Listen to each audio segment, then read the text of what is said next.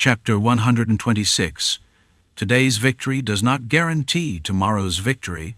Two flames ignited in Ragnar's eyes. Determination, desire, or something else. Before Encrid could even finish his thoughts. Whoosh. The sound of air splitting reached his ears first. The moment he heard it, the blade was already above his head. Encrid moved as well. He held his sword horizontally, its blade forged from a mix of Valerian steel and noir, wrought iron, meeting the crude, poorly crafted arming sword head-on. Clang out sheath. Blade met blade. A sharp sound burst forth, and just as quickly as they clashed, they separated. Ragnar took a step back, and Encrid mirrored him. It was like an exchange of greetings through the sword.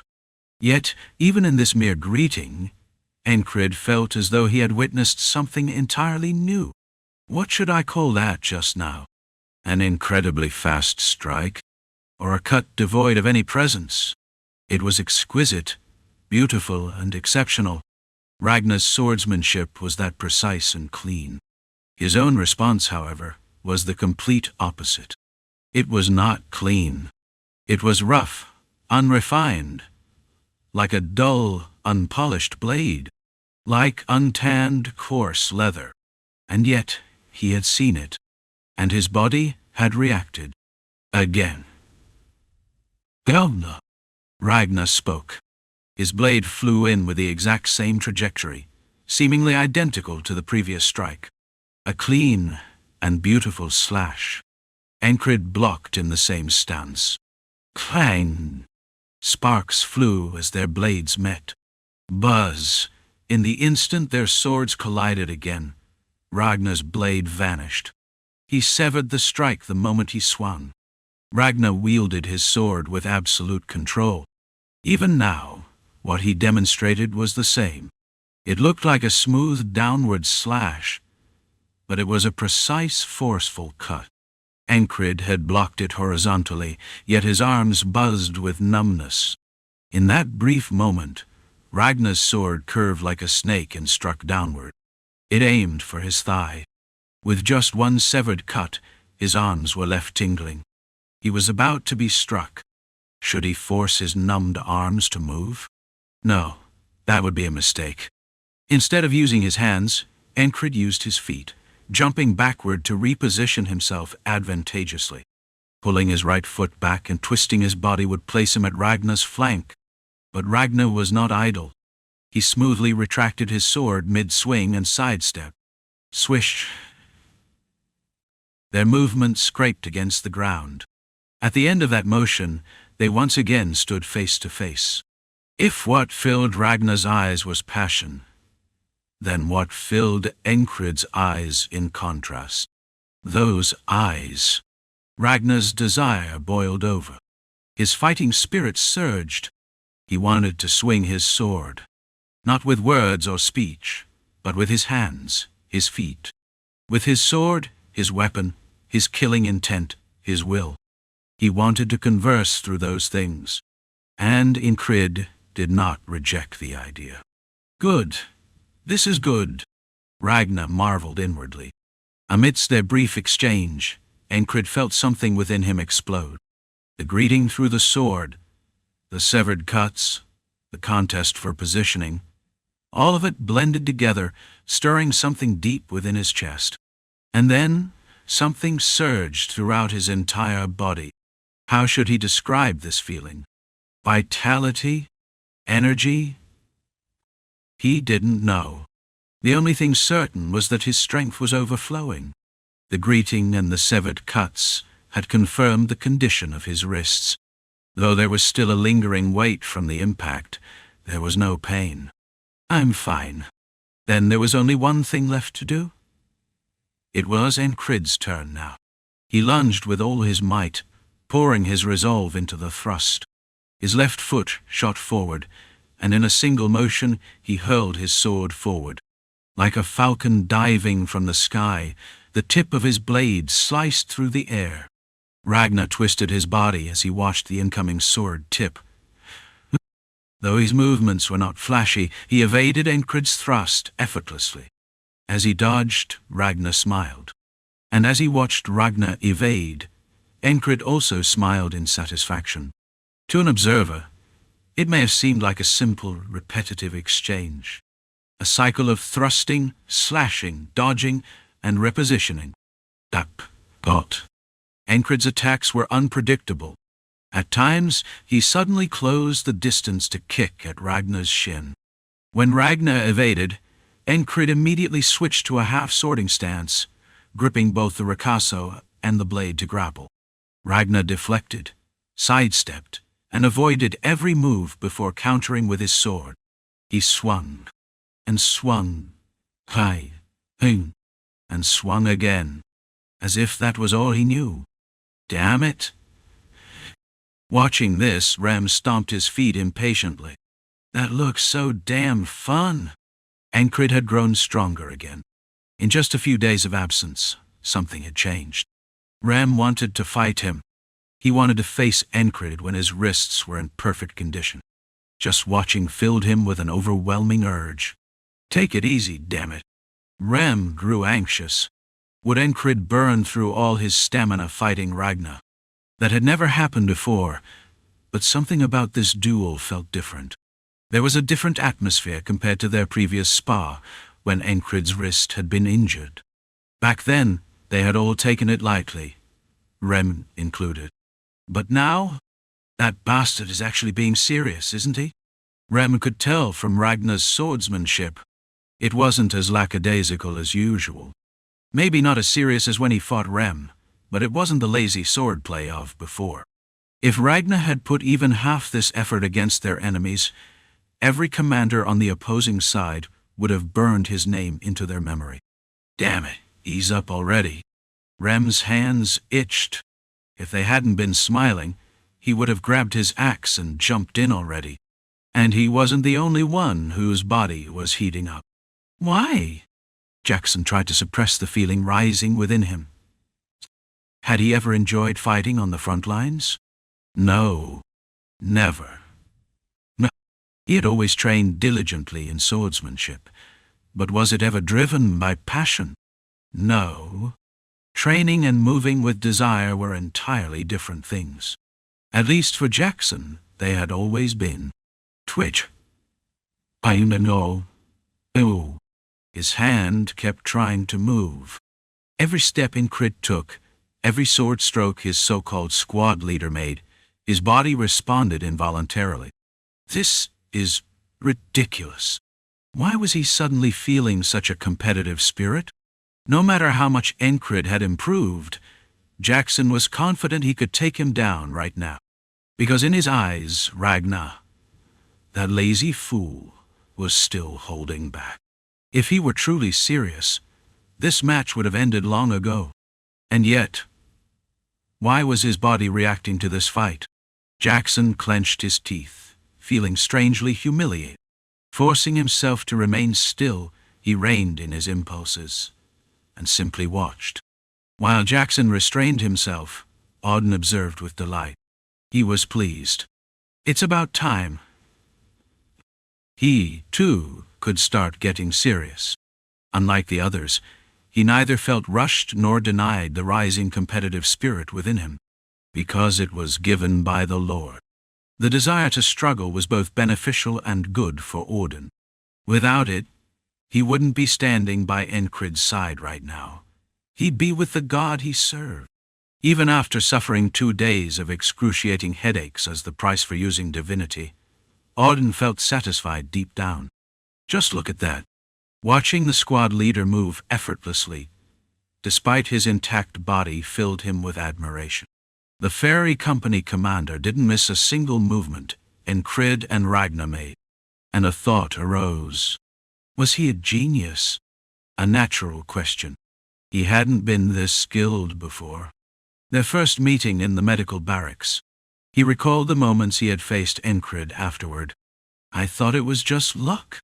But now, even his swordsmanship was something that couldn't be ignored. Even in her eyes he stood out, like a lone crane among countless chickens, possessing a level of skill that was undeniable.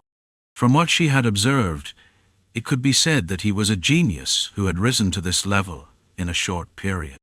No, this is different. Her sharp eyes detected flaws in Encred's movements, habits that a true genius wouldn't have. At times, a fairy's perception could be sharper than a frog's ability to discern talent. The traces of endless sword swings and relentless contemplation, signs that only those who had trained tirelessly for a long time possessed, could be seen in Encred. Do geniuses bear such marks? No. Ragnar was a genius. There was no hesitation in his sword swings. That was the hallmark of a true genius. Then, what about Encred? Ha! Ha! Ah! At that moment, Encred let out a sharp cry and attempted a downward strike with one hand. A blade filled with the thoughts of countless repetitions of the same movement. A trajectory refined through experience, knowing that this was the only path to the goal. Clang! Their swords clashed. The sharp sound echoed as Encred's blade slid off Ragnar's sword. A feint. The fairy's intuition was precise. Ragnar applied force, repelling Encred's sword. Then, in one swift motion, he thrust his blade forward in a short vertical slash. In that brief instant, Encred's left hand emitted a flash of light. A bluish glow, something that formed at his waist, forged magic slicing through the sunlight. A second sword. Whoosh! Ultimately, Encred's sword cut through empty air. The second blade had been drawn at a terrifying speed, but in that fleeting moment, Ragnar had already seen everything. He simply stepped back to evade the attack. A perfectly calculated retreat. Encred's second blade merely cut through the air in front of Ragnar. Then, Ragnar swung down his retracted sword. An attack that disrupted timing and shattered the feint. It wasn't merely a battle of wits. This was the difference in ability.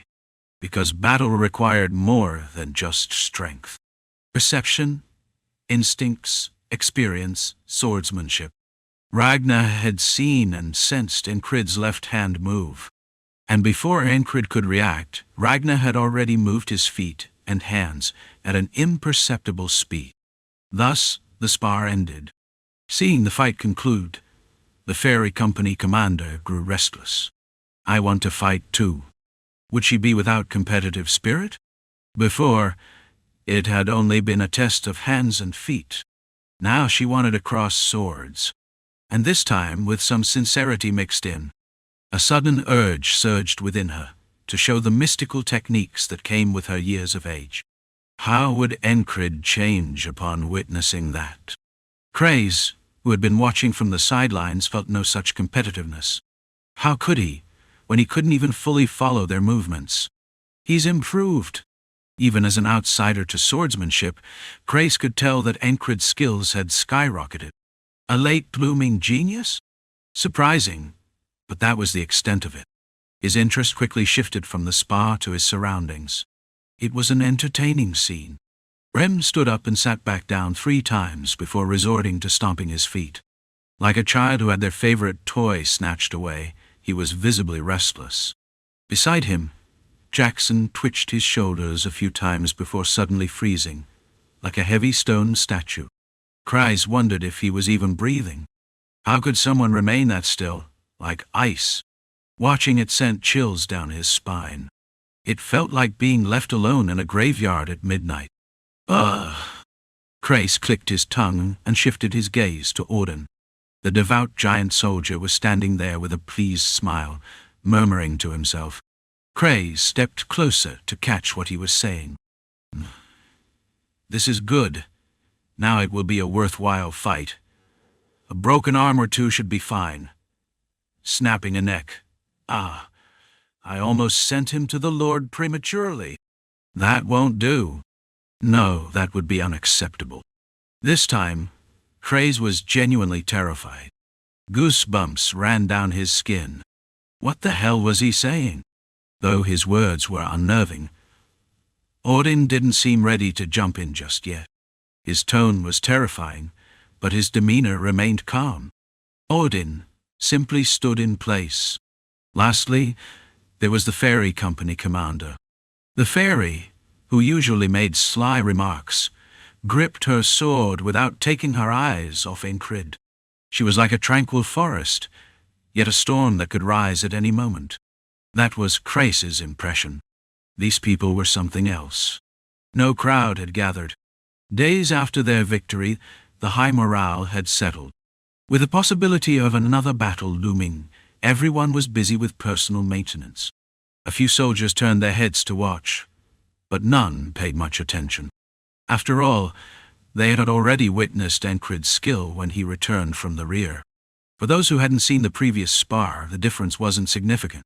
The keen-eyed were occupied, and the rest simply weren't interested. There were no loud spectators, nor did the looming battle in the air concern them, despite knowing they'd soon step onto the battlefield. And yet, they're all desperate to fight each other. And their target was the same. Ingrid, their squad leader, who had only just recovered from his injuries. Do they even think? Even so, Craze didn't reprimand them. He avoided interfering on a normal day, and now, even more so. The heat rising among them was no joke. Will he be okay? The spar with Ragnar had been intense. Wouldn't it be best to rest now? But if Ingrid said he would, Rem would undoubtedly throw a fit, and the others wouldn't be pleased either. Bryce's worries were unnecessary. Next, Ingrid, drenched in sweat, grinned widely. His body brimming with energy, he wanted nothing more than to keep moving. At those words, Rem leaped. He actually shot off the ground and charged forward. My turn! My turn! I'll kill anyone who tries to cut in, even you, company commander. Rem's eyes were wild. The company commander hesitated before stepping back. A rare moment of concession. Chapter 127. Today's victory does not guarantee tomorrow's victory. 3. It was the dead of night. At Ingrid's groan, Esther lifted her head. Stupid human. Why was he pushing his body like this? Esther had learned something before. If she used up all her power to relieve his fatigue, she would only end up exhausting herself first. And the reason for that? It was because she had become too absorbed in the magic tome he had picked up. It is useful, but there was much to discern and sort through.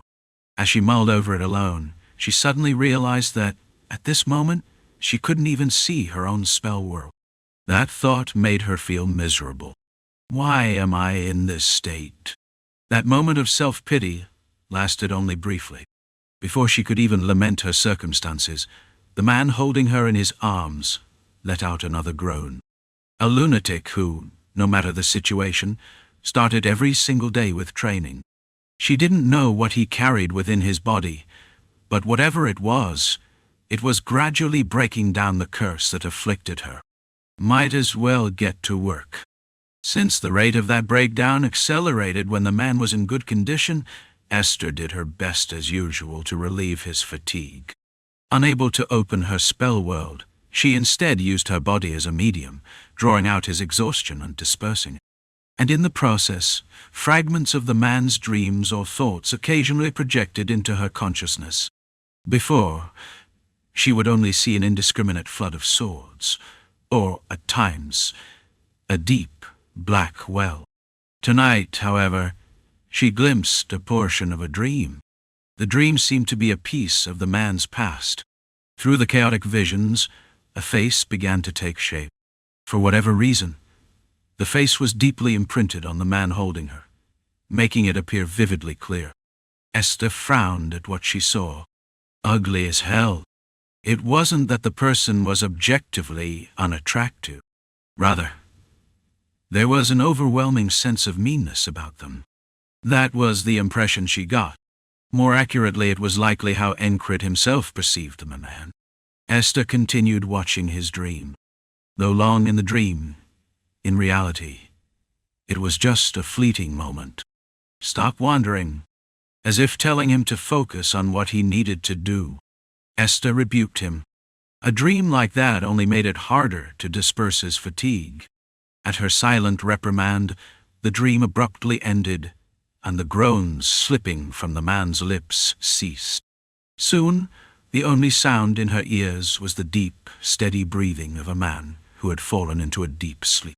The moment Encred opened his eyes, he knew he was dreaming. Again?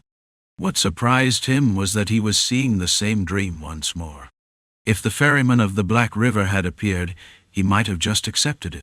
But this was a moment from his past, one he had dreamed of countless times already. Once he had considered this an outright nightmare, but after recalling it so many times, it had merely become another memory.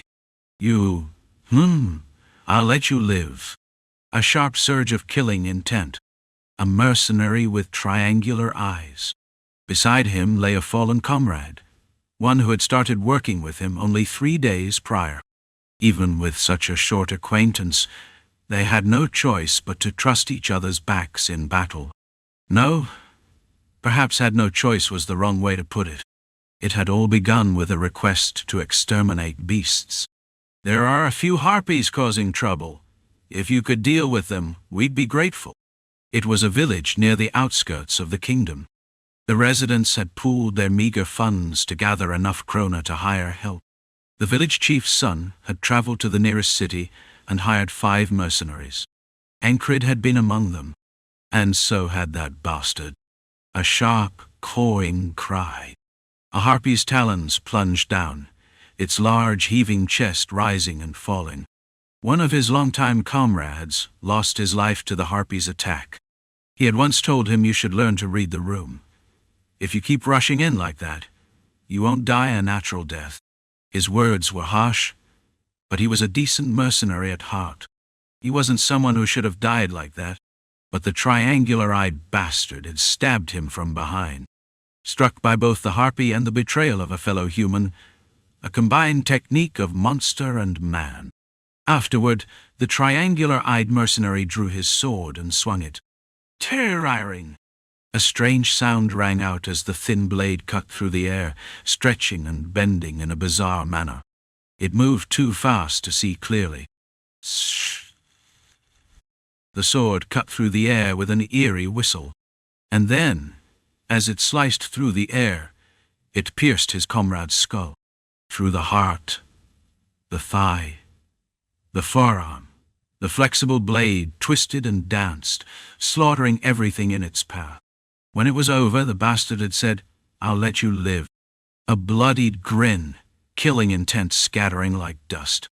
Eyes that deemed him unworthy of even being an opponent. Encred hadn't screamed. He hadn't raged. He had simply raised his sword. What? You want to fight me? There was nothing to say. They hadn't even exchanged many blows before Encred's shoulder was pierced. I told you. I'll let you live. That was it. And then the bastard left. Encred had survived afterward, largely due to sheer luck. I heard everyone died. How did you? He had barely managed to escape the beast-infested land and reach a village. After recovering, he embarked on a journey, risking his life once more to reach a city. By then, the bastard was long gone. He couldn't even lodge a complaint with the guild. The man had already become a central figure in it. Years later, rumors spread that he had ended up a drifter. Supposedly he had messed with the wrong noble's daughter. That was just like him. The reason he had killed Encred's comrade back then was just as trivial. What the fuck do you think you were doing? The old mercenary, aware of the bastard's habits, had called him out on his behavior. That had been enough. Why had he spared Encred? He had never asked, so he would never know. But he could guess. It reeked of self-satisfaction. A weak mercenary unworthy of being killed. The ones who had died must have deserved it. That was the bastard's twisted logic. Pathetic bastard. That had been his parting remark. Encred had thought the world was unfair, and that skill and character were completely separate matters. a piece of shit. But a dream was just a dream. If he had been just an ordinary man, he might have obsessed over revenge. But he didn't. If an opportunity arose, he would take up his sword and demand justice. But he wouldn't burn his life away for it.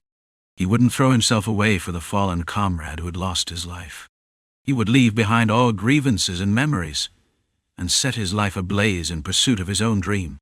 That was the way Incred lived, steadfast and unyielding. You're not even worth killing. Even if the bastard looked down on him, rather than let himself be wounded by that, he would simply press forward. Even if dark, damp, terrifying and painful memories threatened to swallow him whole, he simply endured it in silence and shook it off. A meaningless act. Did despair and suffering pressing down on his shoulders ever help him when wielding his sword? Could they serve as good milestones on the path to the life he desired? No. So he didn't allow it.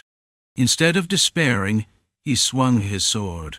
Instead of dwelling on the deaths of his comrades, he swung his sword. Instead of vowing revenge, he swung his sword. Shall I kill you this time? His dream twisted. Somehow, the ferryman seemed to appear faintly behind the man, as memories surged like waves, turning into a chaotic sea and coloring his surroundings.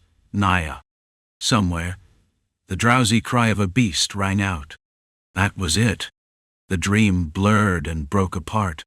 Stop wandering. A voice was heard, clear and pure, yet burning with heat. That was the feeling it gave. Esther? For no reason, Incred thought of the blue-eyed panther. At the end of the shattered, fragmented dream. Boo! The sound of a horn roused Incred from sleep. This time, it was reality. He saw the familiar ceiling of a tent. The panther nestled in his arms was sleeping soundly, breathing softly as if dead to the world. Its faint warmth spread through his chest. Turning his head outside the tent, he saw that the morning sun had yet to rise. A deep blue hue gently seeped through. Incred wasn't the only one who reacted to the horn. Morning. It was Reen. Having jumped up, he was already gathering his gear. Damn, it's still cold.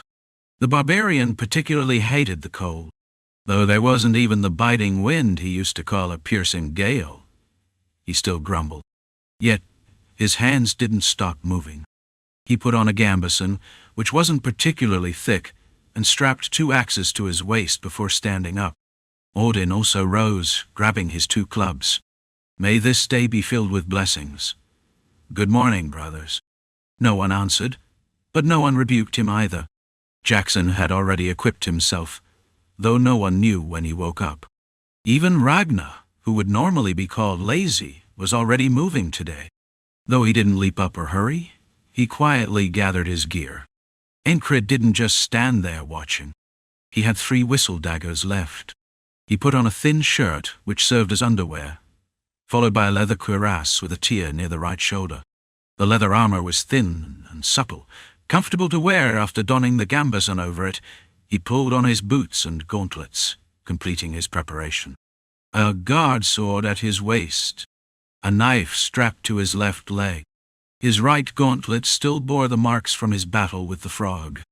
Now that he thought about it, both his leather armor and gauntlets were half ruined. Could they be mended with some stitching? Probably not. But that wasn't something to deal with now.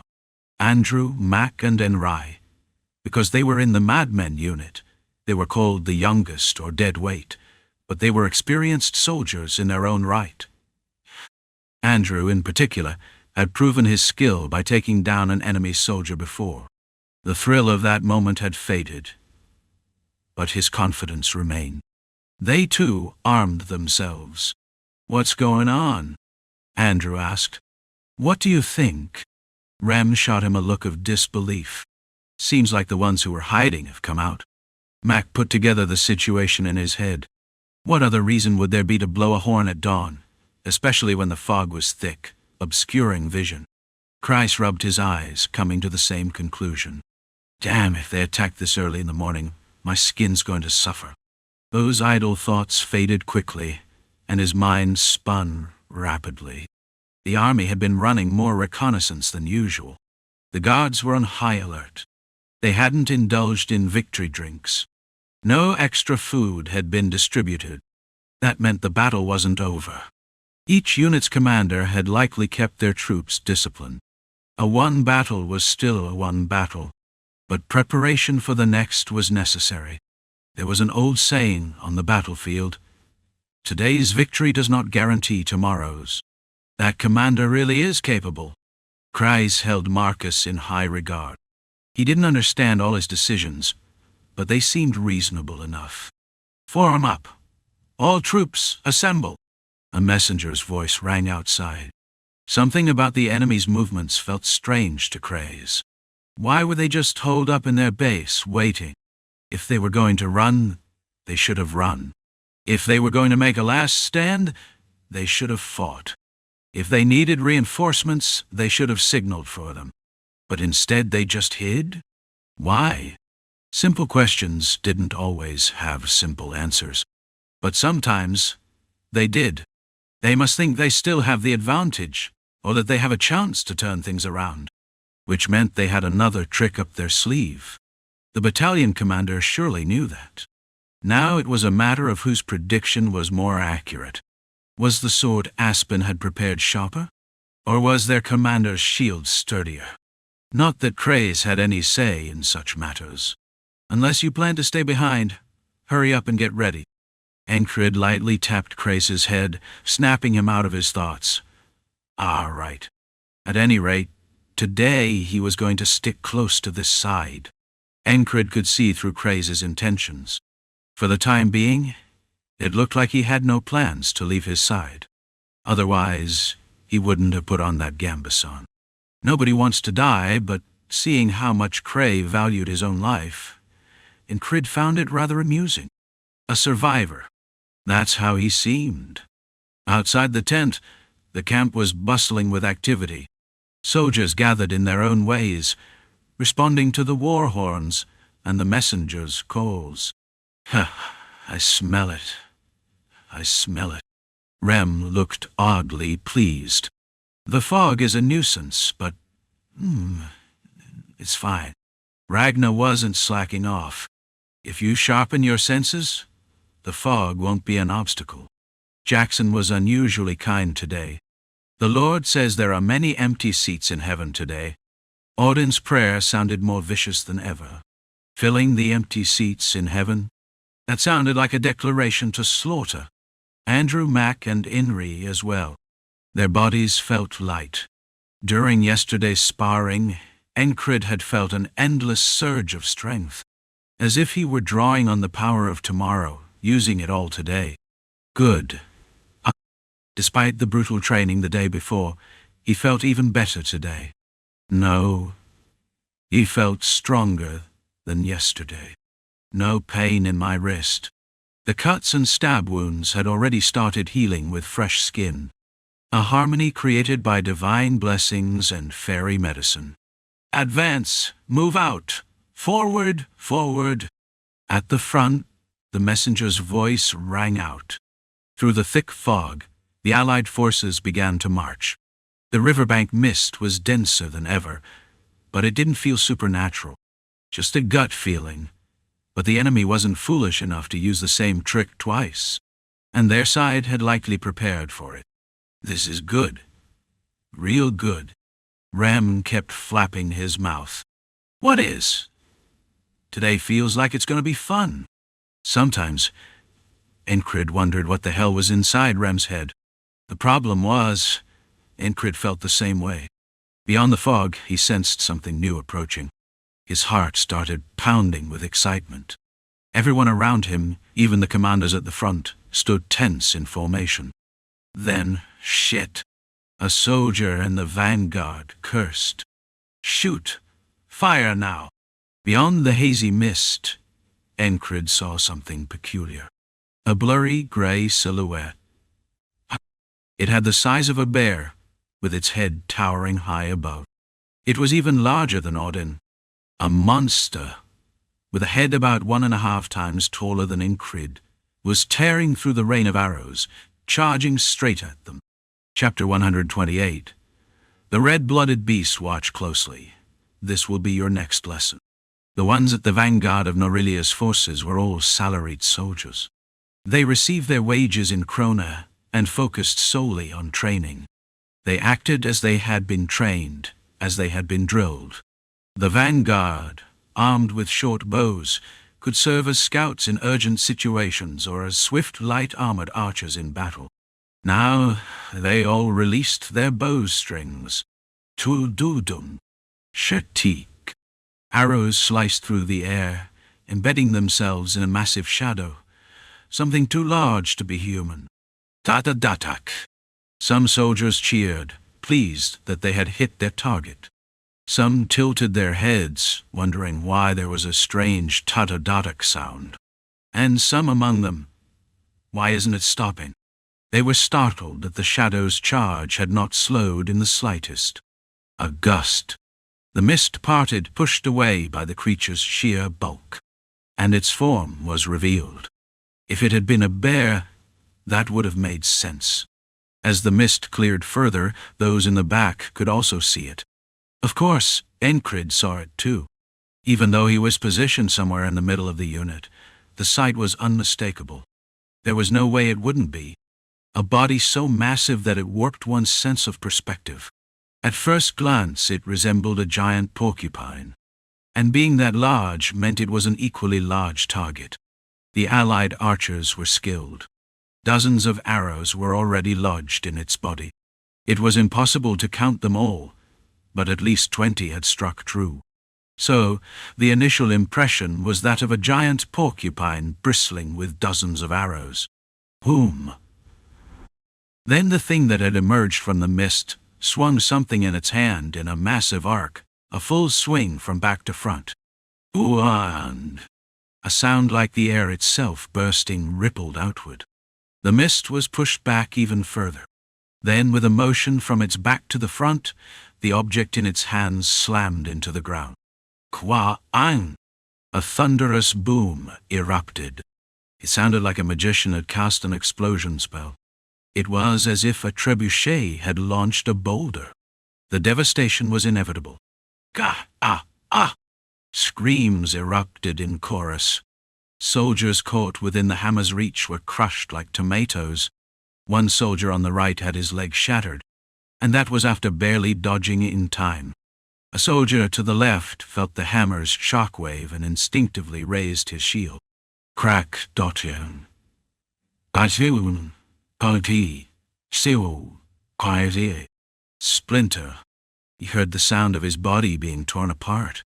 The oiled wooden buckler provided no resistance at all against the monster's strike. Like a rotten tree branch, the shield shattered, and the soldier's right side was torn apart. No, he was blown apart. The hammer's devastating force sent his body flying sideways, his pink innards spilling into the air.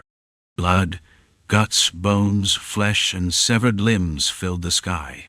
They had once been part of someone, working tirelessly for their survival. But there was no need to wonder whose they had been. Anyone caught in that attack was already dead. All anyone could hope for now is that vengeance was not the one standing at the front. Fuhu. The monster exhaled long and slow after its strike. The mere sound of it was enough to ring in their ears. An overwhelming presence.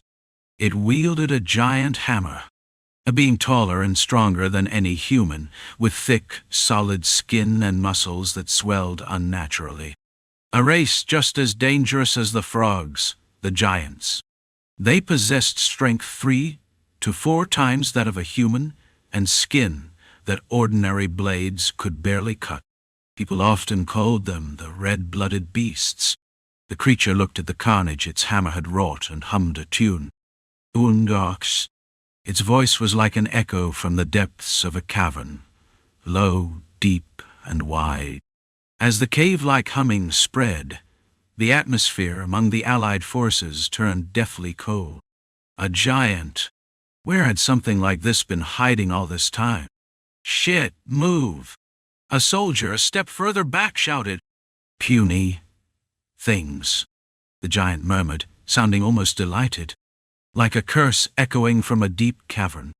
Ah, ah, ah, ah, ah, ah. Just because they were trained soldiers, paid to specialize in war, did not mean they were without fear, did not mean they were without terror. Of course not. The front line began to waver. Fear settled in, and some soldiers started to step back. That was unacceptable. The commanding officer bellowed, "Do not retreat." Shieng. A few vanguard officers drew their swords, a clear warning that retreat meant death. Damn it! What were they supposed to do? The frontline soldiers felt like crying. This was hell. They were supposed to fight that. Looking at the giant's full form, its armor was made of wood. Thin wooden plates covered its body, and arrows stuck out from it. There were gaps in the armor at its joints, but no arrows had even grazed those spots. A giant porcupine laughing. The soldiers, caught between panic and terror, neither advanced nor retreated. The giant took its time. To it, these were just insects, unless they were the knights humans so proudly spoke of. To the giant, they were all just insects, easy to crush and kill, to smash and destroy. This was fun. A giant. Even Encrid was at a loss. Where had something like that come from? He reviewed everything he knew about giants, and naturally, the characteristics of different races surfaced in his mind. Frogs lived consumed by dreams and desires. Fairies worshipped nature. Dwarves were obsessed with metal. Beastkin prioritized reproduction. Dragonkin walked their path alone. And giants, creatures intoxicated with slaughter. They lived to kill and be killed, reveling in the violence their bodies allowed. And yet they had never managed to claim dominion over the continent. Why? Because, aside from their lower intelligence, their instincts were too dangerous to form a proper army. They were beings addicted to bloodshed and carnage. They were called the red-blooded beasts for a reason. They were insane for battles where both sides perished. To rule, one needed political acumen, and giants were incapable of that. Meanwhile, among all these races, humans had risen to the top. Because humans can become anything, surpassing frogs, fairies, dwarves, beastkin, dragonkin, and even giants. Humanity became the center of the world. As the giant silently surveyed its surroundings, as the soldiers in the vanguard barely managed to hold themselves together, save for the fact they had not pissed themselves. Swish. Encrid heard a strange sound. The sound of flesh being sliced. The sharp, clean cut of a well-honed blade. It could have been instinct. It could have been a gut feeling. Or perhaps pure reflex. His head turned. Jackson, who had been standing beside Encrid, was already looking in that direction. Enemies. There weren't many. Encrid narrowed his eyes. It was on the right flank. They had closed the distance, taking advantage of the obscured vision caused by the fog. A unit of around 10 men, each seemingly skilled. Attacking here with just those numbers? They must be confident in their abilities. If they're using the giant as a distraction and striking from the right, then something is bound to come from the left as well. Damn, I think we've walked right into this. Crace muttered as he turned his head left and right. Was there anything he could see? Even his eyes couldn't pick up anything, then to Crace, the fog would be all there was. Surprisingly, he wasn't scared by the sight of the giant. Instead, his eyes darted wildly before he spoke. We have to stop them here. In reality, several scenarios and assumptions were running through Crace's mind. He could see what the enemy was aiming for. He also thought the battlefield was advantageous to the opponent. But he could roughly guess what their own commander was planning as well. After all, the enemy wasn't the only one who could use the fog. If the enemy was using the river to target their rear base, then why couldn't their side do the same? That was likely the reason why the border defense unit was currently nowhere to be seen. The enemy had hidden themselves, while their side had freedom of movement. That meant they had more options. And so their commander must have made a choice. The main force will hold with sheer numbers. Since they had won the previous battle, there would be a numerical advantage. If their level of training and morale were also higher, then who had the upper hand? No matter how fierce the independent unit greyhounds, the persistent lovers was, there were limits. How many men could they even have? At best 200 to 300. And they had additional intel. For instance, one of his own platoon leaders had fought with some greyhound troops from cross guard and killed them. So how many of them could possibly be left? Even if the unit had originally been formed with a generous estimate of 400 men, by now they'd be lucky to have 200 remaining. The battalion commander would know that too. So what had the enemy chosen to do? A full frontal assault? They had thrown everything into this charge. Either they would win here, or they would suffer near total annihilation. And the means they had prepared, the giant wouldn't be their only asset. Crace calculated all of this in an instant and reached a conclusion. That didn't mean he was going to explain everything. In this moment, all he had to do was make the best decision to survive and keep breathing inside this platoon leader's tent. The giant isn't all they have. If we don't stop the vanguard here, we're finished. He laid out the simple truth. Solving it was no longer his job. The Frontier Defense Unit had vacated their positions. Their main force was planning to endure. If things went poorly, they could end up getting wiped out instead. So, what options did they have left? There were still some. Craze looked at the platoon leader who had fought off a frog. Then he looked at the madmen platoon members suited for that. Captain, Craze called out to Encrid and explained. Encrid nodded. Even after hearing Craze's words, he couldn't fully grasp the situation.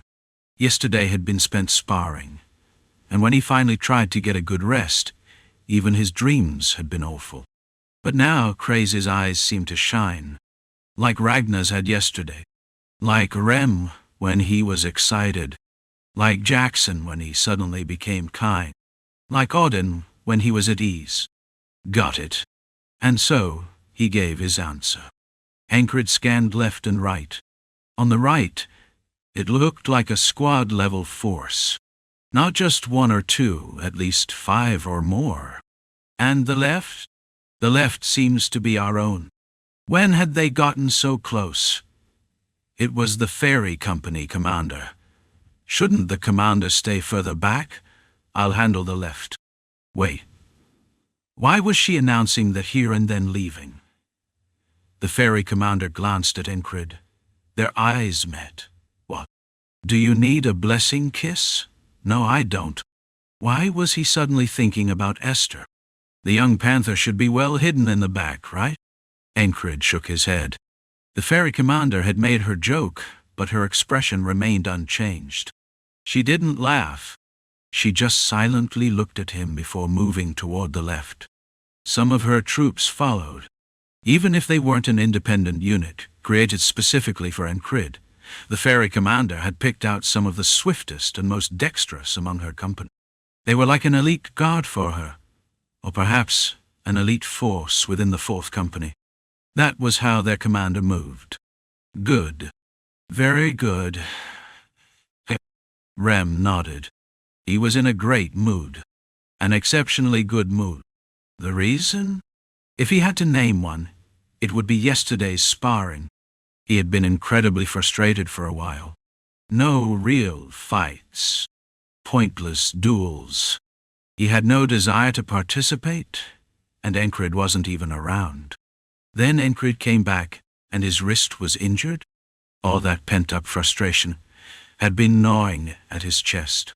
But just before he exploded, his captain returned, and he recovered almost immediately. Then they had a conversation through sword and axe. How to describe that moment? Simply put, it was damn fun. In an instant, all his irritation had vanished. Every little thing that had been nagging at him disappeared. His heart felt light. When had he last felt like this? At least, not since coming to this continent. But he had felt it elsewhere before. It reminded him of his first battlefield. Back then, it had been exhilarating, truly fun. He had been so excited. He had stuck out his tongue and rampaged. Casting aside his thoughts, Rem grinned, and he spoke. "Watch closely. This is what you'll be learning next." Then he started walking forward, marching straight toward the giant, who was grinning with excitement, soaking in the wary and fearful stares of the surrounding soldiers. As he walked, he shoved aside allied soldiers. They fell away, creating a path. "Out of the way, you bastards." Rem seemed the same as usual, but he was clearly in a good mood. An incredibly rare, deeply excited mood. Encrid simply watched. Rem had said to watch closely, so he would. "I'll take care of that side. I'll take care of that side." Even Ragnar, for some reason, seemed unusually eager today. He was heading toward the commotion on the right. It was completely unlike him. Just like Rem, their sparring session with Encrid had settled something within them. Instead of being lazy, he now wanted to swing his sword. "You can't go alone." When Encrid voiced his concern, Ragnar thought for a moment before replying. "Then I'll go after this is done. It shouldn't take long." He didn't seem to care whether the right flank was being overrun or not. Encrid had considered intercepting the enemy pushing in from the right. They were clearly a fast-moving raiding party. Perhaps drawing them in and engaging them would be the better option.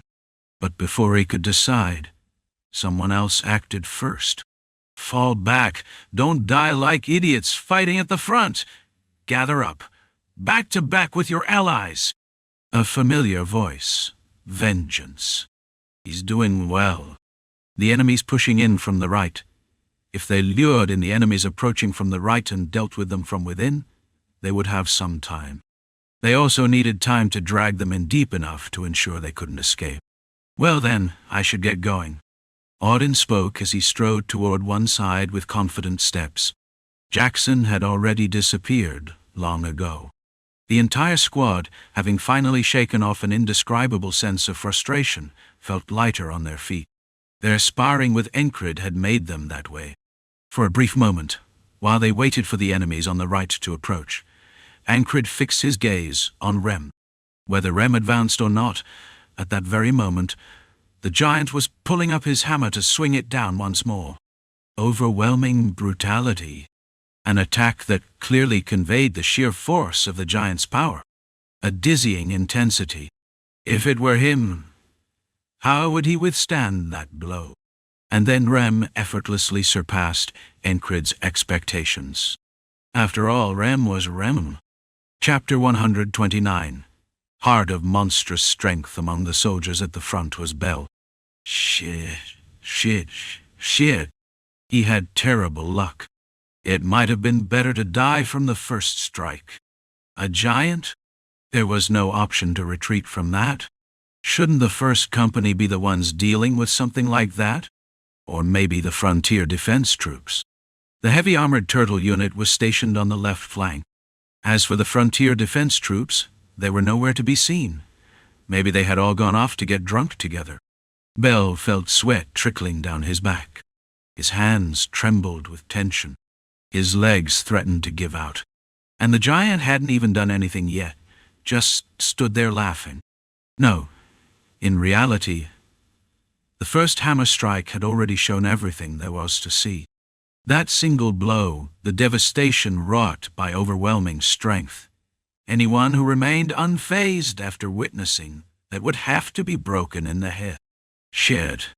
Bell instinctively knew he was going to die. The moment that hammer moved, it would be his turn. The front line had collapsed, and somehow he had ended up at the vanguard. Well, this is fucked, the squad leader beside him muttered. His expression wasn't any better. The way his pupils shook. It was a wonder he hadn't shouted for them to run. Not that they could. If they tried to flee, The vanguard officers behind them would turn into executioners, cutting them down. Seeing his squad leader that terrified, Bell oddly felt at ease. Well, shit. Might as well just die. The moment he stepped onto the battlefield, his life had already been mortgaged to the afterlife. Maybe it was just time to collect that debt. We're all gonna die anyway. Bell spoke. The squad leader turned to him. Bell looked straight at him and gave a smile of complete resignation. But I'd at least like to cut off a toe or something. They said a giant's hide was too tough for ordinary blades to cut. Was that really true? What if he stuck close and kept slicing away? Even if it was as tough as dragon bones, surely, if he sawed at it up close, he could cut through. Who knew? Maybe it was worth trying. The flower of the battlefield is... Bell started speaking not with despair but with resolve. If he was going to stake his life, then he'd use it well. Standing still when lightning was about to strike. That was just idiocy. He had learned that from Encred, a man who never stopped, who seemed not to know the meaning of giving up. Having fought alongside someone like that, how could he not have learned anything? Bell had learned, and now he would act. At Bell's words, the squad leader reflexively responded. Infantry. That meant it was time to fight, which meant it was time to die. Or maybe, time to march toward death. Right then, the giant pulled his massive hammer from where it lay on the ground. Rumble. The steel scraped against the gravel as it rose. The mist was slowly lifting, revealing the hammer's head, smeared with bits of flesh and blood like crushed bread. The sight was so vivid, so clear. That was death. That was the collected debt. The giant let out another one of those guttural, cavernous laughs as he lifted the hammer. Unlike before, where he had swung it down vertically, this time he raised it and tilted it sideways. Trying to kill a lot more in one go, huh? Bell's mind raced. Would crouching low help? Could a hammer that massive really reach the ground completely? Probably not. Then the giant bent his knees. And that hammerhead, it was just too big. If he swung it at that angle, dodging would be impossible without jumping. Or he had to stay out of its range entirely. This is bullshit. You bastards. One of the soldiers behind him whimpered. What about the retreat signal? They blew the whistle, right? You just didn't hear it? A recruit. Still green. Shit, damn it, you sons of bitches. Another soldier just kept swearing under his breath. A giant knew how to fight. If he had attacked immediately, he wouldn't have created this situation. But by pausing briefly, he had planted fear in their hearts. The giant had already killed them in their minds. Arga! Even his battle cry sounded monstrous. With that, the giant unleashed his prepared strike. Boom! The hammerhead tore through the air, its monstrous strength exceeding human limits. Wham! Bell had no choice. He pressed himself against his shield, ready to take the hit and jump at the same time. Maybe, just maybe, he'd survive. Of course, he was going to die, but he was going to try. For a brief moment, every soldier saw death looming over them. Bell couldn't even see the hammer's movement properly. But instead, whoosh, a shadow stepped forward. Before he could even register what was happening, Sazah! A deafening roar exploded in his ears. The shockwave alone made him feel like he was being pushed back. And then Bell saw it. What the fuck? The words slipped out on their own, the sheer absurdity forcing a curse from his lips. This was just one ridiculous moment after another. Hey, dumbass, you should fight someone your own size. The figure blocking the way spoke. It was an ally. Standing before the giant, he looked incredibly small. But in both hands he gripped axes, and he had stopped the hammer. His arms, veins bulging as if about to burst, were bare from the shoulders down, as though he had torn off his gambeson's sleeves to wear it like a vest. But he had blocked it. His feet had slid slightly on the gravel, leaving marks, but he had blocked it. What the hell was this? Bell couldn't comprehend what was happening. Then, we're alive. It was a new recruit. He spoke through tears, his trembling voice reaching everyone's ears. The moment Bell grasped the situation, his chest swelled with emotion. He nearly burst into tears himself. The joy of survival was overwhelming, yet at the same time, the back of the one who had instilled unspeakable terror in both allies and enemies now felt more reassuring than ever. Giants were monsters, bloody demons, beings who worshipped violence and reveled in slaughter. So what? They had a few of those here too. A lunatic, a monster, a mad bastard, the kind whose mere presence on the battlefield crushed their own side's morale. Got honey smeared on your lips or what? Why are you keeping your mouth shut? That monster spoke, in the same damn tone as always. But today, it sounded like a heavenly orchestra. You bastard! The giant roared in fury, while Rem smirked. What the hell is he saying, idiot? Rem was in a good mood. So good, in fact, that it reminded him of his first battle. It was all thanks to the sparring match with the captain. Was it really possible to feel this way from just one spar? Probably because he'd been holding so much in for so long. Now that he had let it all out, he wanted to fight properly. He wanted to show Encred too. Look closely. This is what you're going to learn next. Even as a child, Rem never flinched at a flying axe blade. Yet he had learned, mastered, and trained the heart of the beast. If all it did was grant courage and composure, why would he have bothered? It would have been useless. Obviously, it had value. That's why he learned, mastered, and honed it. The reason was simple. The heart of the beast didn't end at mere boldness. From this point on, it was Rem's own creation. Not his tribe's technique, but his own. Thump. His heart pounded at twice its normal rate, sending blood surging through his veins. The flow of blood through his body accelerated. Thump, thump, thump, thump. His blood vessels expanded, muscles swelled, and their density changed. A ritual technique that began in the heart granted his body immense strength. Rem decided to call it the heart of monstrous strength. His people only used this technique to prevent aging. But in truth, it was a technique only he had mastered. If learned improperly, one's heart could explode, their blood vessels could rupture, or their muscles could rot away, leading to death. Well, difficulty in learning was just part of the deal. He had told Encred to watch and learn, but whether to take it on was his decision. If he did choose to learn, Rem would teach him slowly, step by step, enough to keep him alive. It would hurt a little, but Encred would push through the pain and learn anyway. Rem blocked the giant's hammer. Then, unleashing his monstrous strength, he swung his axe. Whoosh! The hammer came crashing down at terrifying speed, and Rem struck it with his axe. Clang! Crack! Boom! The axe blade couldn't withstand the impact and shattered. It practically exploded. Even though he had deflected the blow as much as possible, the result was still the same. Rem swung his left arm outward, shaking off the broken axe blade so that it wouldn't hinder him. The shattered fragments embedded themselves into the wooden armor the giant wore.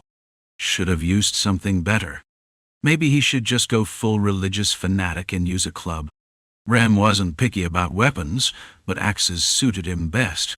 Thud-dut. He discarded the broken axe handle and flicked a spear into the air with his foot. A spear in his left hand, an axe in his right. With weapons in both hands, Rem grinned. A deeply satisfied grin, the thrill of finally facing a worthy opponent after so long. The exhilaration lingering from his spar with Encred. Hey, let's have some fun. What followed was a brutal clash. No one dared approach. Boom! Boom! Clang! Crackle! He picked up fallen spears and thrust them, swung his axe in savage arcs. When weapons broke, he grabbed whatever lay on the ground. When they were about to run out, throw me some. Bell, quick on the uptake, tossed the weapons in his hands. Spears, hand axes.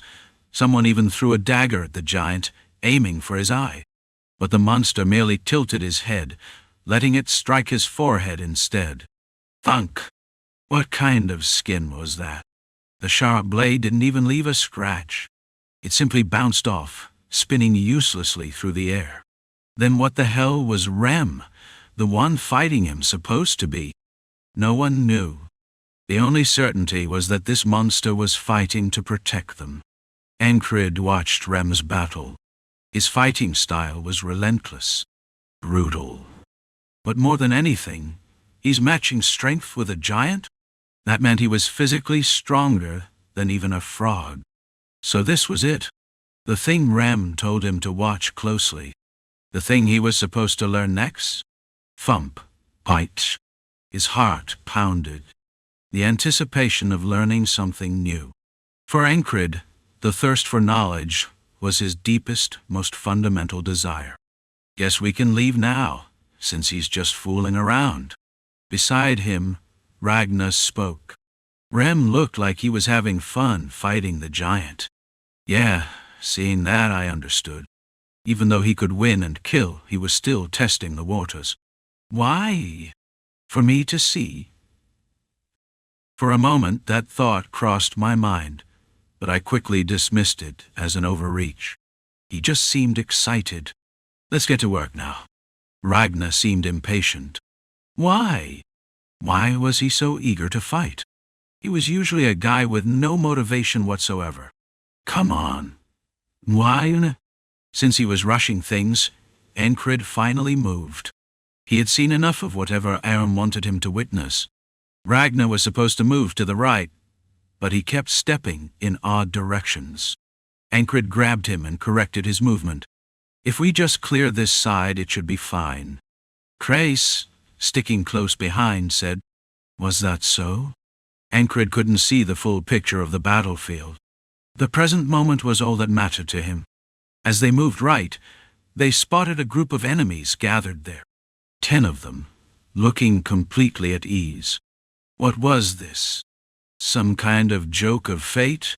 As he got close enough to see their faces, Encrid realized that the man standing in the center was someone he knew. Why was he here? The man also recognized Encrid's face. To be fair, Encrid's face was the kind you wouldn't forget after seeing once. A strikingly handsome one. You're alive? The man's eyes widened as he recognized him, blinking a few times before smiling. His grin stretched all the way to his eyes. His triangular eyes twisted as he smiled, giving off a rather unpleasant impression. Yeah. Encrid answered indifferently, and Ragnar shot him a questioning look. Someone you know? From my mercenary days. Encrid started to explain but realized it would take too long. A bastard I ran into. Yeah, that summed him up well enough. A piece of trash who had a habit of stabbing allies in the back, raping women, and then killing them. I should have killed him back then. He had supposedly fled after messing with a noble, but so he ended up here. Come on, is that any way to greet an old friend after so long? Friend? Encrid rarely felt disgust, but this time he did. A friend? With something like that? Ragnar glanced at him again. No, a bastard. Encrid kept it short and sharp, and Ragnar nodded. You always had a sharp tongue. But damn, you really made it out alive? What, did you sell your ass somewhere to survive? Back in his mercenary days, he used to hear that kind of mockery often, because of his looks.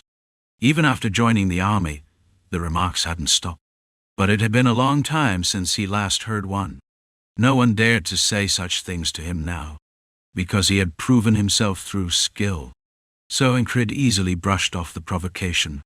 Ragnar, too, didn't seem to care. The guy was going to die anyway, so what did it matter? Then the boss should take care of that one. Ragnar stepped aside. The remaining 9 seemed to be his problem. You 3 think you can take on the 10 of us? I'm not fighting. These 2 are all you need to worry about. Cray spoke from behind. Incrid scanned the area. What had these 10 done? The allied soldiers didn't seem eager to engage them. Then he saw the bodies scattered around. Corpses riddled with gaping holes. Traces of the bastard's usual weapon. Incrid's gaze swept over the other bodies. Cuts, stabs, and piercings from swords, spears, and daggers. But something about the wounds was off. The places where holes were made looked almost like they had been tortured. They're killers drunk on their own swords. They seek to improve their skills through murder. Ragnar spoke beside him. But it's fine. I told you before, didn't I? If you don't walk the right path, you'll always hit a wall. Yeah, that was what he said. That mercenary swordplay of Valen's style. If you relied on it too much, you'd stagnate. So he had rebuilt his fundamentals from the ground up. He had forged a new path. Incrid drew his sword. Ching! No, I'll handle him. As Ragnar had said, it could be called a vendetta. A scene from a revenge story. Incrid decided to honor his fallen comrades. The one torn apart by harpies. The ones who had died back then. By taking the head of that depraved piece of filth. Chapter 130. Strike and Severance. They're really making a scene. That guy, what was his name again? The one who taught me that skill and character don't always go hand in hand. He twisted his lips, sneering. Want me to give you another asshole, Enki? He took a step forward as he spoke. Incrid decided he would exchange words just once before killing him. What was your name again? The man halted his step at the question, his stance shifting slightly. Damn bastard, you sure have a sharp tongue. He didn't answer. Oh well. Not like his name mattered. Kill him. At the nameless bastard's command, the 9 surrounding him moved. They looked like what you'd expect from a corrupted border patrol unit, each wielding weapons with the scent of blood lingering on them. One of them raised a slingshot. Pang! It was a swift, practiced motion, aiming, pulling, releasing in a single fluid movement. A small metal projectile shot out, aimed directly at Ragnar's eye. With a slight tilt of his head, Ragnar dodged it. Slingshot, he muttered, his eyes burning with an unfamiliar heat. That settled it. There was no need to worry. Alone? A voice came from behind. Vengeance. His gait was unsteady, one leg dragging slightly. Incrid's gaze dropped to his thigh. Before he could ask what happened, tried saving me from that filthy bastard. A soldier standing behind Vengeance, his eyes filled with a mix of concern and resentment, answered instead.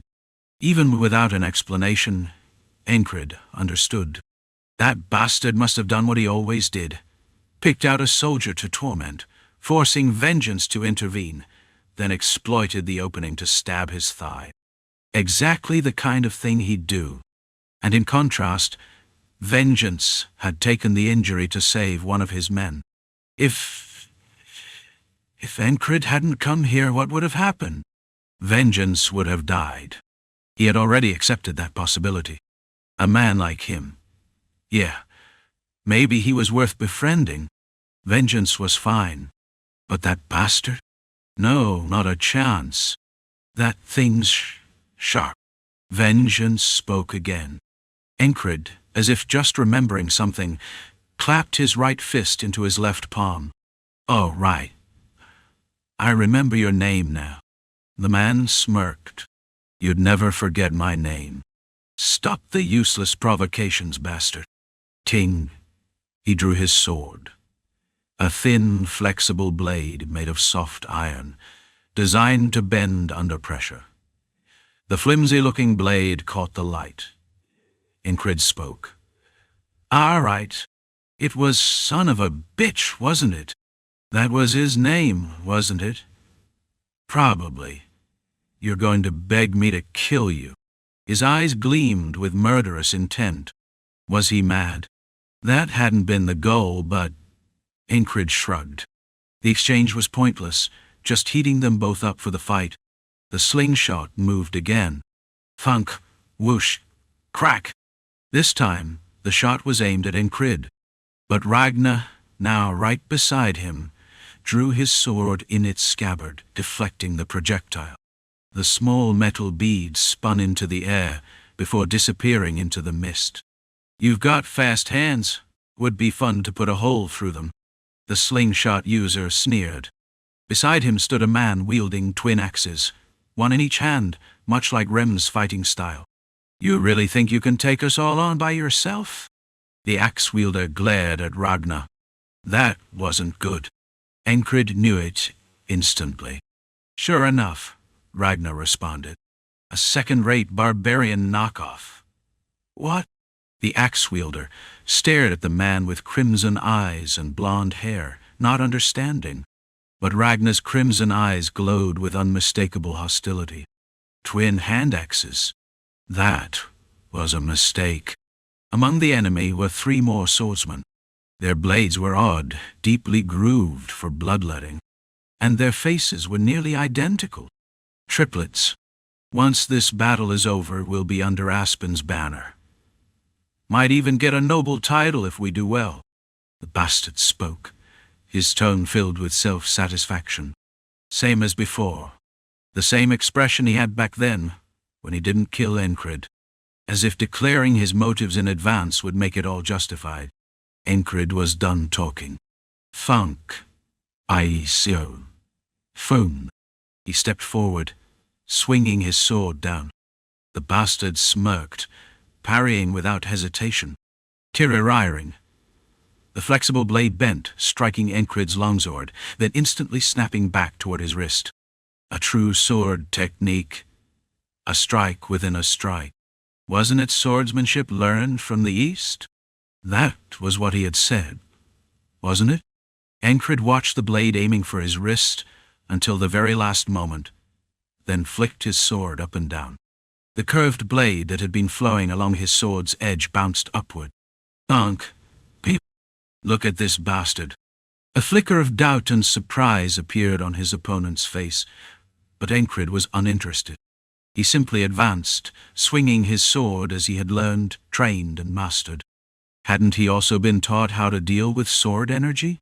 Begin with a straightforward strike. And so he did, just as Ragnar had taught him. Whoosh! His blade sliced through the air.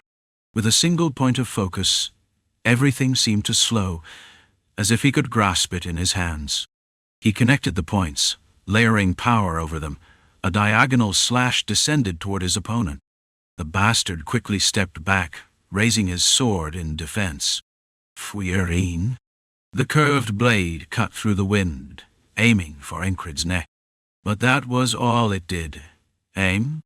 Because by then, Incrid's diagonal slash had already reached his opponent. Faster, stronger, and more precise.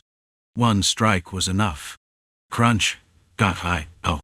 He felt resistance in his hand. The blow had been executed so cleanly that there was hardly any sensation left in his grip. Still, slicing through armor and other obstacles couldn't be entirely devoid of feeling. Incrid's longsword had cleaved through the man's armor, split half his ribs, and severed the wrist gripping his sword. The curved blade that had been twisting toward Incrid's neck fell to the ground. Ting! Incrid held his stance for a moment before swinging his sword sideways. Splatter. Blood scattered across the ground. Lying before him was a remnant of the past, its eyes wide open in shock, lifeless. Incrid spoke inwardly to his fallen comrades. I have avenged you. They gave no reply. The dead never do. Neither did his opponent, whose life had been severed in a single strike. No final words. No cries of agony. A natural outcome. The mercenary who had wielded Eastern-style flexible swordsmanship had been highly skilled. But compared to the Frog and Mitch Hurrier, he was lacking. Compared to his own squad mates, not even worth mentioning. Laughable, really. Still, had it been anyone but Encred, this battlefield would have been in chaos. As disastrous as the one where the giant had appeared. It was all relative.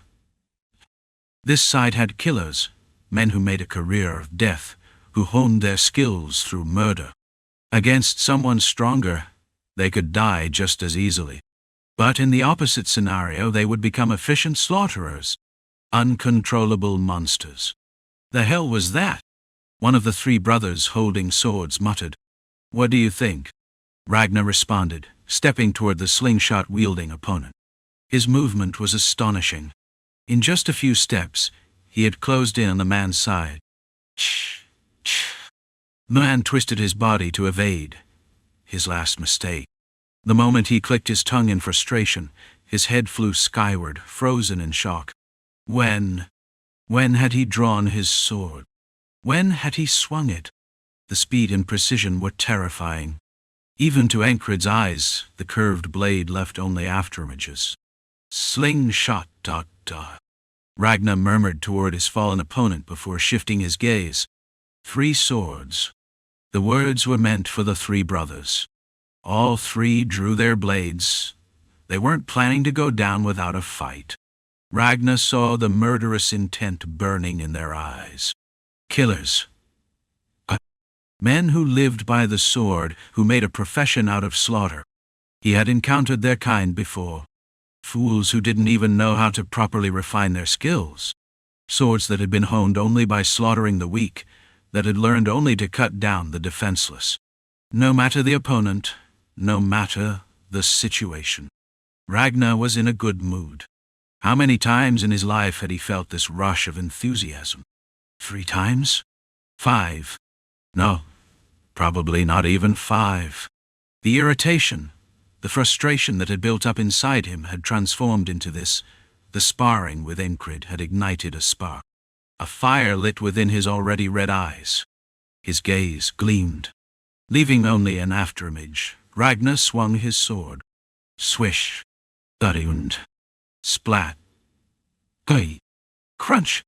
The 3 sword wielders were impaled, beheaded, and cleaved from chin to crown. Ragnar's blade cut through everything. Swords, armor, flesh, bone. It was remarkable. Pitchfork. Ragnar's gaze shifted again. The next opponent wielded a pitchfork, a weapon chosen purely to inflict pain. The man gulped. It seemed he had met his match. All at once, he shouted. Before his words had even finished, they charged. And he ran for his life. Encred's eyes widened in surprise. Normally, Ragnar wouldn't even glance at cowards like that. But this time, snap. He moved so fast that he was nearly invisible. With a burst of speed, he launched forward, swinging his sword left and right. His movements were so swift that it looked like wings were flaring from his back. Though, in truth, the wings originated from his hands. Wings formed from the afterimages of his swordplay. They split the head of a spear-wielding foe, severed the arms of a dagger-wielding woman. Clang! Even the dagger she had been holding was sliced clean in half. It was an unthinkably devastating strike. Kiaha! The woman's scream tore through the air. Without hesitation, Ragnar bolted after the fleeing man. The pitchfork wielder spun around, raising his weapon in defense. The weapon was made entirely of iron. Ragnar swung his sword again, just as before. From his stance, it was a back-edge strike. It was a motion meant to parry the enemy's weapon to the side, and then counter with the back edge. However, this time, the very first strike was different.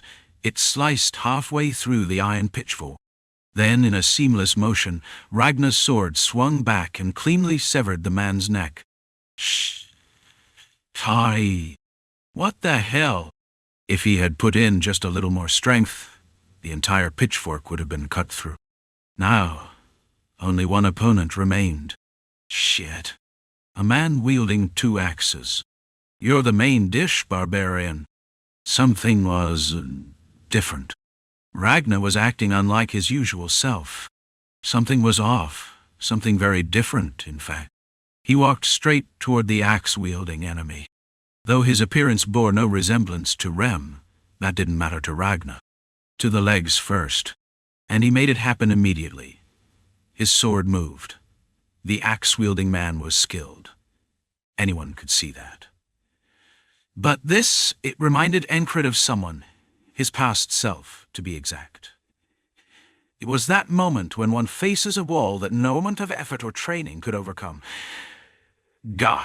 The man howled in desperation, but that was all he could do. Ragnar first slashed the man's thigh, then severed the tendons in both his arms. Thud-dud. The axes fell from his limp hands, and Ragnar placed his sword atop the man's crown. That was when he realized he was actually quite excited. It was a different kind of feeling. Should I even be feeling this way? Regardless, it wasn't a bad sensation. Spare me. I'll tell you where we hid the goods. Crunch, bite all. Ragnar didn't listen. And so, the last surviving member of the mercenary group wielding real swords died with his skull split in 2. Ragnar checked his sword. The blade was completely chipped, and the handle was loose. He discarded it. Then, he collected the swords the 3 brothers had been using. I've got 3 swords now.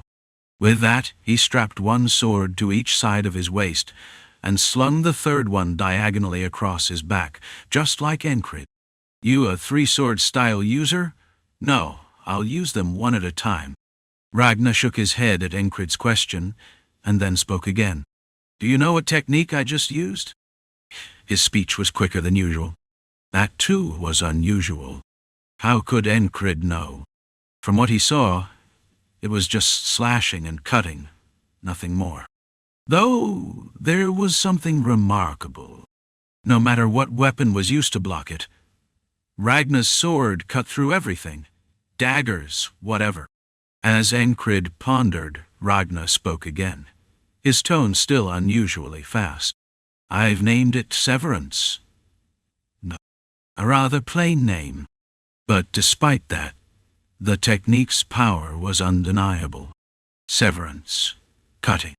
A swordsmanship technique built entirely on the act of cutting, honed into a personal skill.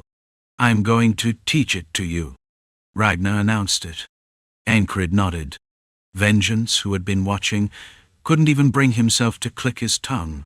Monsters, a lot of them. That was all he could think. Encred picked up the 2 axes from the ground. Rem had broken his weapon while fighting the giant. He would need new ones. Aside from that, the only other things worth taking were a few throwing daggers from the mercenary who specialized in them. It was a shame he had used up all his whistle daggers. It'd be nice to craft some more. And so, they wrapped up the battle and began gathering supplies. Viff, from the front, you are. Odin, Odin. A roar of cheers erupted. The front lines. Something had happened where Odin had gone. Encred's gaze turned forward. At some point the sun had risen, and the mist was starting to lift. The surroundings were becoming clear. It wasn't some kind of sorcery, just the morning mist by the river, dissipating with time. And beyond the lifting mist, Odin stood, alone, right in the middle of the enemy ranks. Chapter 131. A duel that changed the battlefield. Rem was elated. Ragnar, feeling the spark, burned with newfound determination. Odin, through his duel with Encred, felt as if he had received an answer. His prayers to the Lord had always been questions, yet no answer ever came. The Lord wielded silence as a weapon, and within that silence it was their duty to seek the answers. Still, at times, very rarely, Odin believed the Lord did grant answers. Even if he did not speak in voice, he conveyed his will through other means. Through that duel, Audin felt he had received an answer from Encrid. Or at least, it felt that way. For all his efforts, what does that man hope to gain? Will his efforts bear fruit?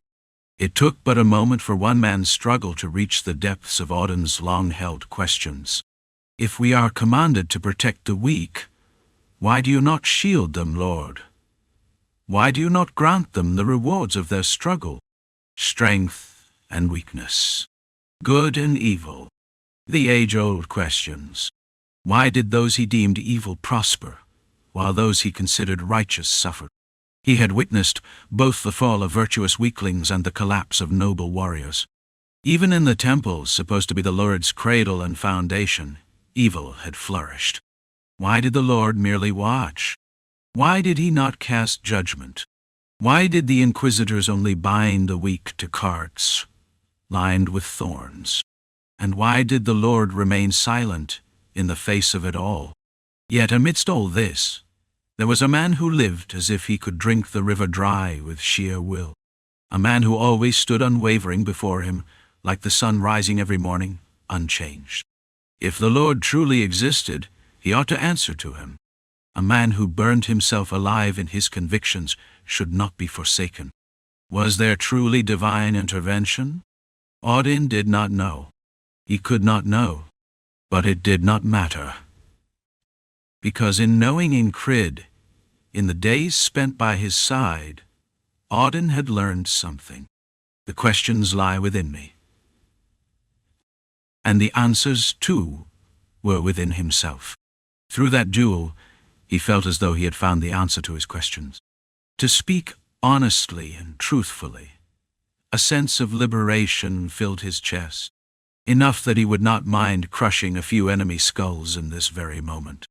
Thus, Encrid's duel had spurred Audin into action, just as it had roused Rem, just as it had ignited Ragnar. No one had known before, and no one would know after. But in that moment, it was Encrid's relentless spirit that had shifted the tides of the battlefield. His duel had shaken the hearts of the entire squad, sending them forth into the fray. Lord, today I send these souls to your side. Killing could be a sin, yet it could also not be. All religions were reflections of their time. Audin was no exception. His Lord did not shy away from bloodshed. If necessary, he would not hesitate. Without restraint, he would send new souls to serve at the Lord's side. Audin strode forward. His allies murmured as they recognized him, then fell silent. Those who have received the coin of the goddess of fortune would do well to step aside. Audin spoke with benevolence and mercy. The mist clouded their vision, allowing them to see only what lay immediately before them. One enemy soldier caught sight of Audin and sneered. Trying to imitate our giant, are you? It was an understandable mistake. Audin's faint smile did not waver. He was neither offended nor irritated. There was no need for anger when he could simply send his foe to the Lord's side to seek forgiveness. There was no room for a man's petty displeasure in this moment. I do not pretend to be anything else, brother. Brother, my ass. The enemy stood a few paces away, spears at the ready. Audin slowly began to count. 5, but no one understood the meaning of his numbers. The hell is he saying? Kill him. The battlefield had ignited at the arrival of a giant. The soldiers were now swept up in that heat. One of the enemy's spearmen lunged forward. Tap, dot.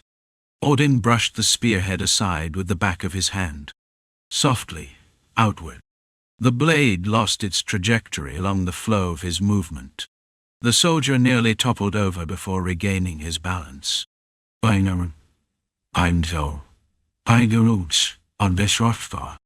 Audin continued his count.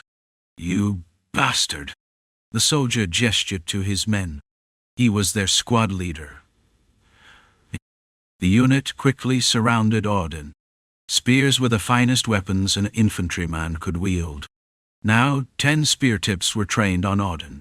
One man, encircled by a squad of 10, 3. P. Auden counted again. What a lunatic. Even as he spoke, the squad leader felt a creeping unease. A chill ran down his back, and his stomach churned. What had that been earlier? How had he brushed away a spear with his bare hand? Was he wearing something? He had gloves on, thin, white. As he thought, the count continued. The squad leader spat onto the ground. Teach, kill him. The command was given. 1. Auden's final number left his lips. It was a final mercy. A last kindness for those who had received the goddess's coin to step away, just for today. For today, he answered the call of the war god. But he would not become the war god's apostle, not yet. Auden hoped an enemy as formidable as the giant would appear before him. If he was to invoke the name of the war god, he wished for a worthy battle. Then, as the spears lunged toward him, he uttered a single, emotionless word, 0. The instant it fell, Auden drew his weapon. Not a cherished blade. His beloved weapon had been left behind at the temple. This was merely a substitute. A wooden club, oiled for durability. No metal reinforcements, no iron spikes, just wood. And yet, it was enough. Whoosh! To the enemy spearmen, it seemed as if Auden had vanished. Of course, that was not the case. He had merely bent backward at the waist, nearly reclining to avoid their thrusts. 3 spears came at him simultaneously, all aimed at his chest. Auden, displaying a flexibility unbefitting his massive frame, pushed off the ground with the soles of his feet and rose to his feet. Then he casually swung his club once. Whoosh! Crash! With a single sweeping arc, 3 spear shafts were sent clattering to the right. Whoa! As the 3 spear-wielding soldiers lost their balance and staggered, Auden took another bold step forward. Then, his club came crashing down on an enemy soldier's head. Thud! 1 head, 1 strike. Whoosh! Thud! Whoosh! Thud! One by one, 3 heads burst open in an instant. Auden, despite his bulk, was as swift as a squirrel. Hey, huh? It was the same pattern, over and over. Whether it was a spear thrust or a throwing knife, he either dodged them roughly or caught them mid-air and flung them right back. Then, as he closed the distance and struck with his club, thud! Their heads burst like ripe pumpkins. No. At this rate, heads seemed even softer than pumpkins. A Norillian soldier observing from behind clicked his tongue. That's a monster! Dodge and strike. That's all it took to win. But knowing that and executing it were 2 entirely different things. Thud! Another head exploded. At first, he used only 2 clubs. Then, when the enemy began firing arrows and charging in, he started using his feet. At that point, it felt like watching a charging cavalry unit. Every opponent who came near was sent flying. Ha ha ha ha ha! The monstrous ally let out a hearty laugh. May the blessing of the whole body be with me. And then he shouted again, that guy is mad. Still, for the Norillian soldiers watching, there was some relief. At least this lunatic was on their side. Charge forward, all of you. The command unit was quick to grasp the situation. As the tide shifted, the entire army surged forward. Amidst it all, Auden rampaged at the center of the enemy ranks. You! Where do you think you're going? A few exceptional warriors from the Greyhounds unit leaped in to challenge him. However, welcome, brothers. Auden feigned an opening with his club, then swiftly withdrew it, pivoted on his left foot, and launched a kick. A kick executed with thighs as thick as logs, seamlessly connected with his entire body's weight. Smash! Crack! A casual mid-kick folded the opponent in half. How could a kick have such power? Did he have steel greaves strapped to his legs or something? With a single blow, a man's body bent in half, his organs rupturing. His face turned crimson as the capillaries in his eyes burst. The impact sent the victim flying, knocking over 3 or 4 other enemy soldiers. "The hell is this?" The enemy troops could only stare in disbelief. Auden fought like an antlion's pit, devouring everything that approached.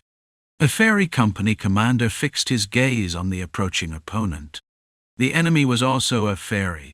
Encountering a fellow kin on the battlefield was no longer a rarity. Times had changed. Gone were the days when fairies huddled together in secluded forests. A closed-off society inevitably decayed. And once forgotten, whether gods or fairies, they would eventually lose their homes to invading hands. The choices of past generations had shaped the lives of their descendants. Some had traded their years for krona. That meant serving in the military, either as mercenaries or for other forms of compensation. Thus, Fairy Company Commander Shinar saw little difference between herself and her opponent. Whether for krona or some other reason, once they stood as enemies, they had no choice but to fight. A needle sword? There were 2 distinct swords among the fairies. The leaf blade, nadir, and the piercing weapon, the needle sword, needle. Exclusive weapons of their kind now facing off with different purposes. So, there's another fairy. The Aspen fairy was a sharp-eyed man. His hair was cut short, and his lips were set in a firm, determined line. Well, most fairies were stubborn. Even Shinar had to admit that. The tip of his opponent's blade was stained red, droplets of blood falling to the ground. By now, the surrounding troops had withdrawn into a loose circle around them. One was a company commander. The other, a hidden blade prepared by the army. "If you run, I won't chase you down to kill you." The man spoke. Shinar, looking at the blood-stained needle in his hands, drew her own sword. A leaf blade, nadir. That should have been my line. In the next moment, their swords clashed. The duel did not last long. Shinar was several steps ahead of the needle-wielding fairy. Talent, skill, experience, and cunningness. Her opponent could not surpass her in any of these. After a few swift exchanges, Shinar's leaf blade grazed the man's throat.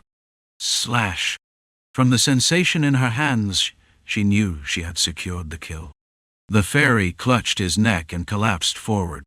Watching him fall, Shinar felt a wave of irritation. Bastards! This was a trap. The real attack was coming next. While she fought this one, at least 3 killing intents had locked onto her. They had used bait to draw her attention, and then aimed to strike from behind. An assassination attempt on a commander? This was their method. Their objective was blatantly obvious. The only anomaly was that none of this man's allies had come to save him before his death. That's why his eyes remained wide open in death. Pathetic.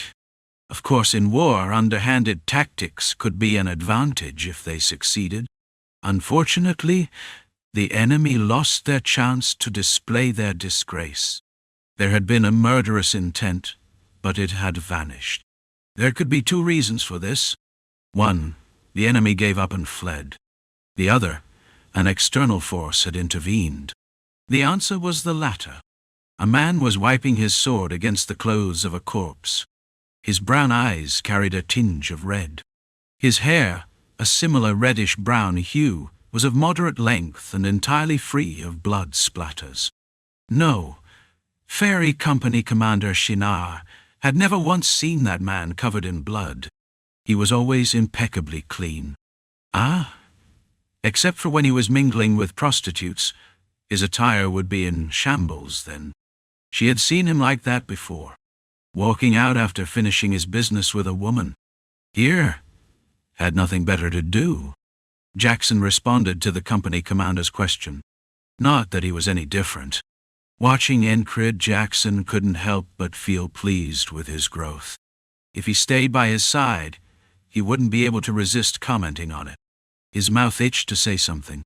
His hands, too, itched for action. Somewhere, he wanted to let it all out. And it seemed some fitting targets had just stepped up. Jackson pushed through the fog and followed behind the ferry company commander. He slit the throats of 3 assassins. It wasn't difficult. His opponents were fairies, whose skills were remarkable by ordinary standards, yet to Jackson they were nothing special. Rather than properly trained fighters, they were more like those who had honed their natural talent through experience. In a way, they were the easiest kind of enemies for Jackson to handle. "Just leaving your captain behind?" At the fairy's question, Jackson tilted his head. If he were going to die in a place like this, he would have been dead long ago. It was the highest praise, because it meant he believed in Incrid. He no longer needed to watch over him. Next time, rather than footwork, it was time to teach him something else. Once he sharpened his senses, what came next in training? After opening the gate of the 6th sense, observe well and respond accordingly. Still things that required time and effort to master. Had he ever properly taught something like this before? Didn't seem like it. Sigh. Lost in thought, Jackson let out a sigh, wondering why he was taking this so seriously. Truthfully, it wasn't even something he needed to teach. The ferry company commander took note of this and spoke. "This battalion commander is no fool. He knows how to read the flow of battle." Did she think he sighed because the unit wasn't moving? That wasn't it. Jackson was someone who rarely revealed his true thoughts. The ferry company commander didn't misinterpret his sigh. What interest would that madman have in matters like this? It was just that Jackson happened to be there, and he had just demonstrated his skills by eliminating 3 assassins. Her words meant that the tides were shifting, and her voice reached the ears of the surrounding soldiers, not Jackson. The momentum was about to change, and with it, victory would follow. "All units, form up." At her command, the 5 company members who had merely been standing by as escorts now took position behind her. The moment those words left her mouth, war horns blared from all directions, and messengers began to run. Just as she had said, Marcus knew how to seize the flow of battle. Chapter 132. The pilgrim walking in search of a dream, Marcus felt a wave of dizziness. Cold sweat dripped down his forehead, soaking it almost instantly. These bastards! His mouth went dry at the enemy's cunning ploy. But standing idly by was not an option. He was the commander of the current infantry battalion. With the reinforcements joining them, his unit had swelled to 2 battalions. "Torch company, hold the rear. The rest, stop the giant. Do not break formation. If anyone retreats, put an arrow in their skulls." His adjutant repeated his orders, and the messengers took off in all directions, shouting the abbreviated commands. "Damn it, just block it! Hold the line! Fall back and you die anyway."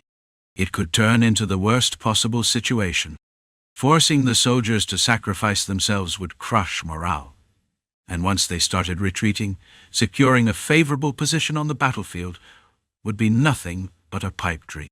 But there was no other choice. He needed time to reorganize his forces. The horn blared incessantly. Whoa! Marcus stared into the mist that clouded his vision. What a cursed, miserable battlefield. Hadn't they nearly been wiped out because of this wretched fog in the previous battle as well? That time, the mist had been conjured by sorcery. How had they dealt with it back then? Through the wit and strategy of the previous battalion commander. Yeah, like hell I believe that nonsense. He knew exactly what kind of man the previous battalion commander was. A noble-born officer who loved bribes more than competence. A fool driven by greed rather than skill. Someone else had broken that sorcery. Everyone kept quiet about it, but it was that squad leader, the one nicknamed the Spellbreaker.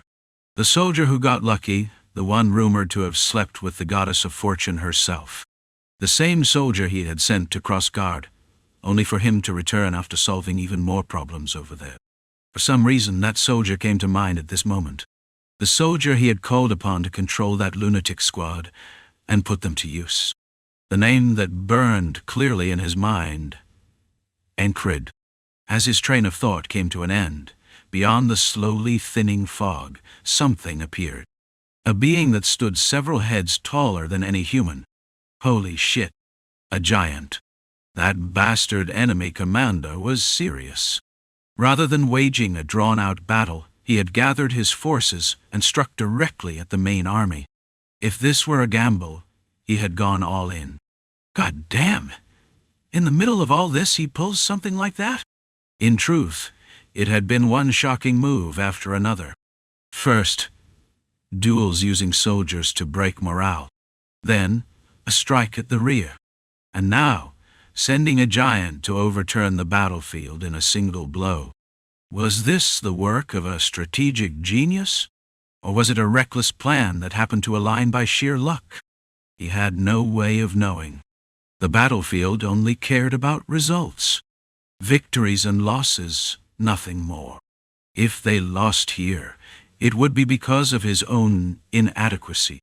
His chest tightened with tension, but instead of despair, a grin crept onto his lips. There was a reason they called him a war freak. In moments like this, his desires, his instincts, his very primal urges boiled over. The chariot of battle pumped his veins with adrenaline. If we can catch the right flow, even just a little.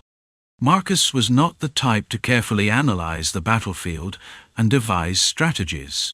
He was a gambler. He left the thinking to his subordinates. We must retreat. A single giant will cost us at least a platoon's worth of men. We need to acknowledge that the enemy's move is devastating. We should regroup and counter with archers instead of heavy infantry. Before his adjutants could even finish speaking, left flank, elves and assassins have appeared.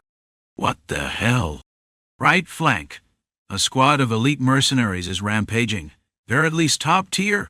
This was a disaster. An absolute catastrophe. Yet, Marcus's heart did not shrink in fear. This isn't over yet. Ignoring his adjutant's pleading gazes for retreat, he remained silent. All he needed was a small shift. If the winds of change blew even slightly, Marcus swallowed dryly and waited. And if that change never came? No, there's a chance? There were always exceptional individuals within any gathered force. Even within this infantry battalion, there had to be such people. All it took was a single hand to stir the stagnant waters. Marcus believed that moment would come. "Commander!" his adjutant shouted in desperation. It was that urgent. And just then, a messenger sprinted toward them. From a distance, screaming the battlefield report at the top of his lungs, he was so hoarse that his veins bulged from his neck, his voice on the verge of breaking. "Urgent news! Urgent news! The giant has been slain." Change. The shift he had been waiting for, relying purely on instinct. It didn't matter who had done it. Full-scale advance. Marcus roared. The moment of counterattack had arrived. He proved his worth as a commander. He was a formidable leader. At his command, the Norillian army surged forward like a charging turtle. A circular assault formation centered around the heavy armored tortoise company. It was a formation Marcus specialized in, a large-scale battle tactic. The giant's death was merely the beginning. The winds of change spread across the battlefield, like a violent storm sweeping in at the turn of summer to autumn. Forward. The voices of the messengers, chosen for their booming voices, echoed across the battlefield. Woo! The horn sounded, a call for the army's advance. "Wipe them all out, die, you bastards!" Bell joined the charge. Seeing Rem slay the giant and their allies, withstand the giant's strength, set his heart ablaze. This battlefield didn't feel like one they could lose. That was the sense he got. Pa back. The infantry wielding spears lunged forward, stabbing at the enemy like thorns. Fuck! The struck unit held firm. Aspen's elite soldiers were tough. Their shields and armor were sturdy, and they retaliated by thrusting their own spears. "Open up!" A command rang out from behind the allied spearmen. "So what? You think you're as tough as we are?" Turtle Heavy Infantry Company. 1st Company of the 4th Battalion, 4th Regiment, Cyprus Division, a unit named after knights and renowned even within the division. Not an independent detachment, but a core force of the army. They moved. Their tactics were simple, and the overall strategy was even simpler. Advance, break, and destroy. The Turtle Heavy Infantry Company did not take the field to defend. They were here to attack. Their steps were slow but heavy. If the spearmen at the front had been the spears, now came the maces. Maces meant to crush and shatter shields and armor. While their main weapon was usually a pike, what they needed now was a relentless, crushing advance. So, they swapped to blunt weapons, designed to break enemy defenses. Beneath their armor they wore padded gambesons over inner garments, then chainmail, and finally reinforced their limbs with steel gauntlets and greaves. Their charge together felt like an avalanche of iron. 10 heavy infantrymen at the front moved in perfect unison, raising their weapons vertically above their heads. Their maces, longer than standard ones, cast shadows over the blood-soaked ground. "Damn it!" a soldier among the enemy muttered. The 10 leading heavy infantrymen brought down their weapons simultaneously. The iron mauls sliced through the air, smashing shields, armor, and the spears feebly thrust forward. Boom! Crack! Crash! Crunch! A cacophony of destruction erupted at once. The first strike. None of the enemy soldiers died from it. This was a battle of formations. They didn't collapse immediately, but the real problem was what followed. The battle lines had now fully merged. The boundaries between allies and enemies blurred, like the sun and moon dissolving the night's border before dawn. Both armies fought to maintain their formations, and the heavy infantry, locked in place, demonstrated their devastating strength. Crunch! The second blow shattered a buckler into splinters that scattered into the air. The eyes of the Aspen soldier holding the broken shield widened in shock. Another mace came flying over the remains of his shield, slamming into his helmet. Thud! Gah! His leather helmet was no match for the force of the steel. His skull caved in instantly, and he collapsed. The heavy infantry marched over his fallen body. Crunch, crunch. Bones cracked, cheekbones shattered, and blood splattered. The body, unable to withstand the weight, was trampled, lifeless. For the soldier crushed beneath the heavy infantry's boots, death was the only outcome. Advance! One step forward. The heavy infantry commander kept their formation intact. A slow, deliberate advance, tightening the enemy's noose. It wasn't a charge or a rush, just a methodical, crushing push forward.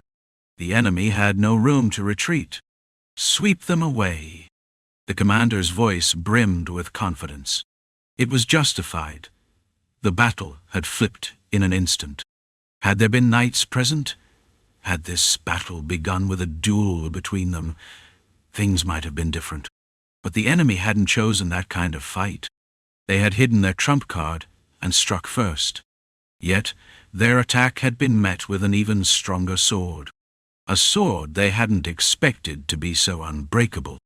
No one could have imagined that even a madman like Rem would not only slay a giant, but toy with it. Whoa! A war cry tore through the air. The soldiers were in a frenzy. Their eyes bloodshot, they thrust their spears and swung their swords wildly. Some even grabbed axes and hurled them. At that moment, Marcus's tactics shone once again. The heavy infantry shattered the enemy's formation from the front. Shoot! Shoot! Fire everything! A unit flanked around. Swift, lightly armored archers, rangers wielding short bows. One exceptional ranger had recently joined their ranks, a woman named Finn. Hearing Marcus's order, she understood exactly what he wanted. Arrows rained down. Few died from the barrage, but the arrows kept coming, over and over. They did not hold back. "Drop your weapons and surrender. Put your heads to the ground. Surrender, and you will not be killed," they shouted repeatedly. Messengers with powerful voices echoed the call across the battlefield. The soldiers at the fringes, already losing morale, were on the verge of retreat.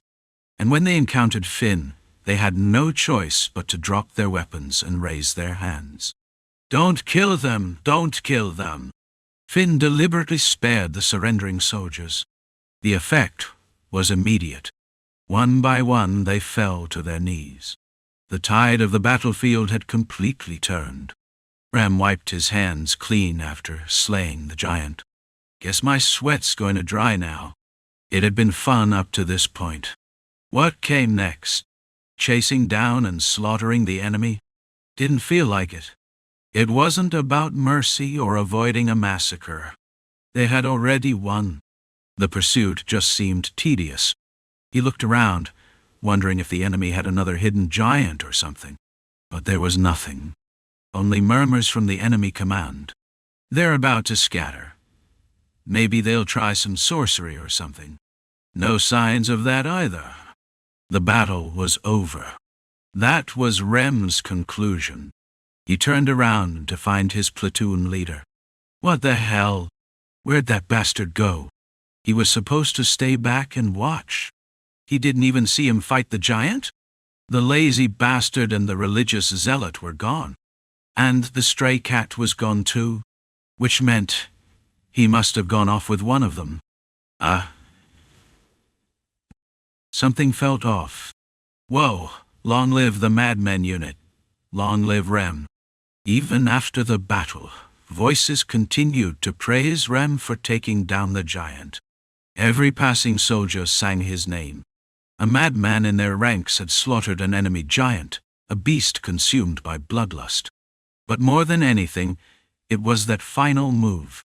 He had seen the giant wielding its massive warhammer, then kicked the giant's thigh, smashed its fingers, gripping the weapon with his fist, and broke them. After that he launched himself into the air, spinning. His head dipped downward as his foot struck the giant's jaw. A resounding impact. Then, without hesitation, he picked up a stray spear, driving it through the giant's shattered jaw and up through the back of its skull, creating something almost like a work of art. The fallen giant looked like a sculpted monument, and standing before it, Rem seemed like a hero from legends. Giant foes often played the role of villains in stories. So, naturally, cheers erupted non-stop. "Shut up!" Even as he was being praised, Rem suddenly shouted. His voice was so loud that those celebrating him immediately fell silent. Only then did his nickname surface in their minds, shining like the full moon. Barbarian Madman. A lunatic who lost it for no reason. A madman who raged and swore without cause. "Where's our captain?" Someone raised a hand and pointed. There stood Encred, holding 2 axes. He had already been heading their way. Soon Rem, Ragnar, and Encred met. "I told you to watch. Pick them up on the way." Encred cut Rem off and tossed the weapons toward him. The 2 axes sliced through the air and landed perfectly in Rem's grasp. Thud. He stretched his hands out and caught them. The grip, the weight, it felt just right. Holding them, he could tell. These were better than what he had used before. Weapons that had been personally maintained, that had tasted blood. From the balance to the axe blades. Made with high-quality steel, meticulously cared for. "You went to get these just because my axe broke." It didn't matter how he got them, as long as they were in his hands now. Encred knew Rem well. Yeah. He nodded, in agreement. Though in truth, he had just stumbled upon them. If this was enough to bring peace, then so be it. The killing intent emanating from Rem softened. The hostility faded. You saw what I told you to watch? I saw it. An axe blocking a giant, overpowering it with strength. As Encred spoke, Rem met his gaze. The axes weren't the important thing. What burned in Encred's eyes, that flame, that hunger, a desire that could be called ambition or obsession. A pilgrim walking a bloodied path to learn, to grow, to reach something beyond. That was enough.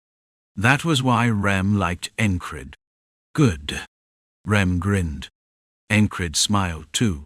Their smiles were different, yet somehow similar. Watching them, Ragnar muttered, "First, get your sword back on you." Then, without a sound, Jackson suddenly appeared behind him. No footsteps, no presence. He was just there. When your instincts sharpen and your sixth sense opens, what comes next? Refinement, breaking it down, training each aspect separately, and learning how to respond. There's a lot to do. Encred turned his gaze to him, meeting Jackson's eyes. He silently asked, "And what does all that mean?" No answer came. "You'll find out next time." It seemed Jackson was even better at cutting things short than Ragnar. This bastard? Just cutting in? Rem narrowed his eyes. Before they could exchange sharper words, Odin returned. "Whoa! Our crazy giant is even stronger." The cheering was relentless. Yeah, this side had their own mad giant now. Drenched in blood, smiling faintly. Blood dripping from his sleeves as he grinned. Was it a talent? Or just madness? Do you know the essence of Valaf combat? Another one. Encred's gaze shifted to the mad giant. Odin flashed a grin. "God damn it, everyone's cutting in." Rem growled. They all released killing intent at each other. Encred watched for a moment, then stepped in, right in the middle of the battlefield. Regardless of the ongoing fight, they were more focused on teaching him. And these people, they were the true heroes of this battle. As Encred calmed the chaos, he asked, "But what about the others?" Now that he'd looked around, Andrew and the others were nowhere to be seen. They got swept up and pushed forward. Rem answered. Chapter 133. Spring holds magic. Andrew and Mac raised their swords. Between them, Henry continuously drew the string of the short bow he had brought instead of a crossbow. Whenever he saw an opening, he shot. If an enemy approached him by chance or if he found a fallen foe on the ground, he struck their skull with a hand axe. Thunk! Unlike Rem, he couldn't split a head open in one blow. But that didn't mean his enemies' heads remained intact.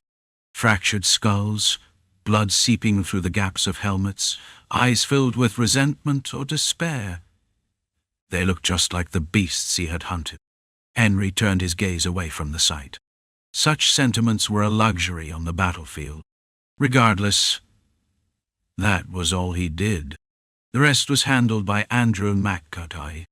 They might not have been as fearsome as the so-called Madmen Squad, but they were formidable in their own right. "You bastards think the Greyhounds are a joke?" one of the enemy soldiers shouted. He had already taken down several of their men. His eyes were fierce, and blood dripped from the tip of his spear. Andrew stepped forward to face him. 5 exchanges were enough. He blocked twice, slashed twice, then finished with a single thrust. That thrust, somehow, it resembled Encred's. At least, in Henri's eyes, it did. Mac skillfully cut down foes, keeping Andrew from pushing too far forward. That's far enough. The moment Mac spoke, Andrew came to an immediate stop. Then he began pounding his chest with both fists. What the hell? Why was he suddenly yelling? It seemed he had picked up something strange from Rem. "Come at me, you half-baked bastards." A clumsy provocation. More than that, what was with the way he was pounding his chest like that? Regardless, an excited Andrew fought well. Henry watched the two of them and the others from behind. Blood-speckled helmets. Wah! Shouts of triumph. Kill them! Kill them all! Cries filled with murderous intent. HK keys. Please, no. Whispers of those clinging to life. Amidst the bloodbath, Henry came to a realization. This is it. While some cheered for the madmen squad, and others felt overwhelmed by their presence, Henry saw his limits and understood. This was as far as he could go. Yuwa! Andrew let out another beastly roar as his blade sliced through an enemy's clavicle and neck. Schlick. He pulled out the half-embedded sword. Wah! The enemy soldier's scream followed the motion of the blade. Having reached his limit, Henry found himself yearning to return to the grasslands as a hunter. But his homeland had already become a battlefield. Maybe returning to the city and living as the husband of the florist's widow wouldn't be so bad. That woman, the widow who had lost her husband to war, now raising a child alone with unwavering strength. Henry missed her dearly. So much so that he wanted to leave this place immediately. Ending his life as a hunter and soldier here felt right. How sentimental. Muttering to himself, Henry turned his eyes to the battlefield, which was rushing toward its conclusion. The enemy commander was quick, both in feet and in judgment. Somewhere along the way, his command flag and escort had disappeared entirely. Most of the remaining soldiers surrendered. Only a few resisted. The battle was ending. And in the midst of it, long live the madmen! A chant he had never heard before tore through the air. A victory cry. The Aspen commander was fleeing for his life. Damn bastards! Being a competent leader, he knew exactly how things had turned. Who had overturned the battlefield? Where had the winds of change begun to blow? The axe-wielding man and a few others. He needed intelligence. Someone had to report that there were dangerous individuals among the enemy forces. He had already sent a messenger pigeon. But as the commanding officer who had witnessed it firsthand, he had a final responsibility. I thought the night would never end, you bastards. His heart lurched. A sudden roar. A heavily armed unit blocking the retreat. They looked like an independent force. Definitely not allies. The eagle emblem emblazoned on their right shoulders made that abundantly clear. Are you telling me we lost even before these guys showed up? The commander muttered bitterly. His guards formed a tight circle around him. But that was their limit. The slaughterers of the frontier. The enemy was Norilia's pride, the elite combat unit known as the Slaughterers of the Frontier. They had circumvented the battlefield and lain in ambush. Their original mission was to harass the enemy from behind, whittling down their numbers and morale. Had the giants' attack struck true, this maneuver would have been meaningless. But now, it was a fatal blow. Even the slaughterers of the frontier force found it baffling. They were supposed to be the ones launching a surprise attack on the enemy rear. Yet here they were, watching the enemy return, not as an organized army, but as a pack of fleeing stray dogs. There was no time to question things. The defense captain knew what needed to be done. After confirming that Aspen's rear had been left unguarded, he changed plans from disrupting enemy supply lines to an ambush. If no enemies came, he had planned to return to the main force. But now, they had arrived. Slaughter them. The border defense captain's words sounded like a death sentence. The enemy commander and the escort unit resisted, but the outcome did not change. Retreat! Retreat! The commander shouted as he rushed in himself. It was quite an impressive sight.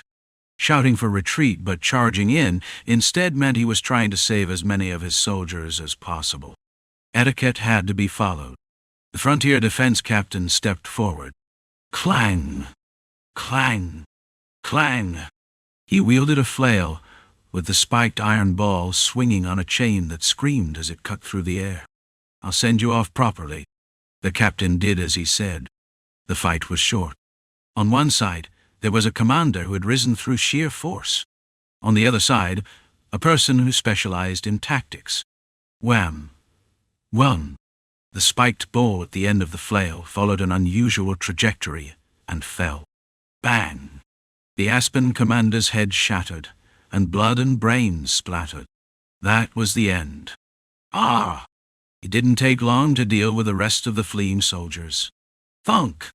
With a final swing of an axe into the last enemy's head, the battle ended. Was it a scene befitting of the titled slaughterers of the frontier? Leaving behind the battlefield full of slaughter, the captain spoke. Retreat. The frontier defense unit quickly turned back, retracing their steps as ordered. They were not planning to break the enemy's ranks or cut off their supply routes just to decapitate the commander. How had the battlefield turned out like this? Curiosity, anticipation, and a mix of emotions moved his feet. Finally, what they saw there was their own forces cheering in victory. The traces of a dominant victory were clear in the battlefield, unmistakable for anyone to see. And in the heart of it, no one needed to ask to know who was there. The ones who had shattered the enemy's blades across various fronts. And the man leading them. The name of that unit echoed through the cheers. The Madmen's Unit! Lunatic Unit! Crazy bastards! Colonel Marcus did not stop the cheers. In fact, he made sure the heralds called out the name of the true heroes of this battle, the Madmen's. Amidst the cheers, Encred and the Madmen stood there. The Allied forces formed a wide circle. Torres also saw them.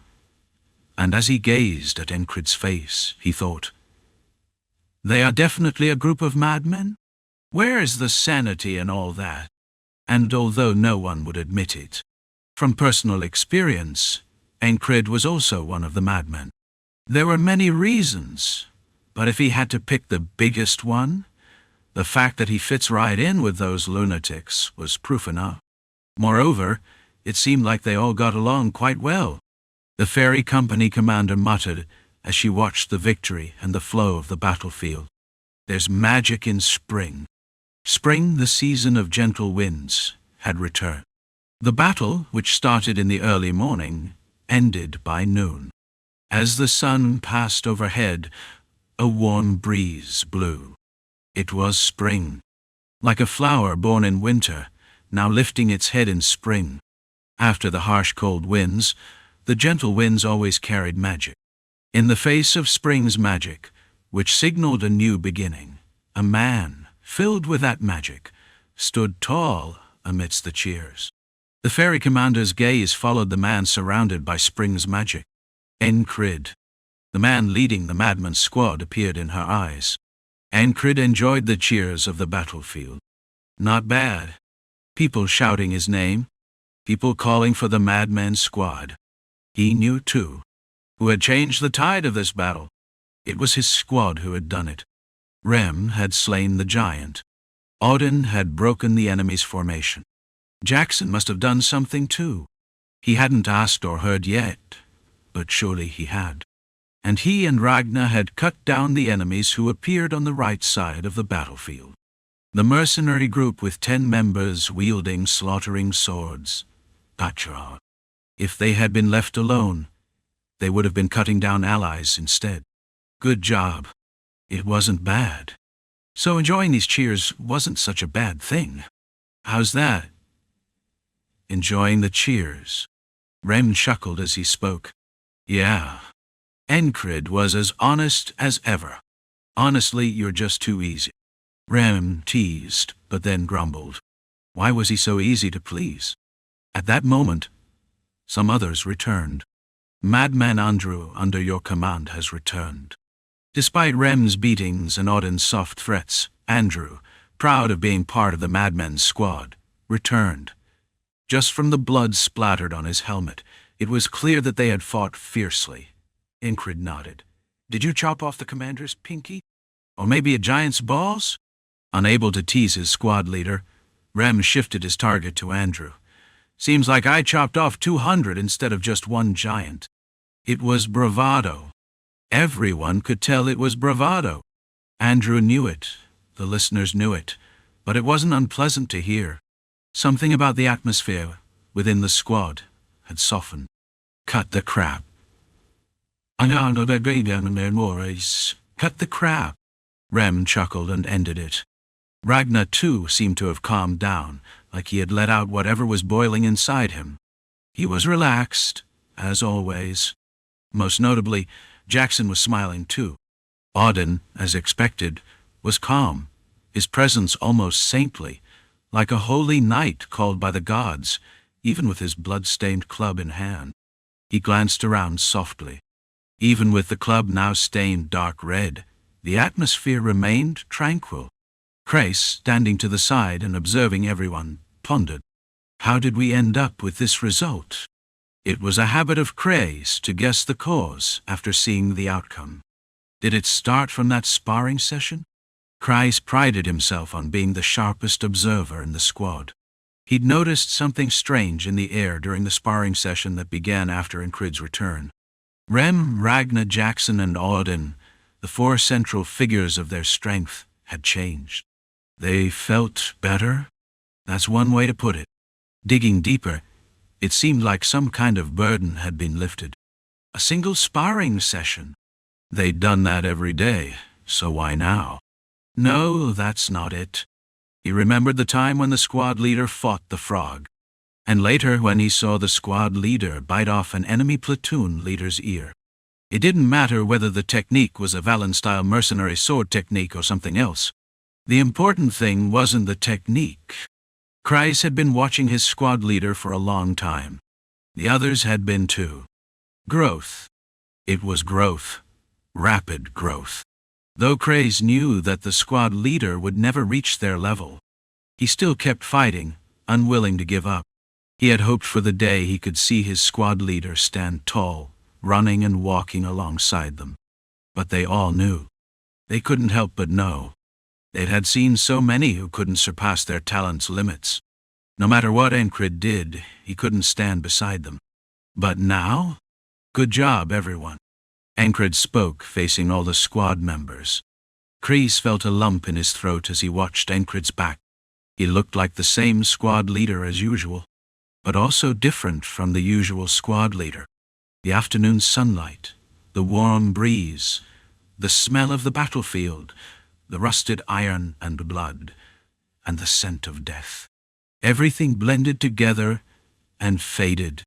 Crace had to admit he had been intoxicated by something. It must have been the power of spring. As the saying went on the continent, spring carried magic.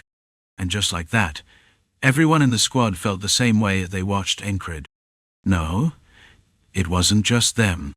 From the side where he had been watching, the battalion commander Marcus approached, his gaze similar. Keep going with the cheers. Marcus walked over and spoke, smiling at Incrid, who turned to face him. Let's dedicate this cheer to the greatest hero of the battlefield. Amidst the short, loud cheer and the cries calling for the mad squad's name, Marcus's words spread far, and the roar of triumph pierced the spring sky. Whoa! It was the cry of those drunk on victory and spring's magic. It was the joy that victory brought. Ultimately, it was the cheer for those who had earned the victory. Incrid quietly enjoyed the cheers. It wasn't bad. Not bad at all. Chapter 134. Ripened Heart 1. Under the command of Battalion Commander Marcus, the infantry unit had built a new barracks, a position slightly more advanced than before. Incrid thought the location was somewhat ambiguous, but chose not to voice his thoughts. Wasn't the responsibility of establishing barracks and determining strategic positions solely the commander's? Besides, Marcus didn't seem like the type to handle things sloppily. Just from how he called Incrid the highest merit earner in battle, it was clear. Naya, as his shifted ester wine. Naya, Naya, she was grumbling non-stop. Come to think of it, isn't she a little strange? She was certainly a spirit beast, yet something about her felt oddly peculiar, almost human, in a way. At some point, the things she said started sticking in his ears. It was as if whatever she meowed actually sounded like human speech. Right now, it's annoying. That was what it felt like she was saying. Since she was grumbling, He picked her up. When he first saw her on the battlefield, she was a tiny panther. The next time he saw her, when she had stabbed Mitch Hurrier and saved him from the mustached examiner, she had grown a little. But after that, she never grew any bigger. Just small enough to be held in his arms. That was it. And yet this panther had once bitten his nape and sprinted away, incredibly fast. What kind of strength was that? Now that I think about it, you're a panther with monstrous strength too. Encred stroked the head of the panther in his arms as he spoke. Ah! Apparently, that wasn't a compliment she liked. Esther bit his finger. It didn't draw blood, just left a mark. If she had been serious, my finger would have been bitten clean off. For some reason, he felt the urge to check her sharp fangs. As he leaned in to examine her muzzle, Esther shot him a glare. The more she acted like this, the more she seemed like a person. Let's go. Outside, Craze called out. Building a new position was a complex and arduous task. They had to rebuild the encampment, secure supply lines, redefine the perimeter, reorganize the scout routes. There were countless adjustments to make. Yet, they were determined to set up a new position. By the way, Cap, I feel like I fought the hardest, but for some reason all the cheers are going to you. Is it just in my head? No, it wasn't just his imagination. The atmosphere had indeed flowed that way. Long live the madmen! Long live Encred! Recalling that moment, the midday cheers just 2 days ago, his chest felt a peculiar ticklish sensation. It wasn't a bad memory. When Encred held back his words, Auden chuckled beside him. Ha ha, my crazy brother. It's only because you took down a mere giant. A mere giant? Brother, I took down dozens of enemy soldiers. Not just knocked them down, he had slaughtered them. Brutally. Encred had witnessed it himself. That savage clubbing. Terror for the enemy, relief for the allies. That was the feeling it gave. Though some among their own side who had seen it up close had spoken of a strange fear toward Auden. He had heard this directly from Vengeance. You know that guy in your squad, the one obsessed with religion? Why does he smile while killing people? Is there something wrong with him? Vengeance had tapped his head as he said this. Encred had denied it and made a fitting excuse on Auden's behalf. He was simply too devout, so happy to introduce new friends to the god he served. That sounds even crazier. Vengeance had muttered, but that was the best excuse Encred could come up with. It was 100 times better than calling him a mad zealot who delighted in murder. A dozen bloodthirsty mercenaries under the influence of the blade frenzy. If left unchecked, they would have been lethal. Yes, they would have. When Ragnar chimed in, the atmosphere turned tense. And then Jackson, who had been silently watching the three of them, finally spoke. Idiots. 3 pairs of eyes turned toward him.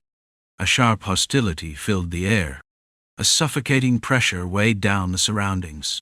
If anyone made a move, a fight would surely break out. This was the true nature of the Madmen Squad. When Encred wasn't around, they had tested each other, probing and respecting boundaries. But now, their words flowed freely, unchecked. Kreese didn't bother to intervene. He wasn't the least bit fazed. Well, things might have gotten troublesome if Encred weren't here. But he was.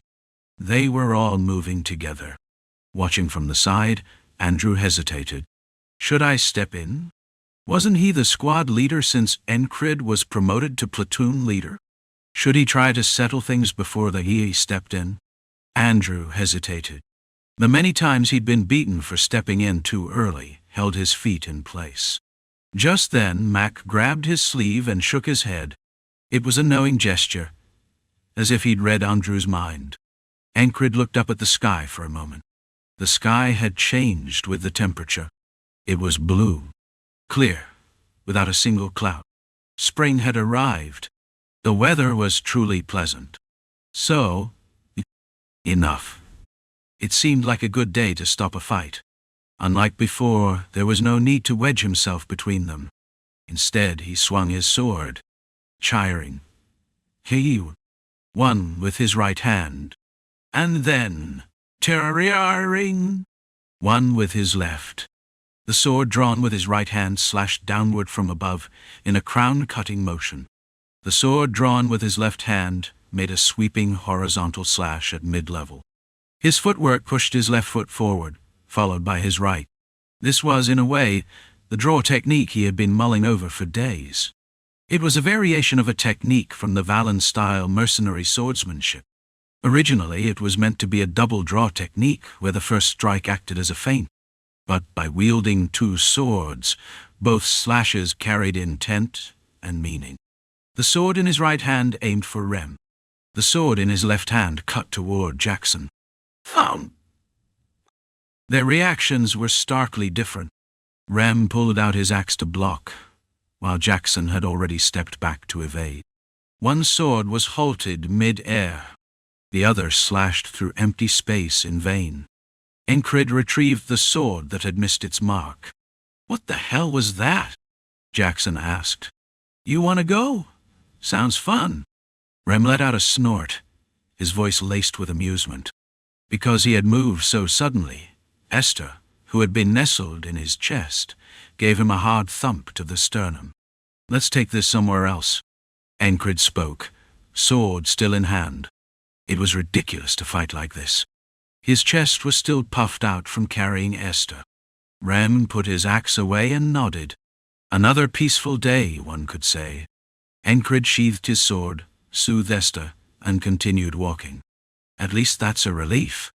If they had been made to carry supplies, they would have been far more irritable. Compared to the other soldiers, the squad's burdens were light. The heroes of the last battle, huh? Even a carriage wouldn't be enough of a reward. Marcus, the battalion commander, was quite the generous man. He had allowed them to march with only their personal gear. Other units, however, bore the burden of not just their own supplies, but also the necessary tent materials. Naturally, this slowed their pace, but Marcus acted as if there was no rush. Some soldiers glanced their way due to the earlier commotion, but they quickly returned to their own business. After all, these fights were nothing new. As he walked, Encred contemplated what lay ahead. Would they strike the enemy's rear? When he voiced this thought to Craze, also known as Big Eyes, shook his head. They won't. Why not? If they had the advantage, wouldn't hitting the enemy's rear be the best move? Seizing and holding the enemy's camp will grant us a far greater advantage in the battle. Encred frowned. Why wouldn't they fight? How was that a better option? If they had the chance to strike the enemy's back, wouldn't it be foolish not to? Seeing Encred's perplexed look, Craze elaborated, speaking in a casual tone. If we attack now, we'll reveal our location and the extent of our forces. The enemy will respond accordingly. At the very least, they'll send enough troops to handle our numbers. If even their assassins, giants, and mercenaries failed, what do you think they'll send next? Especially when their independent unit, the Grey Hounds, is half destroyed. What else could they possibly have? The question wasn't difficult. It was just uncomfortable to say aloud. But avoiding or ignoring it wasn't an option. Knights. At the very least, squires. Or they might simply send more troops. But I'd bet on a small elite force. Crae's eyes gleamed. Without waiting for Encred's response, he continued. We already control the terrain, and since the enemy's special forces were crushed, their main army's morale has taken a hit. Naturally, they'll want to return the favor. But it's not fear of knights that's stopping us. It's a matter of advantage. When you look at the battlefield as a whole, from a commander's perspective, it's about weighing gains and losses.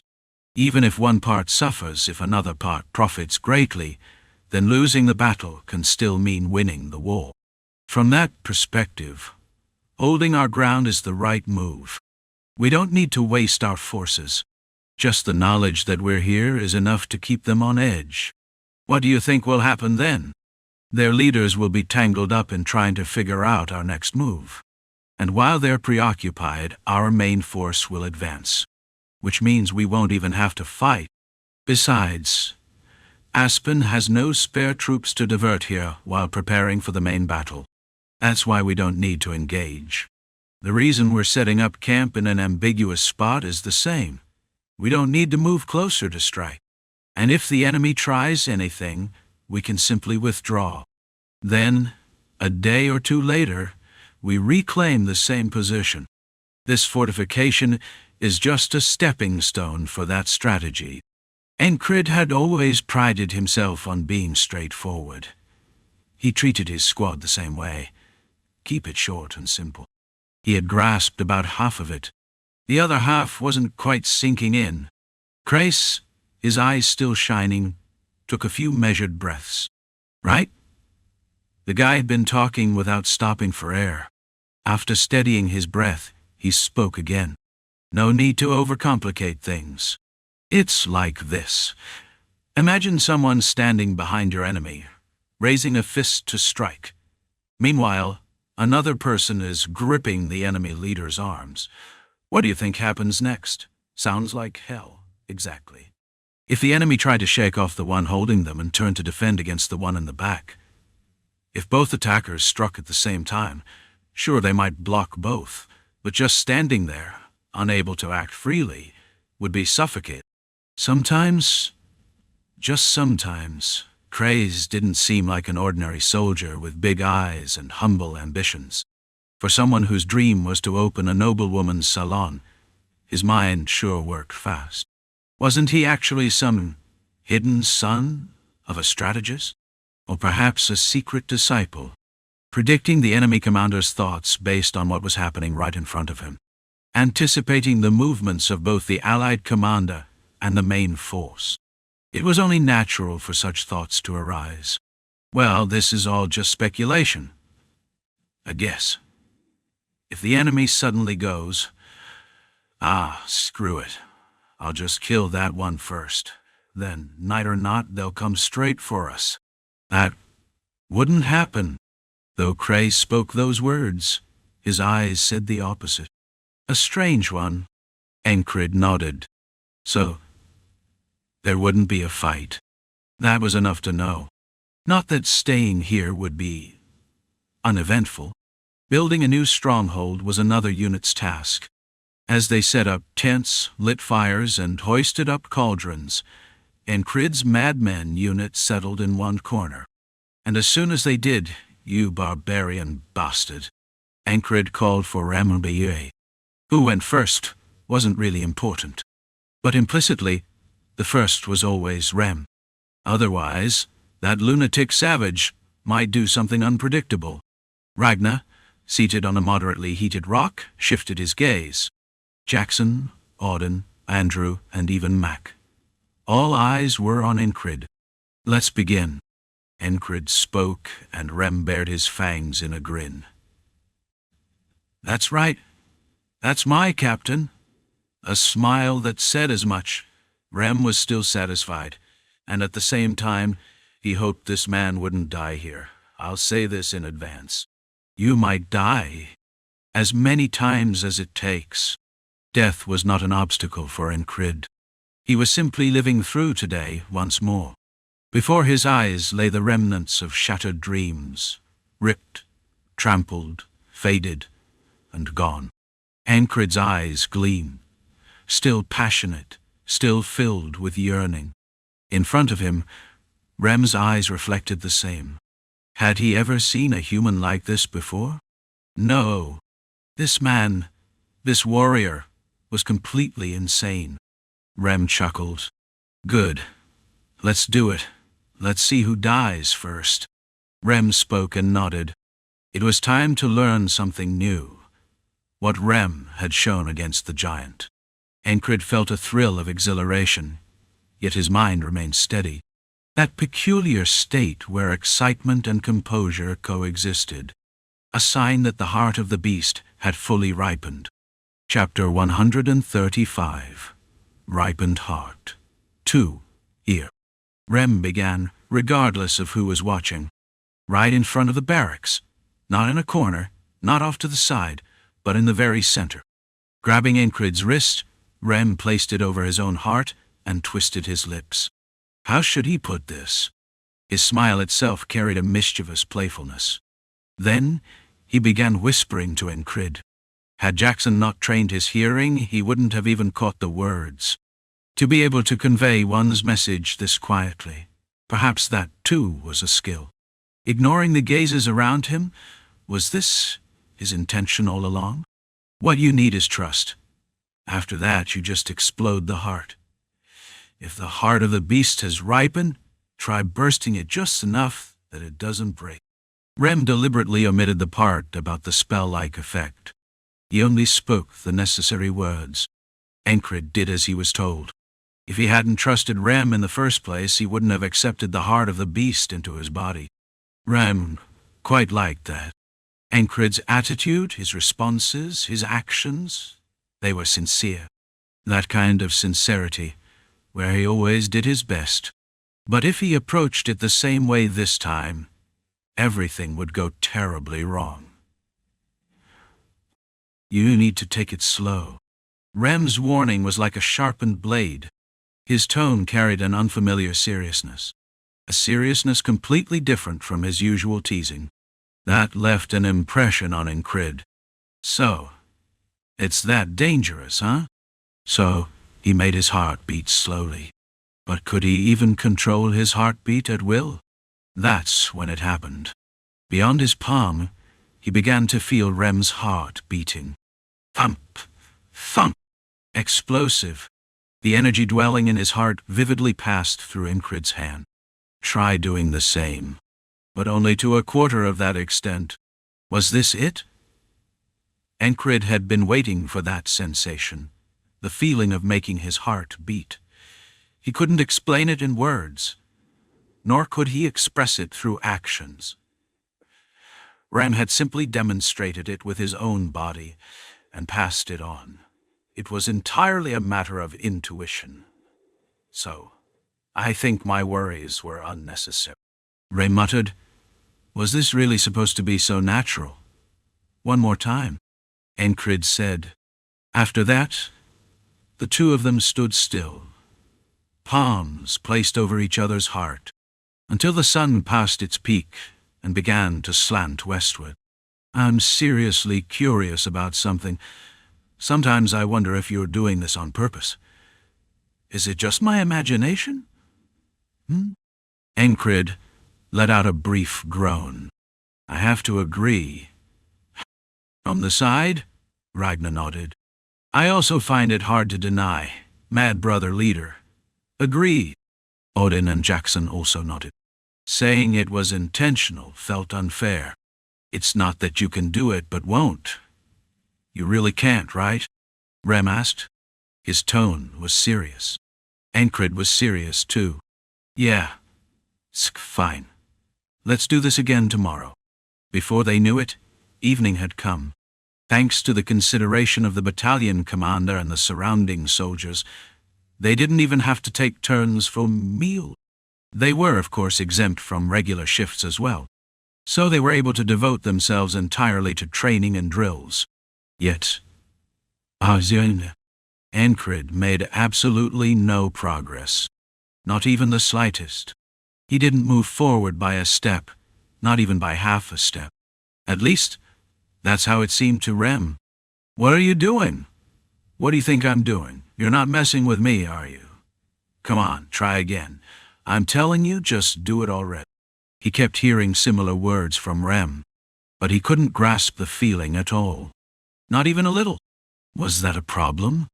No, it wasn't. When had he ever mastered a technique just by seeing it once? Back when he repeated the same motions daily to train his left hand, there was a moment when he felt something close to talent, as if something had descended upon him. At that moment, just for a brief instant, he could feel something with his body. That moment when the techniques for his left hand finally stuck to his body like never before. That fleeting instant of euphoria. Go. Did he long for that again? Not in the slightest. He simply repeated it. again and again, pondering and refining. There was no time for regret, only time to think. The battalion commander is calling for you. Another day of nothing but repeated contemplation. A day when he still couldn't ripen the heart of the beast enough to make it burst. It was the third day since they had started fortifying their position. Only then did the battalion commander summon Incred. When they were calling for commendations on the battlefield, they had acted like they would summon him immediately. But only now did things seem to have settled down. According to Cray, this was to be expected. With the outpost being relocated and a new formation being established, Marcus must have been extremely anxious. When Incred asked why, Cray went on another long-winded explanation. Summarizing, it was simple. If the enemy realizes we're just standing around doing nothing, they'll eventually start ignoring us. So we have to at least pretend we're making a move. If it were me.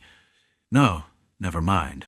He seemed to have an idea but held back from saying more. Incred didn't press him. If Craze wanted to talk, he'd do so eventually. Besides, it was time to answer the summons of the highest commander.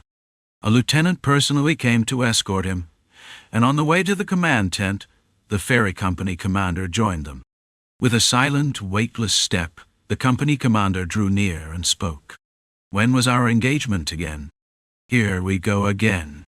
Fairy humor was incomprehensible. Let's set it for 10 years from now. Not bad. But I prefer younger humans over old ones. For any of this to work, Incred would have to actually be interested in fairies. Sure, they were otherworldly beautiful, but still, inhuman. Not quite human enough to stir any affection. With thin, long eyelashes framing gemstone-like green eyes, golden hair that shimmered in the sunlight, and skin that seemed to glow, she certainly looked radiant. So that's the beauty of the inhuman. Let's go. Incred admitted defeat.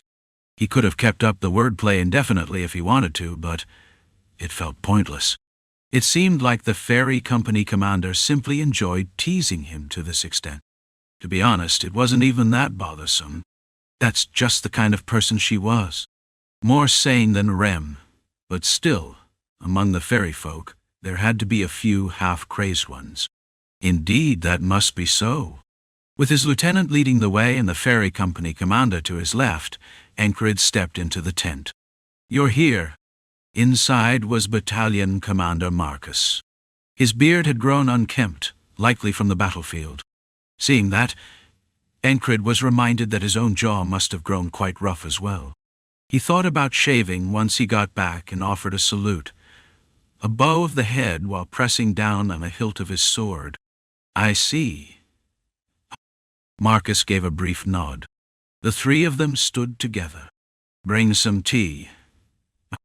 At his order, 3 cups were soon placed before them.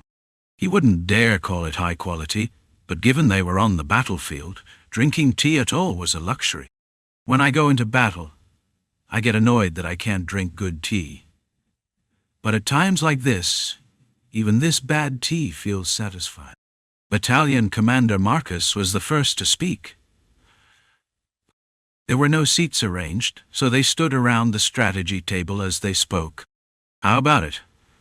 Would you like to work properly under my command? Just as Incred took half a sip of tea, the battalion commander suddenly made the offer. The ferry company commander remained silent. Incred looked at the battalion commander, trying to find the right words to respond, then gave up. Since when had he ever tried to curry favor with a superior? I refuse. Why? I think I offer a rather solid foundation. That wasn't wrong. Before coming here, Craze had already given him a general idea of the situation.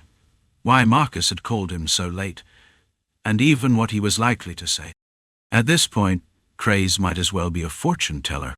How was it that everything was playing out exactly as he had predicted? He'll offer to take you under his wing. While he's at it, he'll probably bring in our company commander too. Why? To officially train and develop you to aim for the top, of course. And why aim for the top? Do you really not know the answer to that? Christ had given him a look, as if wondering if he was really that clueless. When Incrid just stared back at him, Christ finally asked in exasperation, "What did you do at Cross Guard?" "I fought, infiltrated, set a few fires, picked up some intel on the way back." "Fine. They might not know about fighting the frog, but what did you do to the enemy, ambushing behind our rear lines?" "I fought, took out the leader of the raiding unit." "And what did you do at the "You saw it yourself, so why ask?" Craze had been sticking close by the whole time, after all. The battalion commander knows too. What? He knows. He knows every battle you fought. Now tell me, if you were him, wouldn't you be interested? Logically, if Marcus was after talent, he should be targeting Rem or the others. But Ancred quickly understood Crace's point. Rem and the other squad members were uncontrollable. But he was still a reasonable person. The only reason he hadn't realized it sooner was obvious. He had been too focused on the beating of the heart of the beast. All his energy had been poured into training and discipline. Because of that, the thought hadn't even crossed his mind. But thanks to Crace's explanation, he wasn't caught off guard now. "You expected this." The battalion commander's voice pulled him from his thoughts. Ancred opened his mouth. "To some extent, yes. And can I ask why you're refusing?" If he answered too quickly, would Marcus just send him away without finishing his tea? Holding the warm cup, he felt a little better. For the past several days, he had been consumed by the heart. Now, for the first time in a while, he felt like he was taking a break. Come to think of it, I finally relaxed my shoulders. Had he already started tensing up again? The thought crossed his mind. Had his obsession with learning become chains binding him? Had it turned into shackles keeping him from moving forward? Clank. A sensation like chains crumbling apart in his mind. It only lasted a few seconds, but Ancred suddenly felt many times lighter. Sip, bite. He took another drink of tea. Then, lifting his head straight, he spoke. His heart might have felt lighter, but his words would not be. Battalion Commander Marcus's offer. For anyone aiming higher in the military, it was an opportunity they couldn't afford to miss. Especially for someone like Ancred, who had started out as nothing more than a lowly soldier. But Ancred refused. "I have a dream he held in his heart, even if others laughed at him for it. A dream he had never forgotten since the day he first grasped a sword. A dream that had grown from the fire of his passion, blooming into something real. He had spoken of it many times before, but never with as much weight as now. It had been mocked, dismissed, torn apart by sneers, reduced to scraps, nearly devoured, yet even those scraps had remained. And now those remnants clearly defined who he was. They had been walking alongside him every step of the way. "I want to become a knight." And so, Ancred's lips parted, his voice firm. In that moment, Marcus saw something, a vision. A chill ran through his entire body, and behind Ancred he saw a different backdrop. The battlefield, the sword, something shining. What is this? A single phrase, spoken with sincerity, with all one's strength. Not merely a rejection, but the words of someone moving forward. Marcus felt something similar stir in his chest. Something he had long abandoned in his youth. What had his life originally been? He had wanted to become a sword for the royal family. And now, clench. Unconsciously, Marcus ground his teeth. His jaw tightened, and a sharp pain throbbed in his head. Seeing a dream so pure, it radiated light, he felt as if he had been confronted with a question. Do I even have the right to lead this man? Had his offer been nothing more than a disgusting attempt to climb higher, to gain a better position, more power? He had no true loyalty, no ambition for something greater. He had grown complacent, so how could he take someone like that under his wing? A brief realization forced words from Marcus's mouth. A sigh. Something laden with emotion slipped out. Fairies were keenly sensitive, and thus the fairy company commander grasped the meaning behind Marcus's sigh. With just a single sentence, human emotions were like waves in a storm. Unlike fairies, they were never constant. Humans were fickle beings who changed their course on a whim, and the mind of the man they called battalion commander seemed to be the same. Like a ship caught in rough seas, tossed by the waves, unable to find direction. And then, "I will walk the path of a knight." With those words, Encrid saluted. Marcus, without thinking, nodded in response. Encrid stepped outside. The fairy company commander worried. Would Marcus, driven by jealousy or resentment, do something reckless?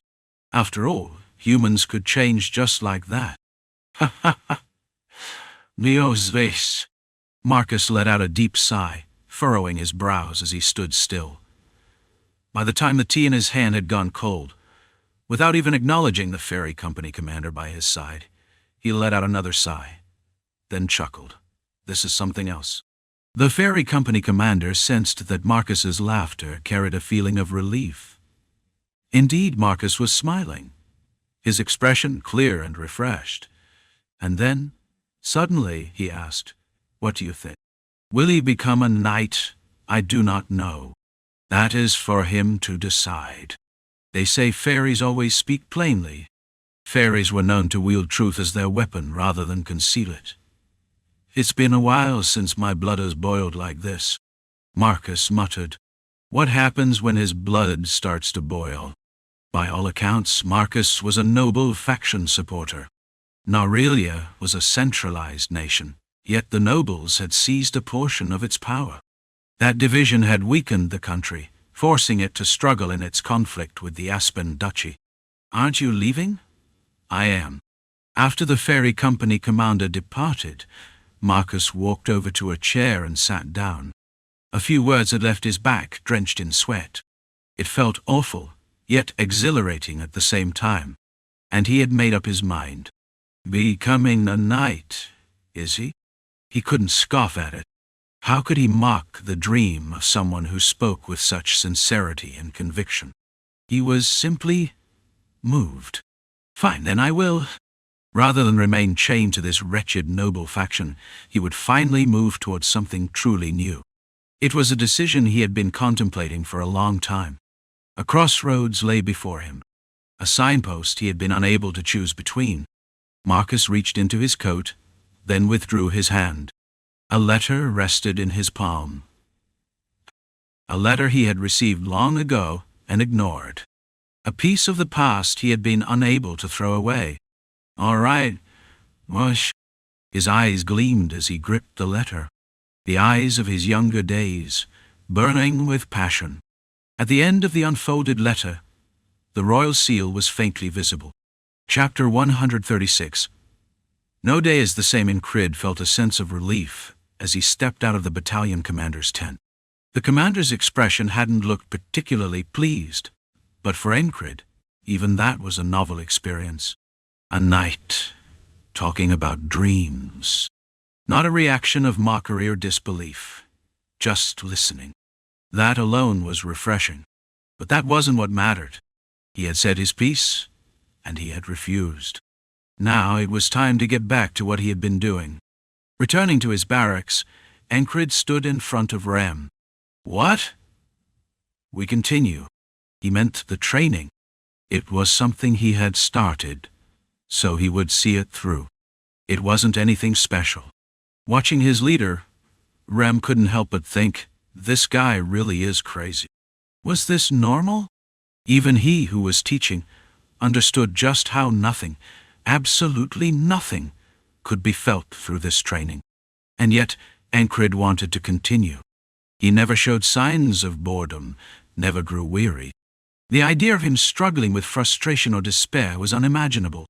A man completely detached from things like dejection, hopelessness, or suffering. Still, Rem was a little curious and asked, "You don't get tired of it, hmm?" Seeing Encred's eyes asking what that even meant, Rem had nothing more to say. Fine it right. Gee. Sure. Of course he'd do it. He was planning to anyway. Let's get to it. Not like I had anything better to do.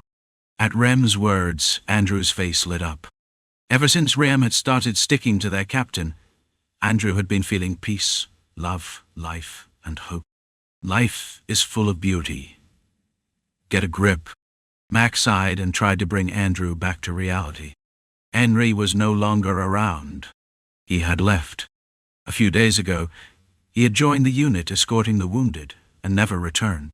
For someone originally part of the Madmen squad, leaving like that should have been unthinkable.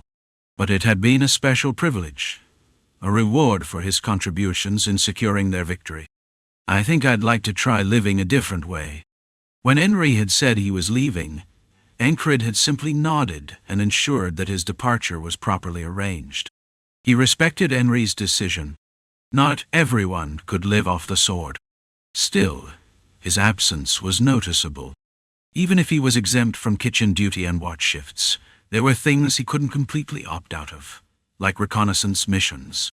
And so, while scouting enemy positions, something Cray had passionately insisted on, his absence was immediately felt. Finding the way was suddenly a challenge. Encred wasn't exactly a pathfinder, but he had a decent sense of direction. Still, it was different without Henry, who had been a true guide. Should he assign the task to someone else? Compared to his squad members, Encred's ability to find a path wasn't just decent, it was exceptional. I'm no good at finding paths, but I am good at finding beasts and monsters. Since we're out here anyway, why not clear out a monster nest or two? That was Rem's suggestion. Now that the heart of monstrous strength had been passed down, he had been looking for opportunities to apply it in real combat. A path? Who knew if they could even find one? Not that he cared. We'll run into something if we keep going. That was Ragnar. Enough said. The guy had zero sense of direction. We go where the will of the Lord calls us.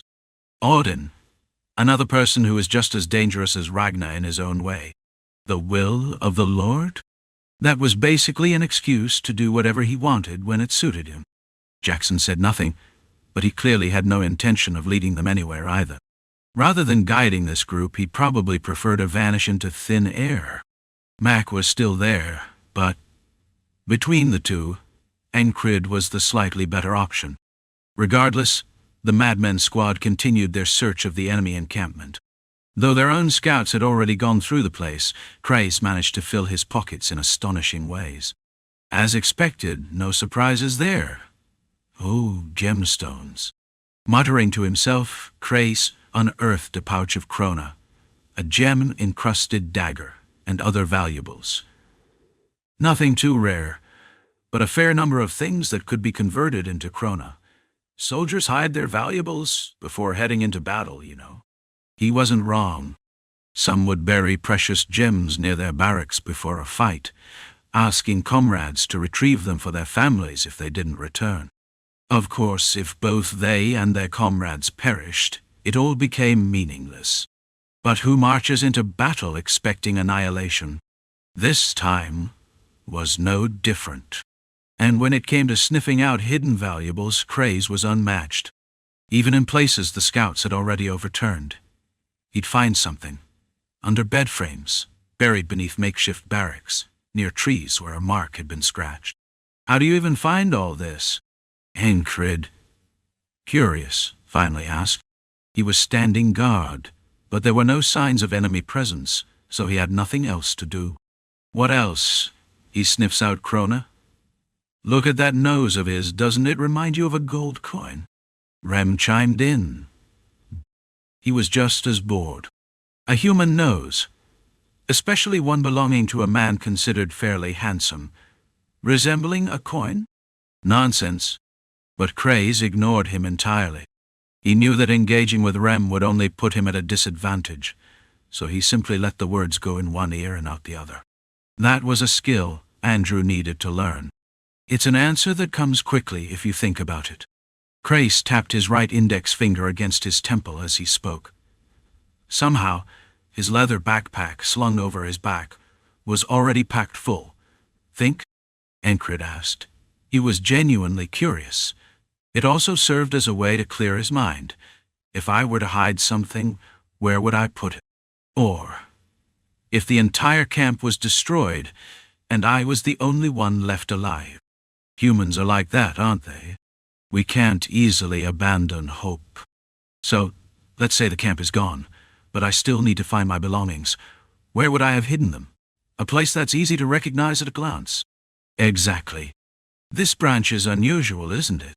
It's not far from the barracks, and it's the perfect spot to stop by for a moment while heading out. He had a point. More importantly, Crace's eyes sparkled as he spoke. The same passionate gaze as before.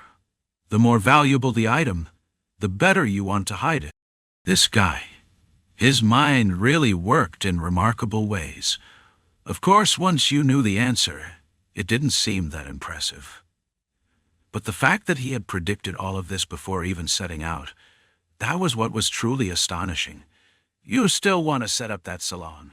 Why do you think I'm living so diligent?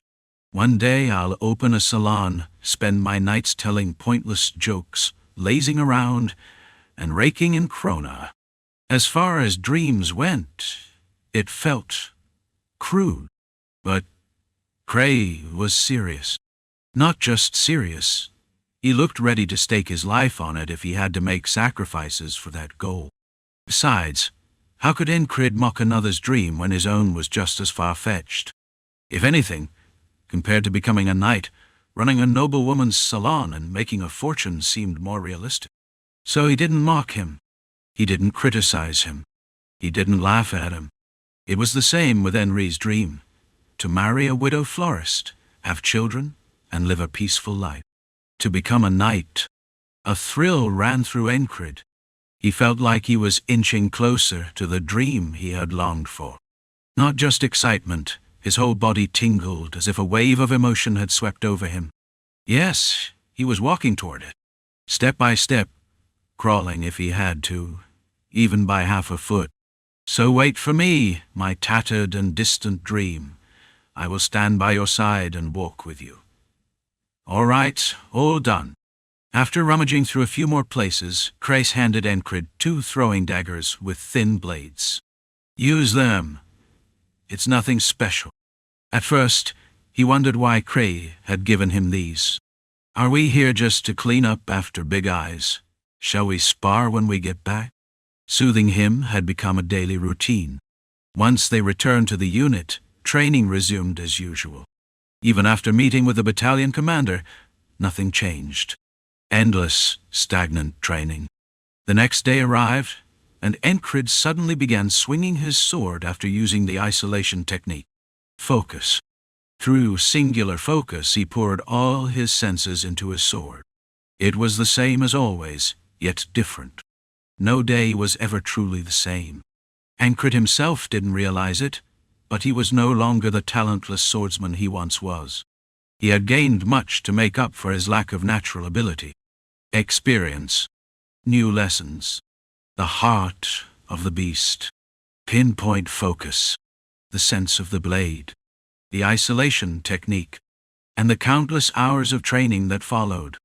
Time richer and more intense than before. Encred was immersed in that time. At some point his vision blurred, his pupils unfocused, yet his sword grew sharper, his steps quicker. Frog, Mitch Hurrier, battlefield.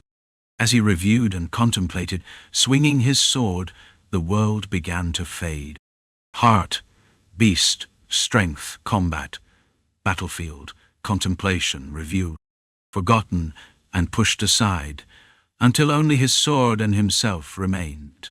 Only vague remnants of thoughts and hazy afterimages lingered. He swung his sword again and again. His recovered right wrist moved more solidly than before. Was it the effect of divine power, or the medicine given by the ferry company commander? That didn't matter. Fleeting thoughts surfaced and faded until everything disappeared. Encred felt as if he were watching his own body from outside himself. A surreal, impossible sensation of separation. His body and mind detached. And in that state, he saw his sword. Slashing, stabbing, cutting, pulling back. Zerk. Dot. The sound of gravel shifting beneath his feet as he stepped. Adjusting his stance, his sword's direction and position changed with his movements. In Encred's eyes, only the trajectories of his sword remained. Points connecting into lines. A wavering blade, a heavy strike, the tip thrusting like a flash of light. The predetermined swings trapping the opponent. A half-turn with his arms snapping like a whip. Pan! The sword cleaved through the air with a sharp sound. Anyone who had known the old Encred, especially those who had seen him at the start, would be astonished by this sight. Despite wielding a sword endlessly for so long, he had remained stuck in place. A broken scarecrow, possessing only the will to move forward. He couldn't stand, yet he still writhed, stubbornly struggling. But now, that scarecrow was standing tall on its own 2 feet.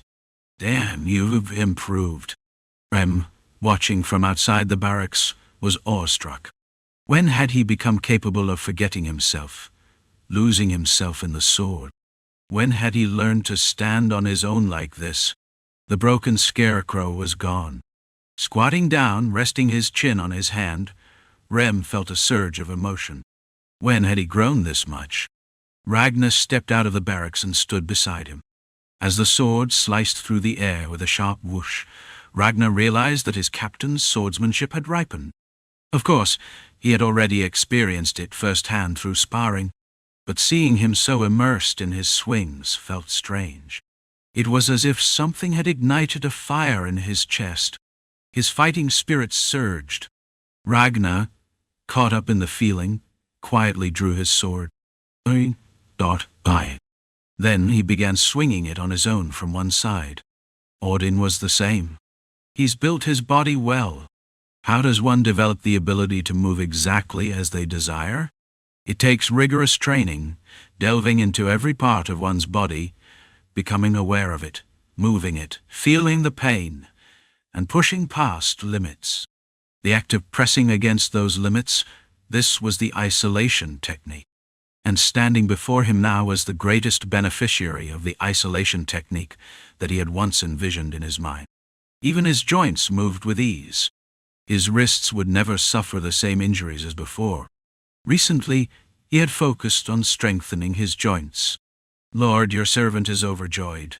Feeling pure joy while watching another person, it was a rare experience. And because it was rare, it felt even more profound. Jackson felt a strange sensation. It was the right decision, teaching him to sharpen his senses, staying here. Even though he hadn't made these choices for gain or loss, he had no regrets. At one time, he had thought remaining here was a waste of time. But looking at his leader now, not even the slightest trace of such thoughts remained. From one side, Esther rested her chin on her forepaw, watching Encred. Magic, spells, were a gateway to exploring new worlds. The joy and exhilaration found in that pursuit were incomparable to anything else. That was why she walked the path of spells. The thrill of discovery, the excitement of uncovering something new, the fulfillment of building a world upon that foundation. All of it made up who she was. It was the driving force that led her to explore magic and construct her own spellcraft. Then what was the reason for that human to be swinging his sword into empty air like that? Watching Encred now, she was reminded of herself when she was lost in the depths of the spellcraft world. Even with only a rudimentary knowledge of swordsmanship, she could tell, his skill was no small thing. And so, a thought arose. What is it that drives you to move like that? Pure curiosity, the inquiry of a spellcaster, an explorer, a seeker. For Esther, this was an astonishing change. She had spent her entire life turning away from everything but spells, and in doing so, had ended up with this cursed body. Yet here she was, taking an interest in a person, The realization startled her, but she also relished it. New experiences were a source of vitality for her, and this emotion too was something new. Before long, Encred's sword came to a halt. Ooh! He stopped, sweat trickling down his entire body. Esther moved. She held a cloth in her mouth and hopped over. When she handed it to Encred, who had been staring blankly into space, he took it and spoke. "Thank you, Esther." "Naya." "Think nothing of it." Wiping his sweat with the cloth, Encred suddenly thought the weather was unusually warm. Was it the effect of the mild climate? Or was it simply because he had focused entirely on his sword without a single distracting thought?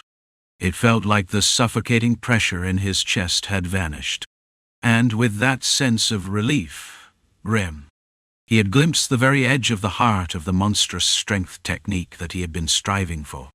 If he could see it, he had to grasp it. And then he only had to make it his own. Whether it would work as he intended, he would find out by trying. Let's go again. It felt like just another ordinary day. But no 2 days were ever truly the same. That was simply the nature of things. Chapter 137. A new day in moments of crisis. Humans sometimes exceed their limits, drawing out that strength at will that is the heart of the beast. A name given because it embodies the idea of extracting the heart of a wild beast itself. In his tribe, they used to say that when one used this technique, the spirit of their god, or some shamanistic power, would dwell within them. Well, there was certainly some kind of mystical effect. A god? That was just nonsense fit for a stray dog's throat. But it's not real sorcery, not by a long shot. Having experienced it firsthand and devised his own understanding, Rem had developed his own theory. The reason the heart beats faster is because something inside the body triggers it. The human body is mysterious. This is just one of its many mysteries. When something starts working inside, the muscles tense up, and then the heart of the beast is activated. So it's not sorcery, nor is it divine descent. When had he first realized this? It was in a moment between countless axe blades on the brink of death. Something surged from within his body, reaching his muscles, and he had suddenly been able to exert strength several times greater than usual. How had that happened? Through study and observation, he discovered that when blood surged wildly through the body, the heart beat several times faster than normal. It required a ritualistic trigger, but at its core that wasn't what mattered. He believed it was a matter of focus, of sensation. Focus. Again. Rem continued his thoughts aloud. Encred stood before him. Soon they placed their hands over each other's hearts. That damned lazy bastard had taught him an absurd technique to enhance concentration, so maybe this could work. If not, then whatever. Rem had already half given up. What could he do? Even in his old tribe, only a handful had grasped this technique, and every single one of them had bodies like fortresses, having survived the brink of death multiple times. I swear, it's like I stepped out of a river. He used to hear that often. In short, the heart of the beast required the vessel first. Even if one managed to activate it, the body would break down first. Could the squad leader handle this? His vessel wasn't bad. That hulking religious nut had been forcing him through grueling physical training every morning. That was tempering his body. If the musclehead hadn't done it, Ram would have taken it upon himself to forge the squad leader's body in some other way. But the musclehead's methods seemed more efficient, so he had let it be. So the vessel had been mostly prepared. Still, he wasn't going to force it. If it worked, he'd push it. If not, he'd let it go. Feel it. Encred listened. He always did. As always, he composed himself and focused. But he had already realized something.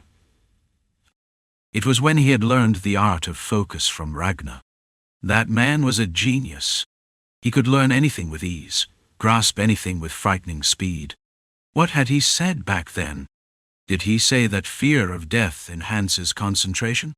That was only half right. What was truly needed was an opponent who could push one's abilities to their absolute limits. This was no different. No. Perhaps it's the opposite this time. A small realization led to a conclusion. What was the heart of the beast? When faced with extreme pressure or similar situations, humans sometimes surpassed their limits. It was possible. That was the basis of this technique, the realization that one must experience the pressure of imminent death. Encred had accumulated countless experiences in past battles, in every day of his life. And with each day, those experiences piled up. This was the conclusion he had reached. More. Rem's hand touched Encred's heart. So far, he had only conveyed the general sensation of what it should feel like, gently applying pressure to Encred's heart. That was all he had done. Rem had utilized a bit of shamanistic manipulation, a form of sensory transmission perhaps, just to give Encred a feel for what it was like when the heart started beating fast. More. Encred spoke. His eyes were half open, deeply focused. I've told you before, you need to be careful with this. From the mouth of a man often called reckless beyond reason, the word careful sounded strange.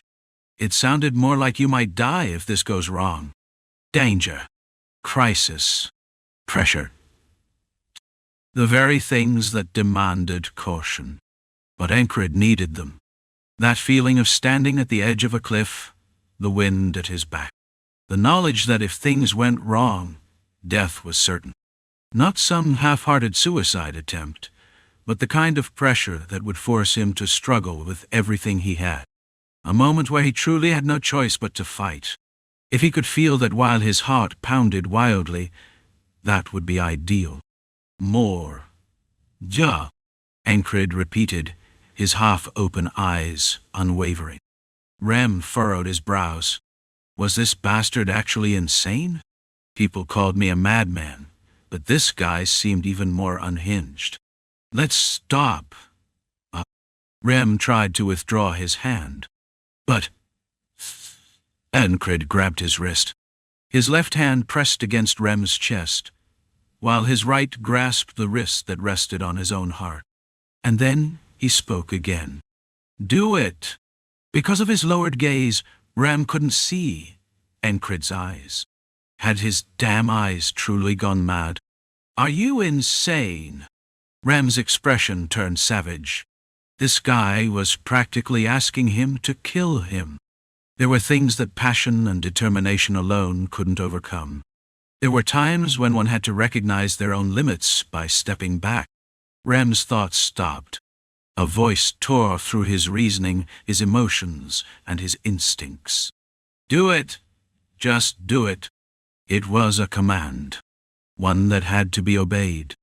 If words held power, then Rem felt that power now. It wasn't sorcery. It wasn't an incantation. Not even that so-called will that knights wielded. Deep within his heart. What was Encred to him? Encred lifted his gaze.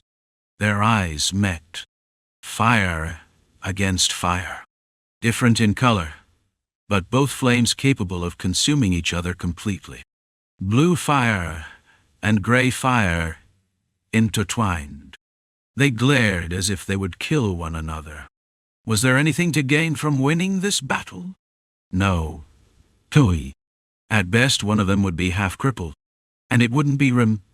It would be the fool standing before him. So why? Why did he suddenly want to do it? Why did he feel compelled to obey this man's command? Why did he want to obey? Was it his instincts? Or had he become too intoxicated by the man called squad leader standing before him? Do it. Encred's lips parted once more. Damn it, hell. Rem spat out a curse and tightened his grip around Encred's heart. Somewhere in the back of his mind, the thought crept in. He wouldn't be doing this if he didn't believe in something. After justifying himself, Rem put his full strength into it. Thump, thump, thump, thump. Let the blood circulate madly through his entire body. The surging pressure of the blood would soon align with his heart. Thus, his whole body, his muscles, would unleash a power surpassing its limits. Thump. Day. Ancred felt excruciating pain. He had been stabbed by swords and spears, pierced by arrows. Having died and died again, one would think he had grown numb to pain. Yet for some reason, each death still felt new. Death. The ferryman of the Black River came to mind. Thump, thump, thoo, Ancred's eyes snapped open. Rem was staring at him, his eyes bloodshot. Damn it. Why did I do this? Why did I listen to this bastard? Rem regretted it, and Ancred was satisfied. He smiled. A small realization soon became a signpost for the path he would walk. His heart released its final beat and stopped. Whatever had been driving him past his limits had struck his heart and halted it. That was death. Darkness began to spread around him. Enough. Amidst the descending darkness, Jackson's voice reached him. You barbarian lunatic. Ragnar's voice followed. Brother, what have you done? He felt rough hands clutching his wrist. But it was all too late. Neither divinity nor any miraculous elixir could revive a heart that had stopped. A man who had boarded the cradle of death. Ancred was dead. It was a unique experience. Some might even call it suicide. He had searched and searched for another way to attain the heart of monstrous strength, but there was none. This was the best choice, the desperate result of his struggles. Give up on the heart of monstrous strength. If he had been willing to give up, he would have settled. He did not settle. He moved forward, even if it was just half a step, even if he had to crawl. A tremor twisted through his entire body. He had endured all the waves of pain. Swoosh. The darkness faded, and when he opened his eyes, the ferryman of the Black River stood before him. He said nothing. The ferryman only spoke and smiled when he chose to reveal his intent. Now, he did neither. All Ancred could feel was a silent, unblinking gaze. A gaze filled with curiosity and doubt. What in the world is this bastard? By the time Ancred opened his eyes again, it was early dawn. Just the start of another day, as always. Sitting up in bed, he let out a deep breath and spoke. This is really damn messed up, Rem. I'm awake, you know. I can hear everything. I know. And yet you're cursing at me first thing in the morning. Did I appear naked in your dreams or something? No, it's just really damn messed up. A technique that could only be grasped by wagering one's life. It really was absurd. And yet, on the day before his death, on a day that Rem would never remember, Ancred had smiled. He was satisfied. The moment he saw the path ahead, it always filled him with exhilaration. Good morning. With that brief remark, Ancred stepped outside to begin his day. Didn't you just say it was messed up? Behind him, Rem pouted in protest. He was certain now. His squad leader was anything but normal. And he wasn't wrong. Ancred embraced a new day. A day in spring, a season said to be infused with magic. The world was still in the midst of spring, and Ancred knew he would have to savor this season for now. Changing his heart wouldn't be easy. What a beautiful day.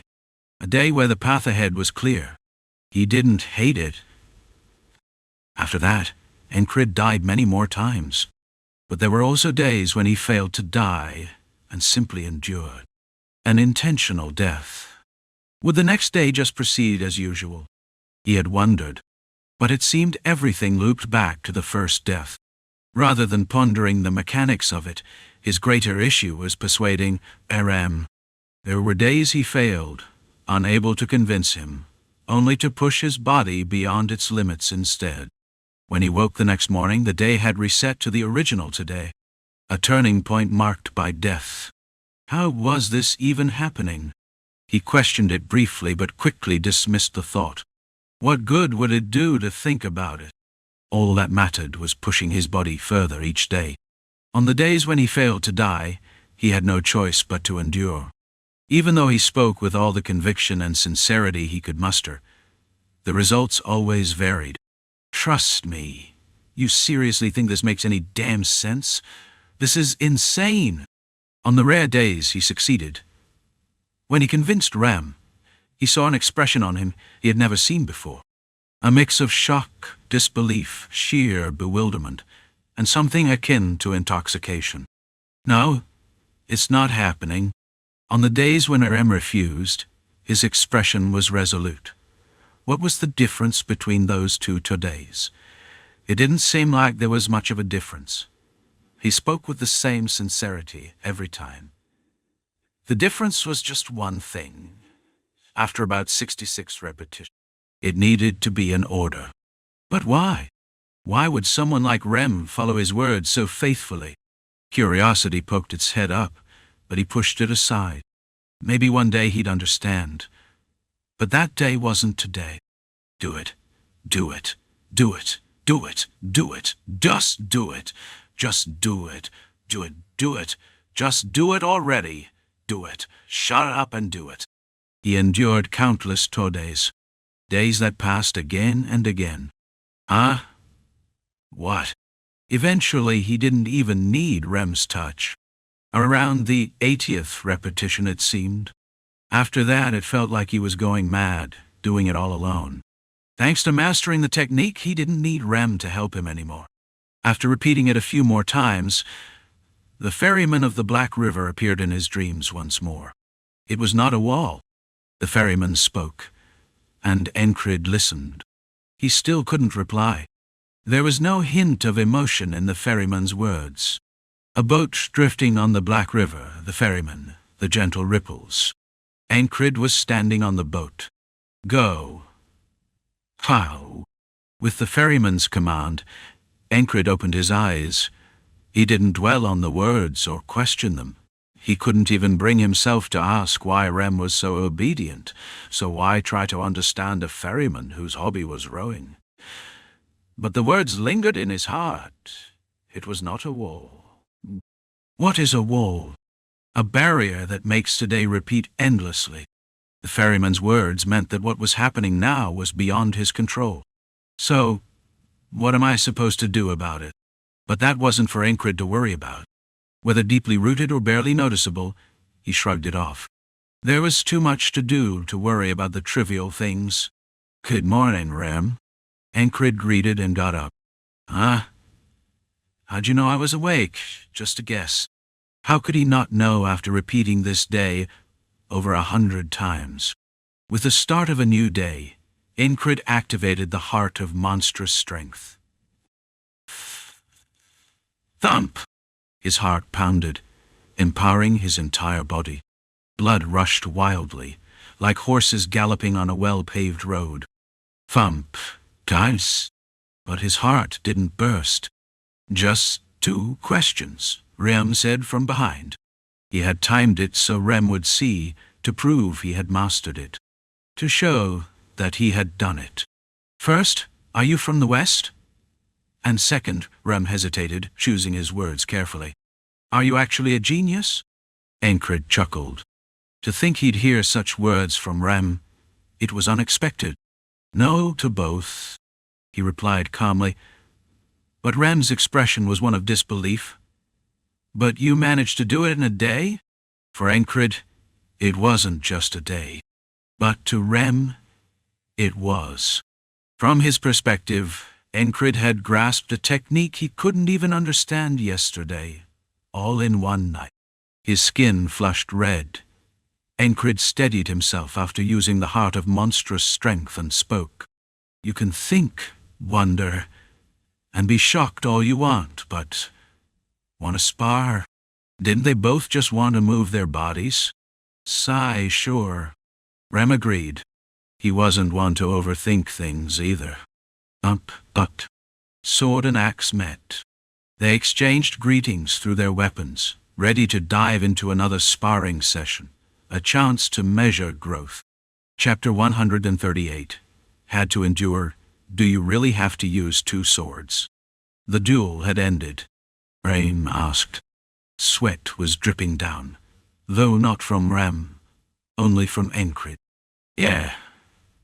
Ain't you? Encred, slumped on the ground, nodded. Rem's lips parted but then closed again.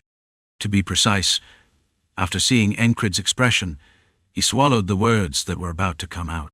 For example, should I explain just how ridiculous dual wielding is? Did you think having 2 swords would double your attack power? Stop messing around and just use 1 sword properly. Listen to me before I split that fancy blue sword in half with my axe. Thoughts like those. Rem controlled his tongue, pressing it against the roof of his mouth as he pondered. Well, he did receive the axes after all. The axes Encred had given him were of higher quality than expected. The subtle blue sheen was proof that the metal had been properly refined. It was undoubtedly Valerian steel. Judging by its hardness and craftsmanship, these axes would last quite a while. Weapons he was quite fond of. So, let him be. Of course, the axes were just an excuse. In reality, it was Encred's expression that made him give up on nagging. Sometimes, when he made that face, talking about how he dreamed of being a knight, how today was a good day to swing a sword, how he would spend his spare time training, whether on the battlefield or elsewhere. Every time he muttered things like that, his face showed an unmistakable resolve. No, maybe it was more like a firm determination, though calling it that felt excessive, given how calmly he carried himself. Regardless, there was an invisible line around Encred that no one could interfere with. Rem figured he had such a line himself, and Encred had always respected it. If he ends up tangling himself up, hitting a wall, or getting stuck, he'd probably quit on his own. Lately, people had been calling Encred a late-blooming genius, marveling that he had awakened at the age of 30. Was that thanks to me? Sure, I played a part, but at its core, when you dug deeper, this was something Encred had done himself, by himself, alone. At least, that's how Rem saw it. Encred had never given up, no matter the moment. He had never been discouraged. He had never even considered despair. He simply moved forward, steadfastly, even if he had to crawl. That phrase came to mind again.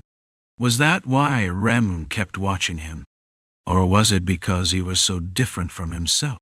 Rem had abandoned everything and become a wanderer, born with talent and everything else he could have wanted, but he threw it all away, turned his back, walked away, refused to face it. Meanwhile, his captain, this stubborn and unshakable man, was different. All he had was his sword, a single, well-honed blade. That was it. And yet, he walked, without knowing what lay at the end of that path, without questioning whether he was worthy of walking it, without ever complaining about how difficult it was, because it was a path he had chosen, a path he had decided on. He simply enjoyed it. What kind of person could be like that? Rem's thoughts grew complicated. Learning Heart of the Beast in a single day? Sure, it was surprising, but it wasn't impossible. After all, geniuses existed. The fact that it was his own squad leader who had done it was unexpected, but I guided him, demonstrated it for him, even monitored his condition. With that much, he should at least be able to mimic it. But living life with that kind of attitude, now that was something much harder to imitate. At the end of his thoughts, Rem moved his tongue from the roof of his mouth and spoke. I think I like you, squad leader. Did someone spike your food? Beating you up is satisfying. Oh yeah, that sounds more like you. Encred took it in stride. Watching him for a moment, Rem suddenly pictured a certain directionally challenged bastard who usually lazed around and sulked. Training's over? I really fucking hate you. Rem spoke with his entire heart. He couldn't afford any misunderstandings, so he made sure it was genuine, completely sincere, just like how Encrid would say it. Oh, same here. Ragnar nodded, even adding a soft smile. He looked as if he wholeheartedly agreed. Ragnar already had a pretty face, but when he smiled, it made Rem want to punch him even more. That goes for me too.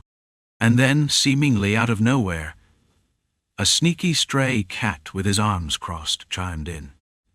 The guy who normally never spoke was suddenly running his mouth. Brother, all things in this world exist within the Lord's embrace. Naturally, the Lord even tends to the hearts of men. As his servant, how could I hide my own feelings? Yes, I feel the same way. Ha ha ha ha. The massive zealot grinned as he stripped off his shirt. It was disgusting. It was all just for show, wasn't it? No different from outright saying, I can't stand you. So I bother with all those words. Even though those irritating guys kept adding their 2 cents, Rem couldn't help but feel, really, inexplicably, pleased. That was just how it was when he looked at Encrid. Riding that exhilaration, just a little bit excited, Rem decided to be generous. Hey, kiddo.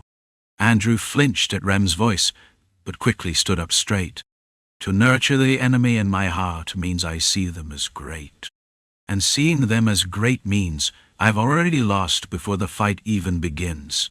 Holding on to that mindset, Andrew drew his sword. Oh, Gotolash. Ignorant rainbow boys. Damn, you sure catch on fast. Rem pressed his foot against the ground and stepped forward toward Andrew. The razor-sharp axe swung back and forth like a pendulum from his shoulder, its glinting blade eerily menacing. If you ask for mercy mid-fight, I'll step in, Mac said from behind. Andrew nodded. A grateful man, truly. From helping him rebuild his family to standing alongside him against Rem time and time again.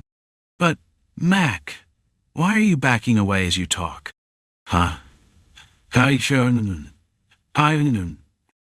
At that distance, wouldn't it be hard to step in if things got serious? You're pulling back too far. It's starting to feel unsettling. You can do this. Lord Gardner, you are the sole hero who will rebuild the Gardner family. Why was he saying that from way over there? And since when did he start calling him Lord Gardner? Didn't he usually just say Andrew? Even dropping honorifics sometimes? Pretty sure he did. Mac kept retreating, until he was practically next to Encrid. If there was a single safe haven from the madmen of this squad, it would be there. But Andrew couldn't escape to that haven. Not when he still had his pride. And besides, every time he fought this crazy barbarian, he got stronger. For the sake of tomorrow, not today. Just as he'd learned from watching his squad leader. Come at me, arrogant savage, huh? So you're saying I can chop off an arm? Those dull gray eyes sharpened with intent. Screw you. Andrew went all in. He had no other choice. Encrid watched the entire situation unfold from where he sat. He had given everything against Rem. With both swords, he had done his utmost. The heart of the beast had granted his arms unbelievable strength. A remarkable surge in power. But it wasn't enough to call himself a true dual wielder. Compared to using a single sword, he hadn't been able to press Rem as much. He could feel it. His training was lacking. I can't get used to this. Encrid studied the calluses covering his palms. He didn't resent his lack of talent. He just needed more time. So then, what should he do next? Are you taking a break? The answer was right in front of him. Ragnar dal surreha, ichauni. For once, the man actually seemed eager. Why, though? Why was he like this only toward him? Not that Encrid minded. Not at all. He knew better than anyone. This was a rare opportunity. Placing a hand on the bruised thigh where Rem had kicked him, Encrid stood up. No. Ragnar nodded, as if he'd expected that answer. Then he drew his sword. Are you using 2? Yeah. Ragnar didn't question him further. That in itself was strange. Normally, if he said he was using 2 swords, Ram or Ragnar would have tried to stop him. If not them, then Jackson or Auden. Hell, even Andrew Mack or Craze might have something to say about his sloppy technique. But no one said a word. Weird. Still, he didn't ask. Instead, he swung his swords, tighter, closer together. He had searched for the most efficient way to wield 2 swords. Thought through it. And ordinarily we cross and experimented. He hadn't just been sitting around. As he trained with the heart of the beast, he had also been refining his dual wielding.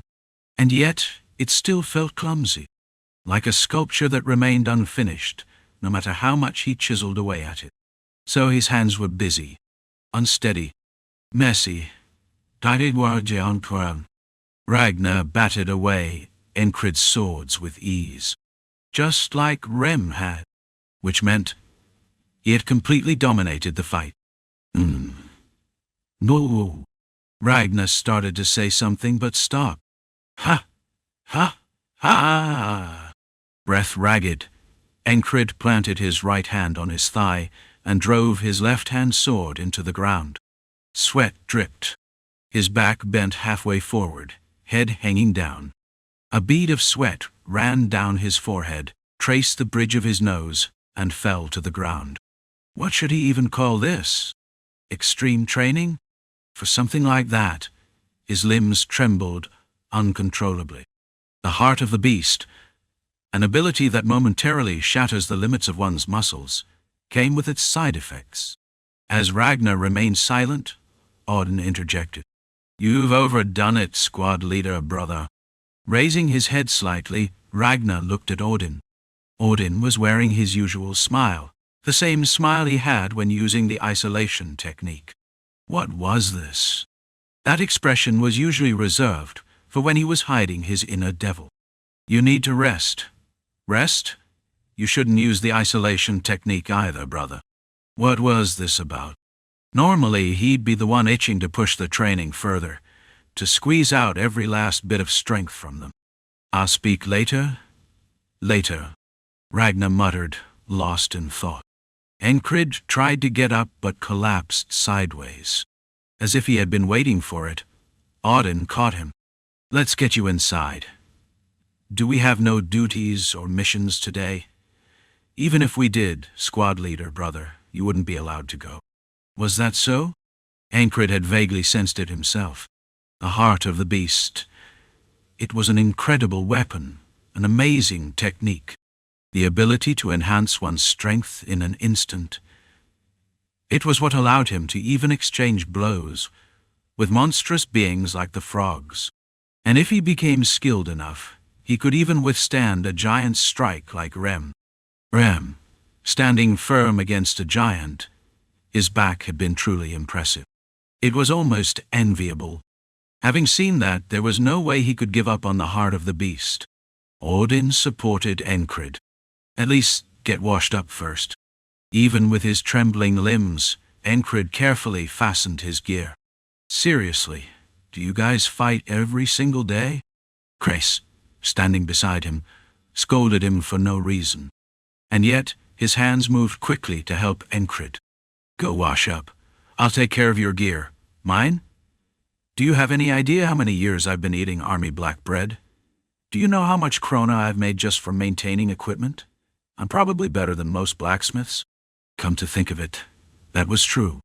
Whenever there was nothing else to sell, no women, no cigarettes, what had Cray been doing? He'd been making his rounds through different barracks. Maintaining equipment wasn't just a way for him to make extra income. It was a method for getting friendly with soldiers from other units. Unless someone treated their weapon like a lover, maintaining it was just a tedious chore. Encred also valued his weapon, his sword, his armor, but Crace could be trusted with them.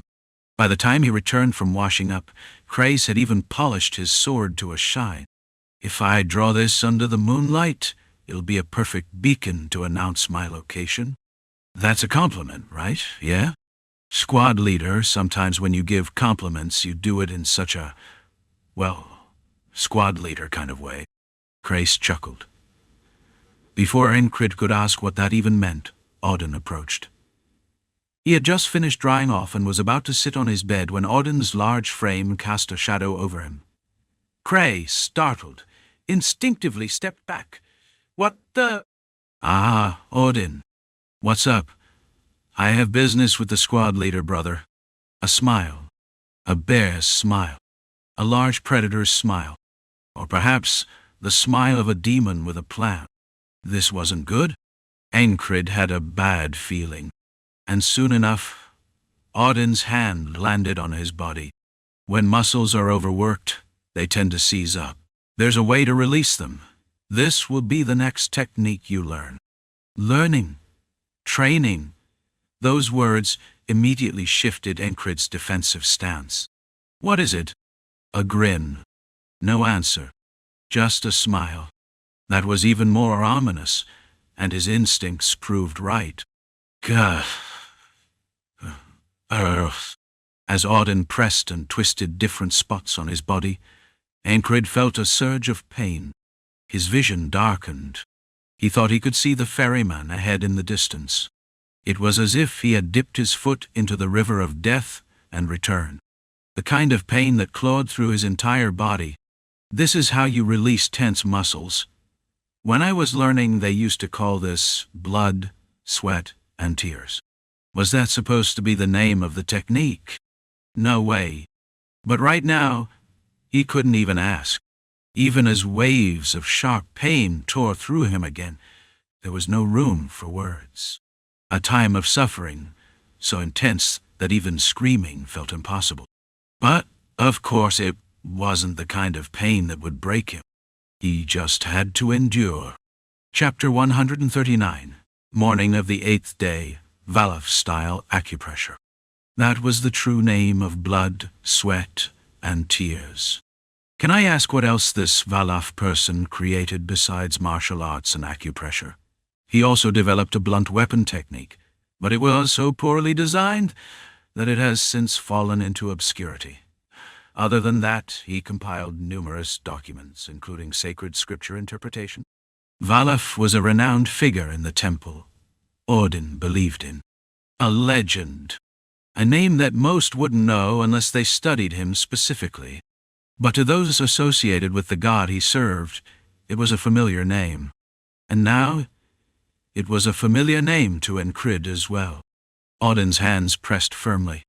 At first, it felt like he was about to set sail with the ferryman of the Black River. But after taking a deep breath and enduring, it became bearable. Originally, you press the most painful area first. Saying that, Auden smiled again. Then you gradually move to areas with lower levels of pain. By doing so, the tense muscles relax. His body loosened. Each time those thick bear-like hands touched him, his muscles unwound.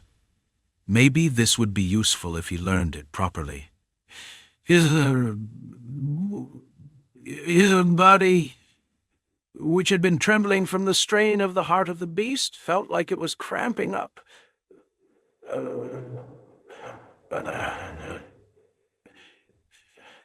That seemed like a good idea. The heart of the beast. He had mastered it properly. But if he used it recklessly, the strain on his body was immense. Once again, Encrid found himself impressed by knights. They exceeded human limitations without relying on techniques like these. They might have the shell of a human, but they wielded the strength of giants, possessed the agility of frogs, and had the keen senses of fairies. That was what knights were. And in Encrid's faded dream, a faint light was beginning to shine. Why does no one stop me from using 2 swords? The words slipped out as he grew drowsy. Was this the right path, or the wrong one? Surely someone should have said something. Yet no one did. Even Ragnar had encouraged him to use a sword and shield. Why do you think that is, brother? Auden, perhaps out of habit from his days as a priest, responded with a question instead. I'm asking because I don't know. Encred's voice was muffled from lying face down.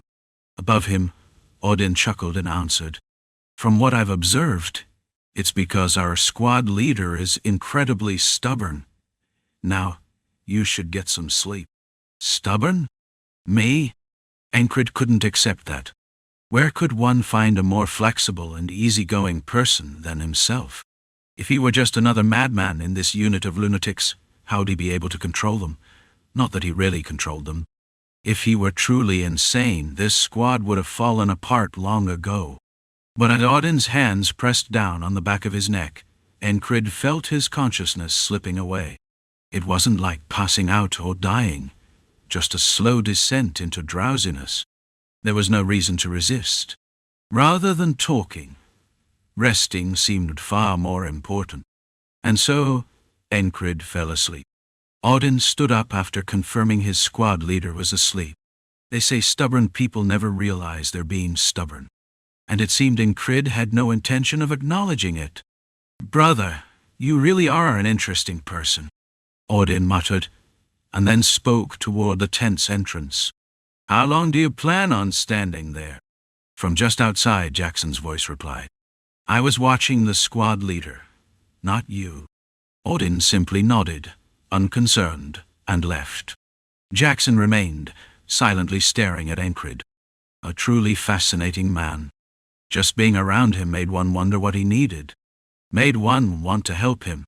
Made one want to teach him. Even if it meant sharing one's own secret techniques. "Not that he'd need mine," Jackson murmured before leaving. "Naya." A small black panther slipped into Encred's arms. Holding Esther in his sleep, Encred drifted into an even deeper slumber. And in that sleep, he dreamed. Faceless figures appeared before him, asking repeatedly, "Is that really the right choice? You really think this is the right path? You must be insane. You're stubborn, you know. You know this won't work, so why even try?" It was nonsense. Encred dismissed all their questions with a single response. "If I want to do it, I'll do it. What business is it of yours?" Instead of doubt, he would ponder. And at the end of his pondering, he would seize what he desired. That was his path. And now, for the first time, he could see a signpost along the way. So more than ever before, he had to have conviction. When he woke, he murmured to himself, "I should at least explain why I used 2 swords." He wasn't stubborn, so he would give a rational explanation. Getting up, he moved his body. After a full day of rest, he was ready to move again. Stepping outside, he began to loosen up. Isolation technique, swordsmanship training, heart of the beast, sense of the blade, and pinpoint focus. To these, he now added the recently learned heart of monstrous strength. Keeping them all activated continuously would damage his body, so he maintained only what was necessary. As he resumed his training, Audin appeared. "Good morning, brother." The moment when the rising sun subtly shifted the surroundings from blue to yellow. The dawn's chill was gradually warming, yet before the temperature could change, Encred was already standing alone on the gravel field in front of the barracks, his entire body steaming. A few sentries passed by, but no one spoke to him. They treated him as a war hero, yet no one ever greeted someone in the middle of training with kindness. Of course, that was always the case. There was a reason they called them the Madmen Unit. The surrounding soldiers merely observed. They were worthy of respect, so they were given respect. Yeah, Encred, as expected, paid no mind to such things and focused on his own work. Following Audin, Rem appeared. Captain, I'm here." "So? Training right in front of the barracks. What was he talking about, announcing his presence like that?" Regardless, Rem crouched beside him watching. Jackson had already started moving, though no one knew when he had woken up. Next came Craze. So I guess there's still no word about us leaving today. This isn't good." Stretching and yawning, Big Eyes mumbled to himself. Then, another squad member arrived. Ragnar, Captain. As he approached, Encred finally stopped. Now that everyone had gathered, it was time to speak.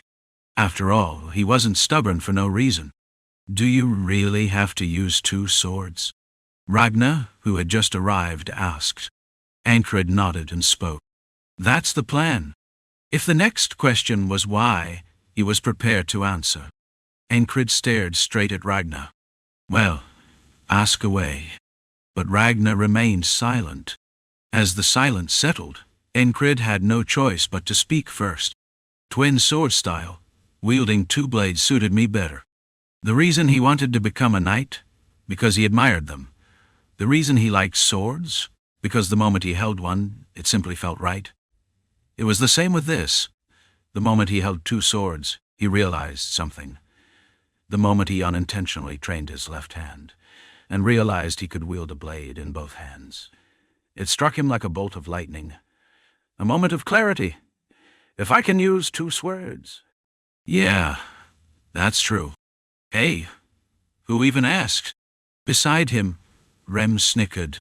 That savage bastard had been in a good mood lately. Find out, might. No one had actually asked. I see.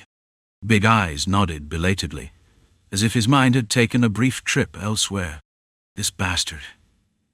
He probably didn't even understand what I just said. Auden responded with a simple, yes, brother. Jackson didn't even bother listening. Instead, he had pulled out a whetstone from who knows where and was sharpening his dagger. Shirk. Ting. The sound of metal sharpening was the only thing welcoming the morning sunlight. Ha! Ha! Ha! Perhaps due to their madman of a captain, more and more people around them were starting their own training. Amidst the shouts and the scraping of the whetstone, Encred muttered again. Using 2 swords is simply better. I already told you, no one asked. He wanted to insist that he wasn't just being stubborn, but the moment he said it, he would feel as though he had admitted to being exactly that. So what now? The real concern is how you'll carry both swords on your body. That's more pressing, isn't it? Ragnar asked. Encred gathered his thoughts completely. Fine, he would just embrace being stubborn. For now, the urgent task was figuring out how to carry both swords. Yeah, from now on, Captain has 2 lovers, Ragnar declared. It was at times like these that he realized his squad members were terrible at explaining things. Not that they lacked the ability to talk, but when it came to conveying what they knew, they struggled. This was something spoken after a night of contemplation. Encred recalled Ragnar, lost in thought inside the barracks the night before. Had he spent all that time just to say this? Encred answered. That's right. 2 lovers, huh? You have to hold them both close. Whether you're eating, sleeping, relieving yourself. Whatever you're doing, keep them in your arms. He didn't ask what kind of training this was. It was the method a genius had spent a day pondering. Encred decided to trust and follow it. That's right. The same answer came twice. Ragnar's face was slightly flushed. Seeing his reddened cheeks, Encred thought they resembled those of a young boy. Good. That was the end of the conversation. After that, Encred faithfully followed Ragnar's advice. He refined his isolation technique, endured the pressure point techniques of the Valaf style, trained in martial arts, honed his swordsmanship, increased the activation time of heart of monstrous strength through relentless effort, and embraced his swords. Like lovers he could never part from, whether he was eating, sleeping, or relieving himself. No matter what. Kia. Daimya.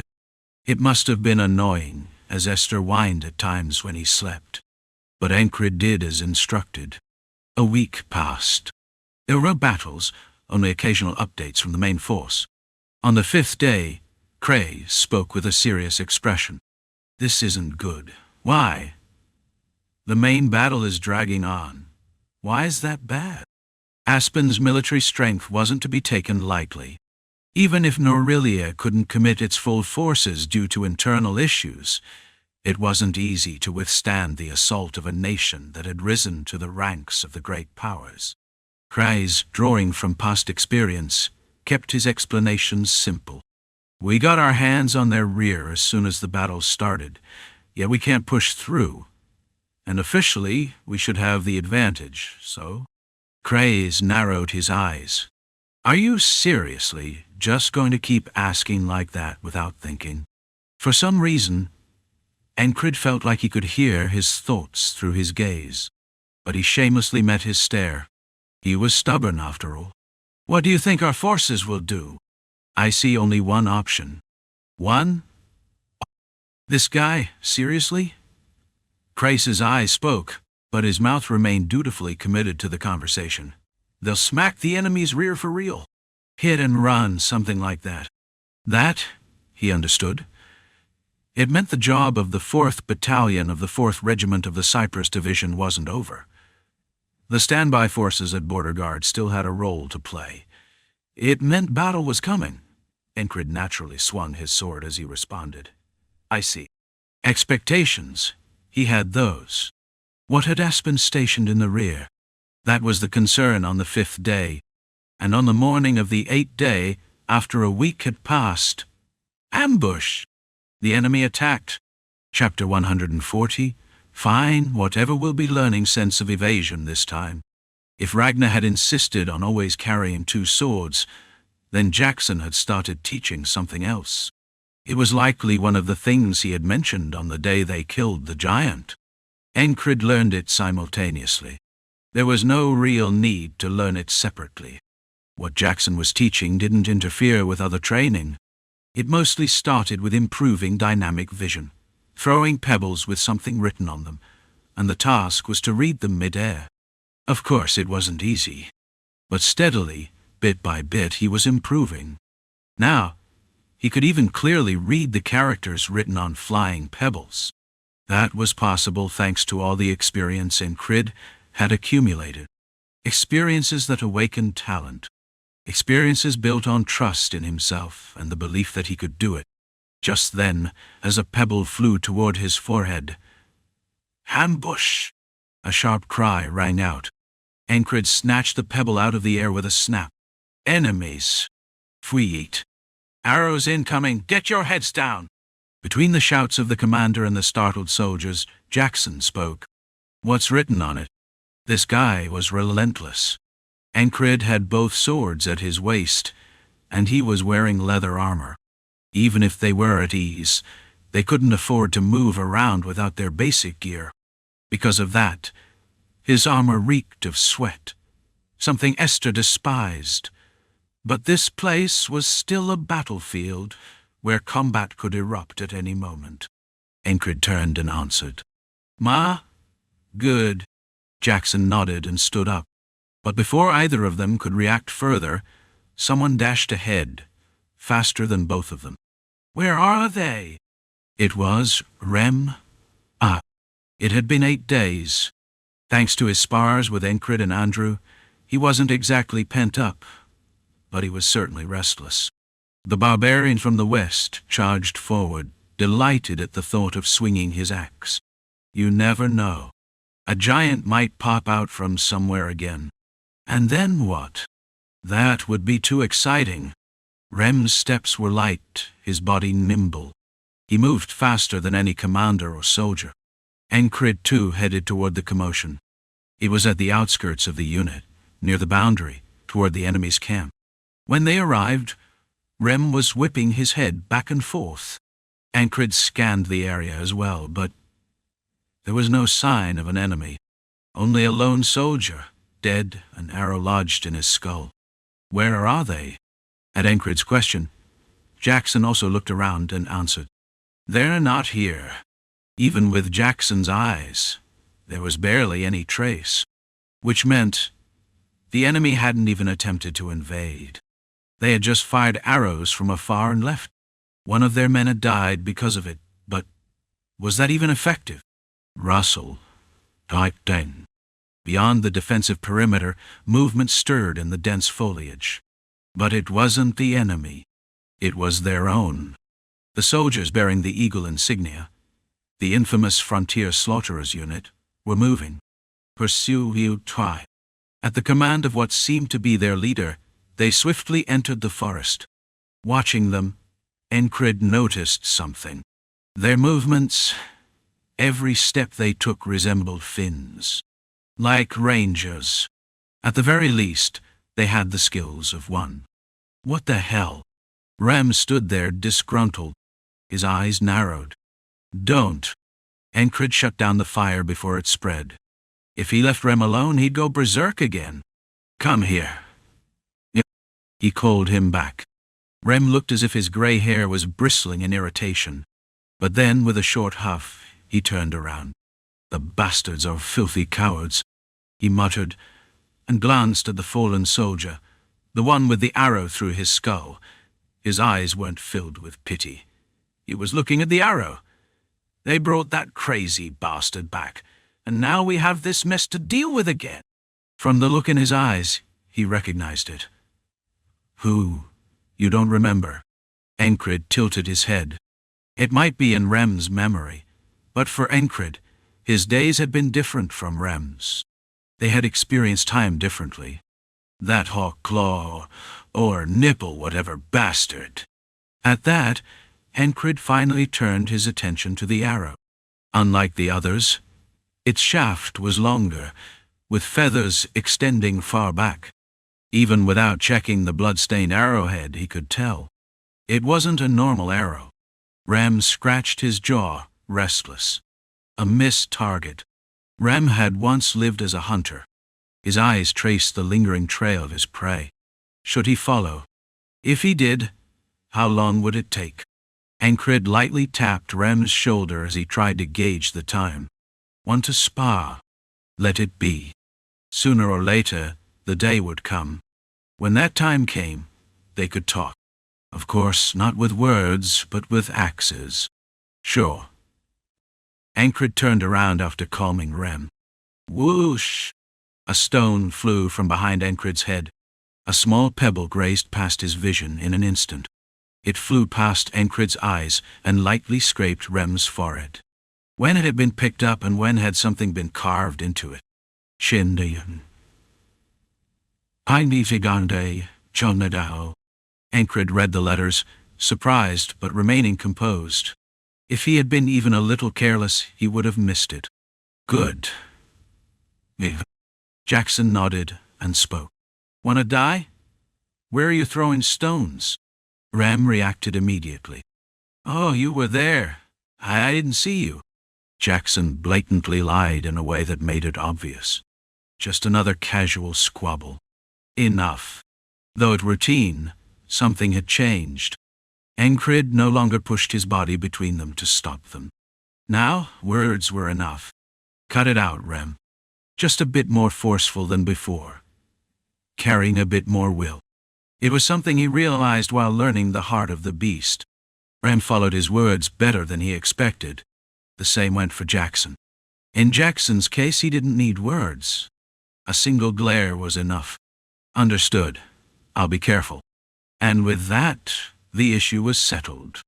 By the time they returned to the front of the barracks, something happened? Ragnar, who had just woken up late, asked. If he wasn't watching Encred or sparring with him, he was still the same lazy friend. An enemy ambush, fired a few arrows and ran. I see. Did this bastard even listen properly? He didn't seem to care at all. Was he just fearless, or did he simply not think at all? The latter.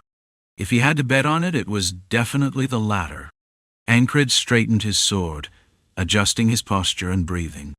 Then, he devoted himself to training once more. Between drills, he also practiced reading the letters carved into the stones. He used the Valaf-style acupressure techniques to loosen his muscles. Alongside learning martial techniques, hand-to-hand combat, and joint locks, he continued honing the isolation technique. At the same time, he never let go of the two swords in his hands. Form. Your form must not collapse. No matter what you do, always maintain your form. If your form collapses, you will get hurt. Brother, you wouldn't want to be the platoon leader who gets injured, would you? Was this a warning? Holding two swords while maintaining the stance for the isolation technique was exhausting. But it was just that, exhausting. It wasn't impossible, which meant there was no problem at all, at least not for Encrid. As the sun began to set in the west, ambush! Damn it! A soldier's shout rang out. The enemy attempted contact once more. If the first time had caught them off guard, they should have been prepared for the second. Yet, once again, an arrow flew in and struck an ally's head. The frontier defense troops responded. A squad specialized in such terrain was deployed. But once again, they failed to catch them. This isn't good. Crace furrowed his brows at the situation. Encrid ignored him. The enemy was merely firing from a distance and fleeing. They were tricky to catch.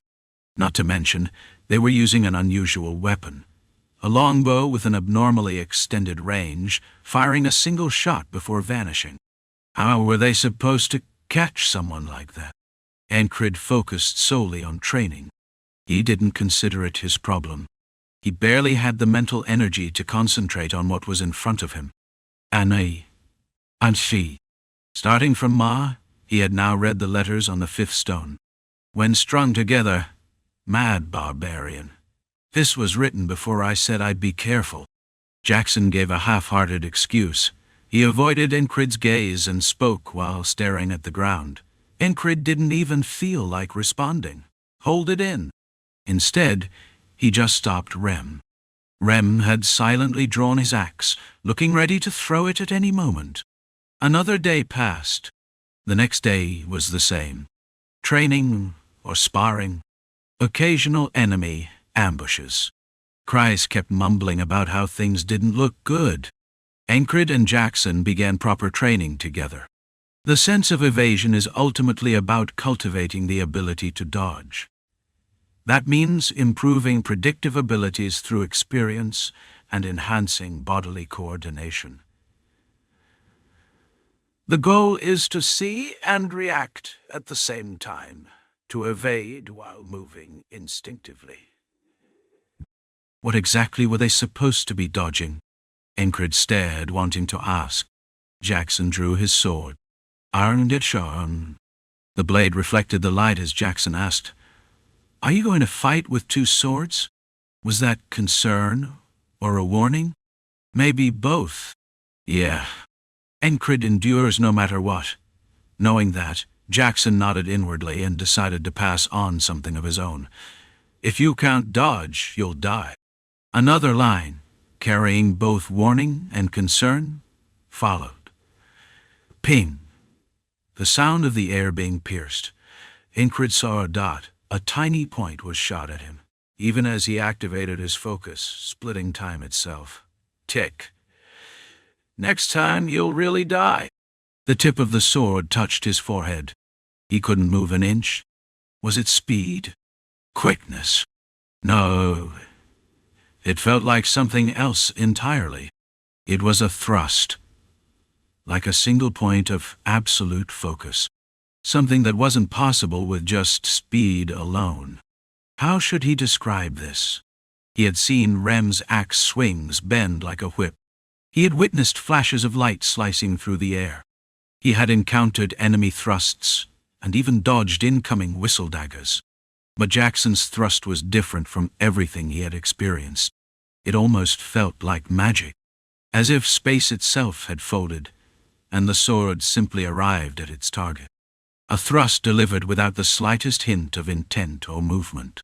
Again, Encrid's eyes burned. This was something new. And he was always ready to accept something new.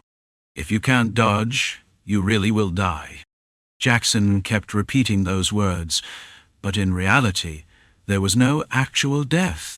Should he say it was the same as always, or that nothing ever changed?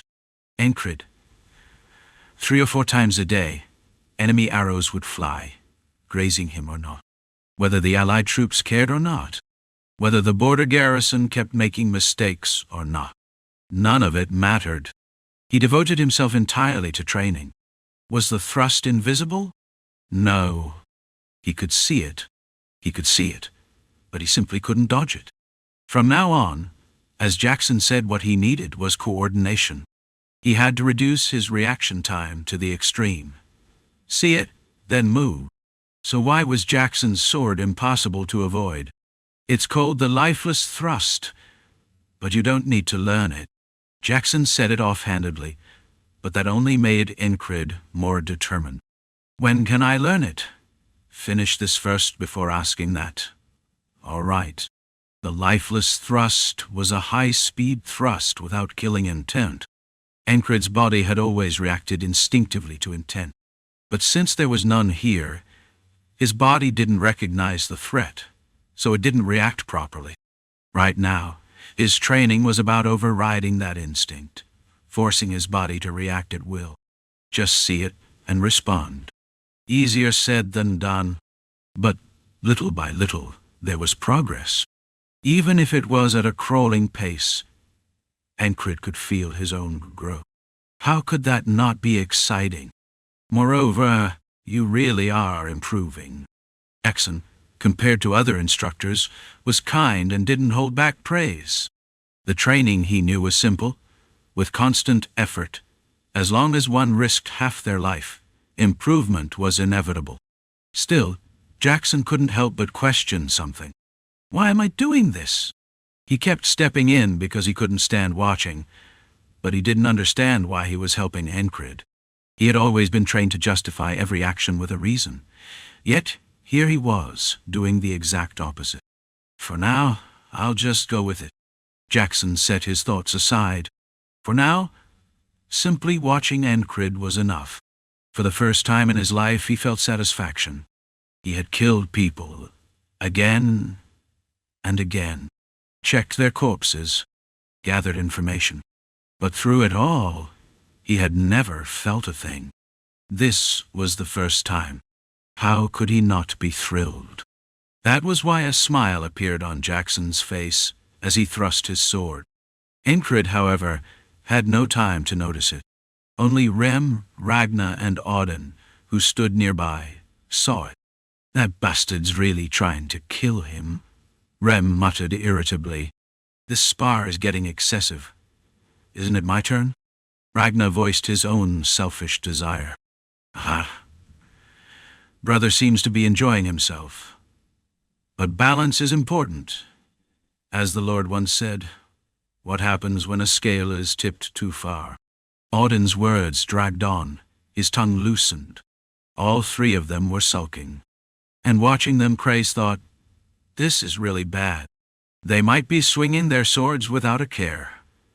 But the state of the unit was turning into a complete mess. If only the commanders or the border garrison would handle it. But was it that they lacked someone with brains, or that they simply weren't thinking at all? I mean, how long are we just going to sit around watching? To Cray, the answer was obvious. If things continued like this, they were just asking for trouble. Why wasn't anyone doing anything? He had no choice. Hey, Captain. Crace didn't want to sit around and endure the danger. More than anything, it was so obvious what needed to be done. He couldn't just ignore it.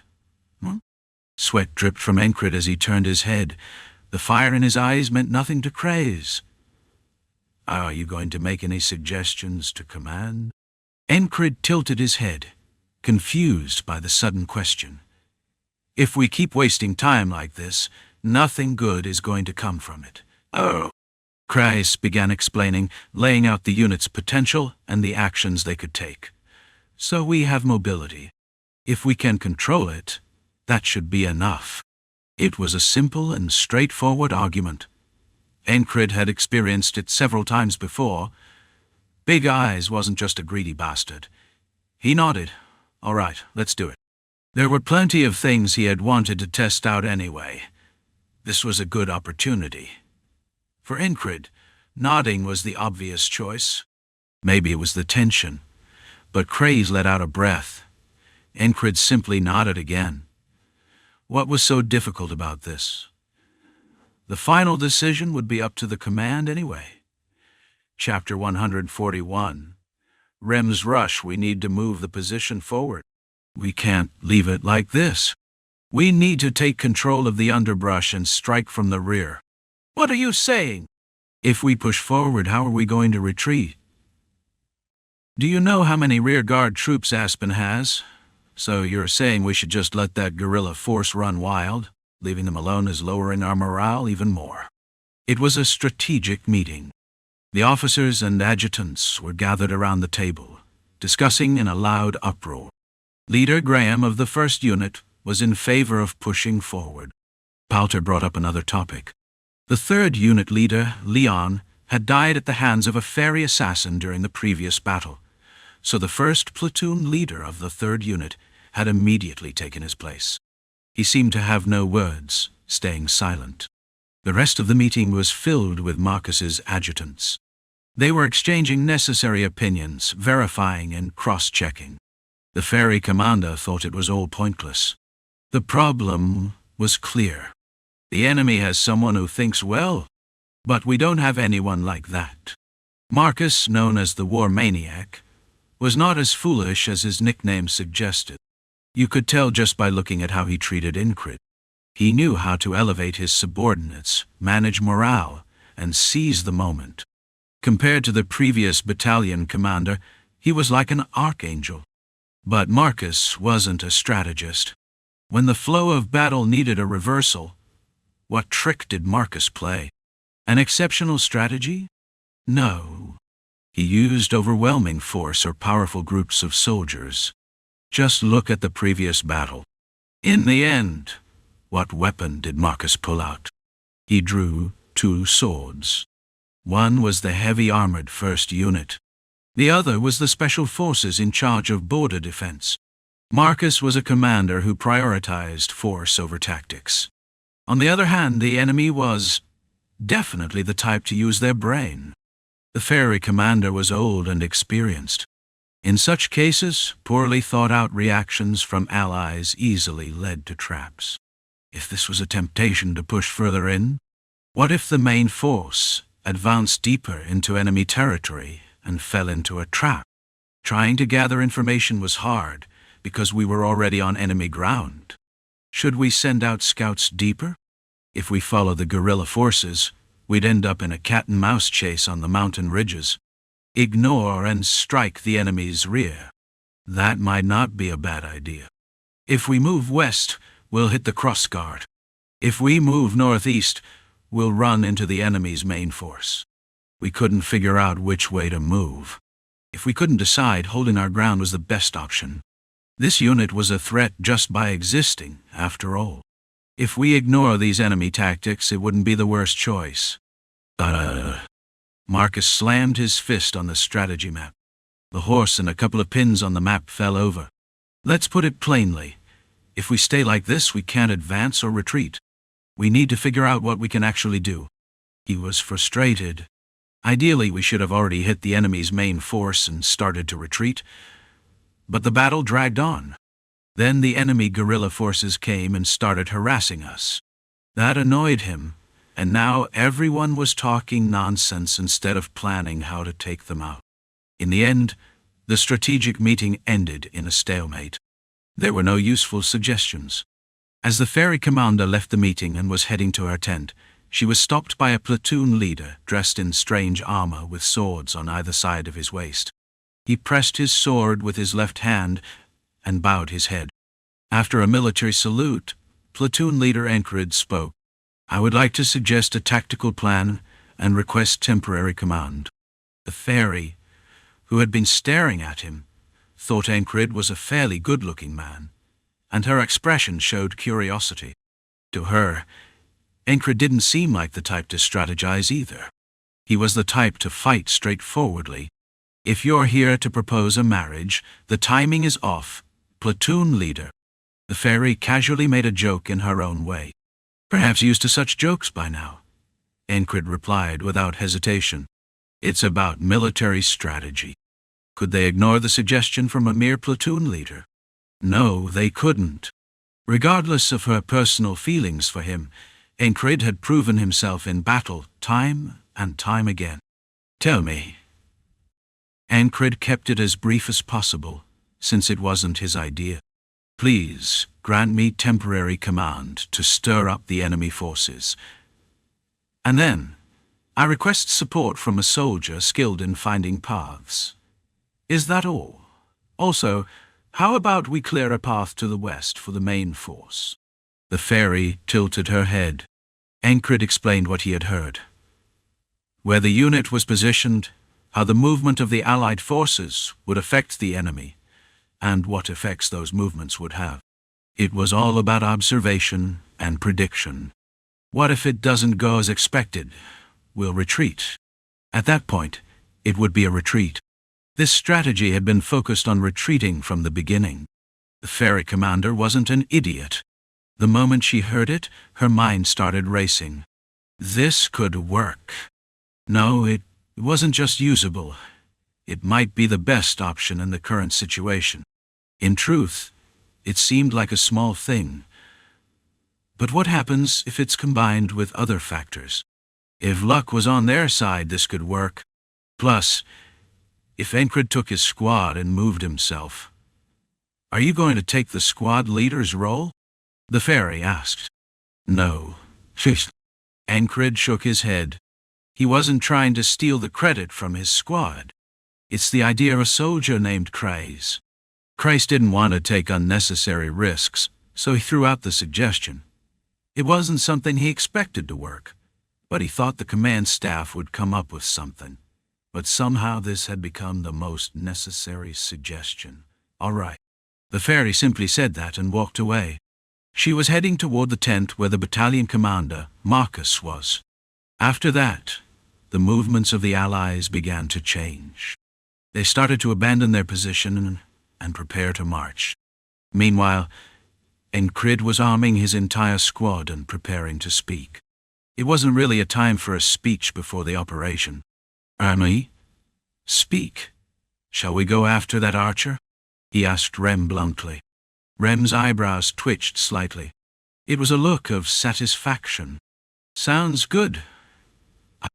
Rem's smile while speaking seemed to carry a hint of bloodlust. Just to stretch out a bit. Anyone want to rest? Ragnar, Auden, Jackson, Andrew, and Mac all exchanged looks. If anyone wanted to sit out, they would have let them. But there was no one. Then this is Finn, who joined the squad today. Nice to meet you. Finn's addition to the team was also noted.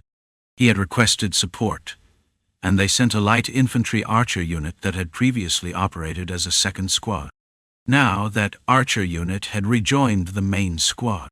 However, this left Finn in a somewhat awkward position. Somehow she ended up in the platoon as a squad leader. It was a bit awkward. Even though it was an independent platoon, the number of people was under 10, and there were 2 squad leaders. It was a monster-filled formation. But what could they do? The Madmen platoon was always like this. Finn had joined because of Ancred.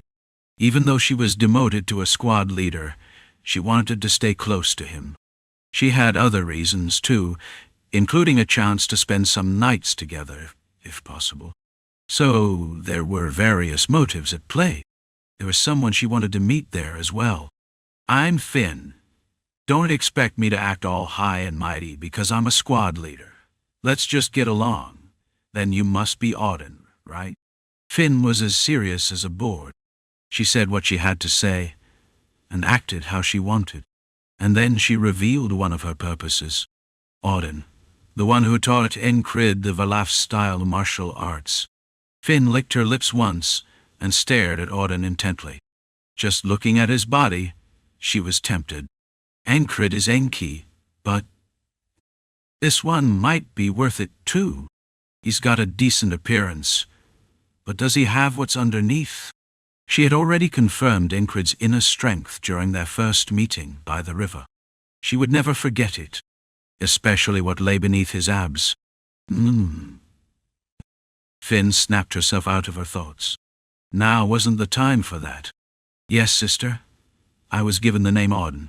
The 2 of them shook hands as a greeting. Ragnar, and Jackson acted as though they were not interested. Andrew approached and introduced himself as another squad leader. Mac only nodded in greeting. That was the group that gathered. "Shall we start with the operation overview?" Encrid spoke, looking at Crace. Wasn't it Cray's turn to speak now? With that look, Crace cleared his throat and spoke up. "Well, the enemy's guerrilla troops are causing trouble, so we'll be doing something similar." Crace knew that trying to explain it in detail would be futile, so he kept it simple and clear. The point was this. The enemy was using the terrain to shake up the army, but why shouldn't they do that to their side?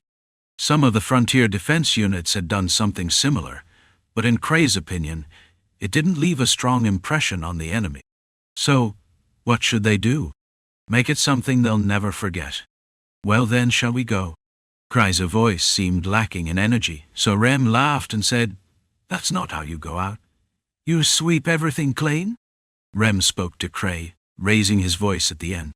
Of course, the only one who responded was Incrid. "Sounds good." Everyone else ignored it. Jackson started walking as soon as Rem opened his mouth. Not going. He even asked Finn. Finn, seeing the antagonism in the unit, wondered why it was like this, but she did what she needed to. Hadn't she already received a warning? "This isn't a normal unit. Is that okay?" Hadn't the ferry company commander already warned them? Finn nodded. As long as her goal was Encrid and Auden, she could just get along with the others as needed. Thus, Encrid's unit moved out. Finn found the path. Chasing the enemy's tracks would only lead them in circles. So, she decided to target the main force, not the guerrilla units. This side was easy to find. Phew, if there were knights. Would there be a ruckus? Andrew asked, and the weakest fighter in the unit, Cray, answered. They were all walking slowly, ignoring the tracks left behind. "Probably not. How can you be so sure?" "Well, if there were any knights or other units to be redirected, they wouldn't be operating guerrilla units. I think the guerrilla unit is just a distraction." "Why?" "Because that's enough. That's enough." Andrew had seen that when Cray started on these kinds of topics, the talk would go on forever. With less than half of it being understandable, what was the point in listening? Crace was a little dissatisfied with this. Why did it seem like no one was willing to listen? But at least the captain listened carefully. He leaned in and showed a serious attitude. That was satisfying for Crace. In reality, Crace himself felt a little uncertain about the words he had spoken. So as he walked to Encrid's side, Crace said, "Captain, I think the guerrilla unit is just a distraction. Why would they do that? It's simple. They want to keep us from moving, to make us stay here. If we go to the rear, they'll set up a trap. That's the idea. So we should move in a way the enemy doesn't expect." Crace's strategy continued, and Encrid listened carefully, then asked, "Why are you saying that again? Hadn't they already heard this?" This was the third time. Well, I just wanted to say it. Never mind." Was he feeling uneasy? Does babbling make the unease go away? You wouldn't understand, squad leader. Crace thought of himself as an ordinary person. Therefore, someone like Encrid couldn't possibly understand. In Crace's view, the squad leader was abnormal. If you weren't talented, you were supposed to quit. Dreams? How could chasing that be normal? It wasn't even a realistic goal. It was literally a dream. Yet, he pursued it, repeating the same thing every day. The endless training, the painful discipline that showed what it really meant. How could that be considered normal? Crace stopped talking. When he looked at the captain, he felt like no matter what happened, they could get through it. The unease lessened slightly. This way. This way. Finn was a skilled ranger and pathfinder. Even though she wasn't familiar with the terrain, she found the tracks easily. The enemy's guerrilla unit had tried to hide their tracks to avoid being followed. She spotted a few traps. She had heard that some frontier defense units had clashed with them after a few close encounters. The Madmen squad didn't even bother looking for the guerrilla tracks. They just kept moving forward, directly toward the enemy's rear. As they crossed hills and ridges, they began to see the enemy's rear guard. "I'll go first." "No. If you go before me, I'll hit you in the back, so I'll warn you to stay behind." Rem growled. That was fine with them. No one seemed interested in the front. Kreis observed the enemy's formation. From the tall grass to this point, the enemy was spread out across the wide terrain. So, this was the enemy's rear, and the right rear corner. It should be around there. They had been walking for more than half a day over the hills. "Night-class enemies?" Encred asked, and Jackson, with his sharp eyes, scanned the surroundings before answering. "I don't see anyone particularly dangerous." Then it was time to begin. Rem swiftly descended the ridgeline, and Encred followed right behind him. As they kicked off downhill, dust rose into the air. Mac, Andrew, Finn, Auden, and Jackson remained behind. Their job was to protect Cray and prepare for any unforeseen circumstances. The ones descending were Rem, Encred, and Ragnar. "I'll be watching," Ragnar said, moving in close to Encred. After all, what had he learned from wielding two swords? It seemed Ragnar wanted to see if Encred had properly grasped what he had taught. A test, huh? For Encred, it was also an experiment. Two swords, dual wielding, fighting with a blade in each hand. How effective would it be? "What the?" A sentry from the enemy camp spotted the three approaching. They were kicking up dust as they ran down the gentle slope, and there was no real cover nearby. The land they stood on was fertile plains, the kind that would soon belong to the victor of this war. Rem casually raised a hand as he walked forward. It was the kind of gesture one might make toward an old friend they hadn't seen in a while. "Hey!" The sheer nonchalance of it made the enemy's soldier tilt his head in confusion. Were they enemies? Or not? The distance between them closed. Just as the sentry opened his mouth to demand they stop, a hand axe flew from Rem's waist. His movement was lightning fast. The thrown axe carved a clean arc through the air, slicing forward with precision. Thud! A new ornament appeared on the sentry's skull. Of course, it was the kind of decoration that marked the end of his life. His feet left the ground. His arms flailed helplessly before his body crashed backward. The other sentry beside him, watching in shock, quickly raised a whistle to his lips. But Rem was already upon him. With an explosive surge of strength from his powerful thighs, he lunged. Encred knew Rem's skills. Even so, he was impressed. The charge reminded him of a squire he had once seen. It was the same kind of sprint displayed by someone just shy of earning knighthood. So he had been hiding even more of his abilities. Rem closed the distance, grabbing the sentry's wrist and twisting it.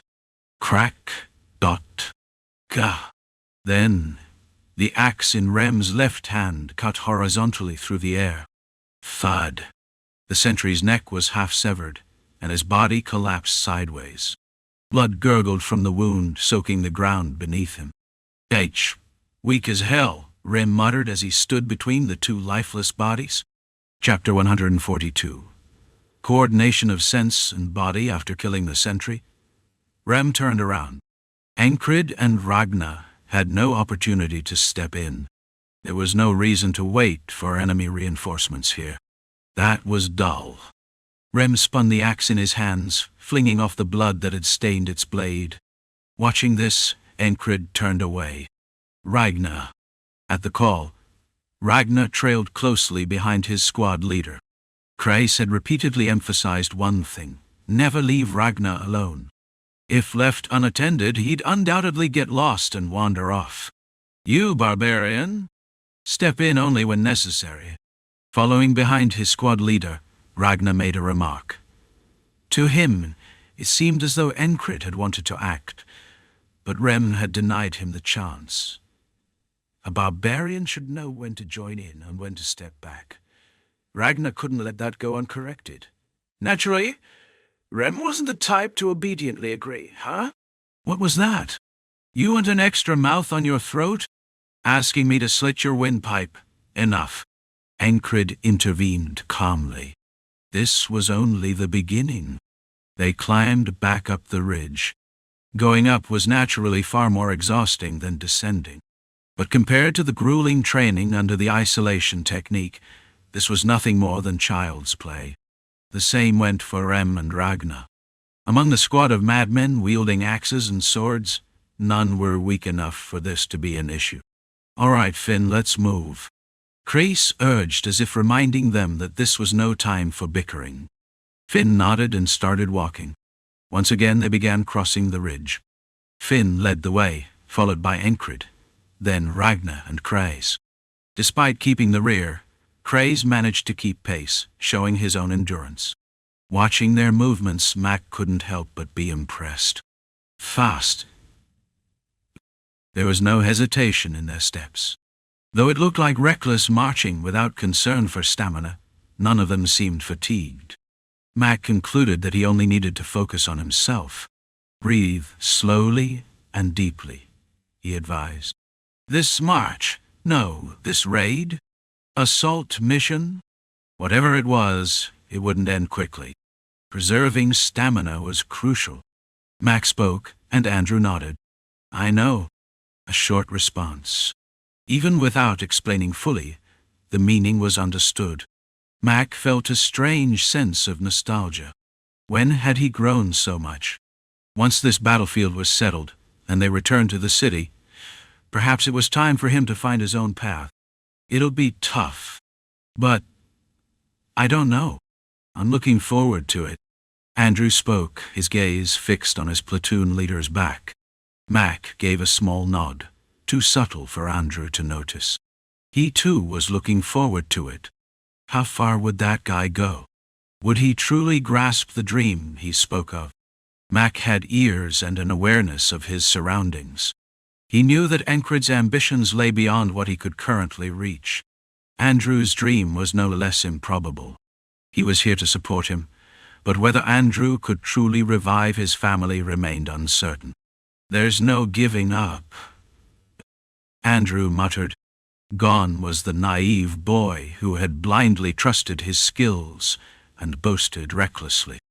All that remained was a man who had changed while watching his leader's back. Giving up isn't an option, Mac replied with pride.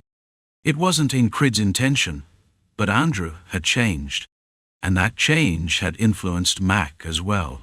Saving the family, of course, it was possible. Mac walked on, planning his next steps.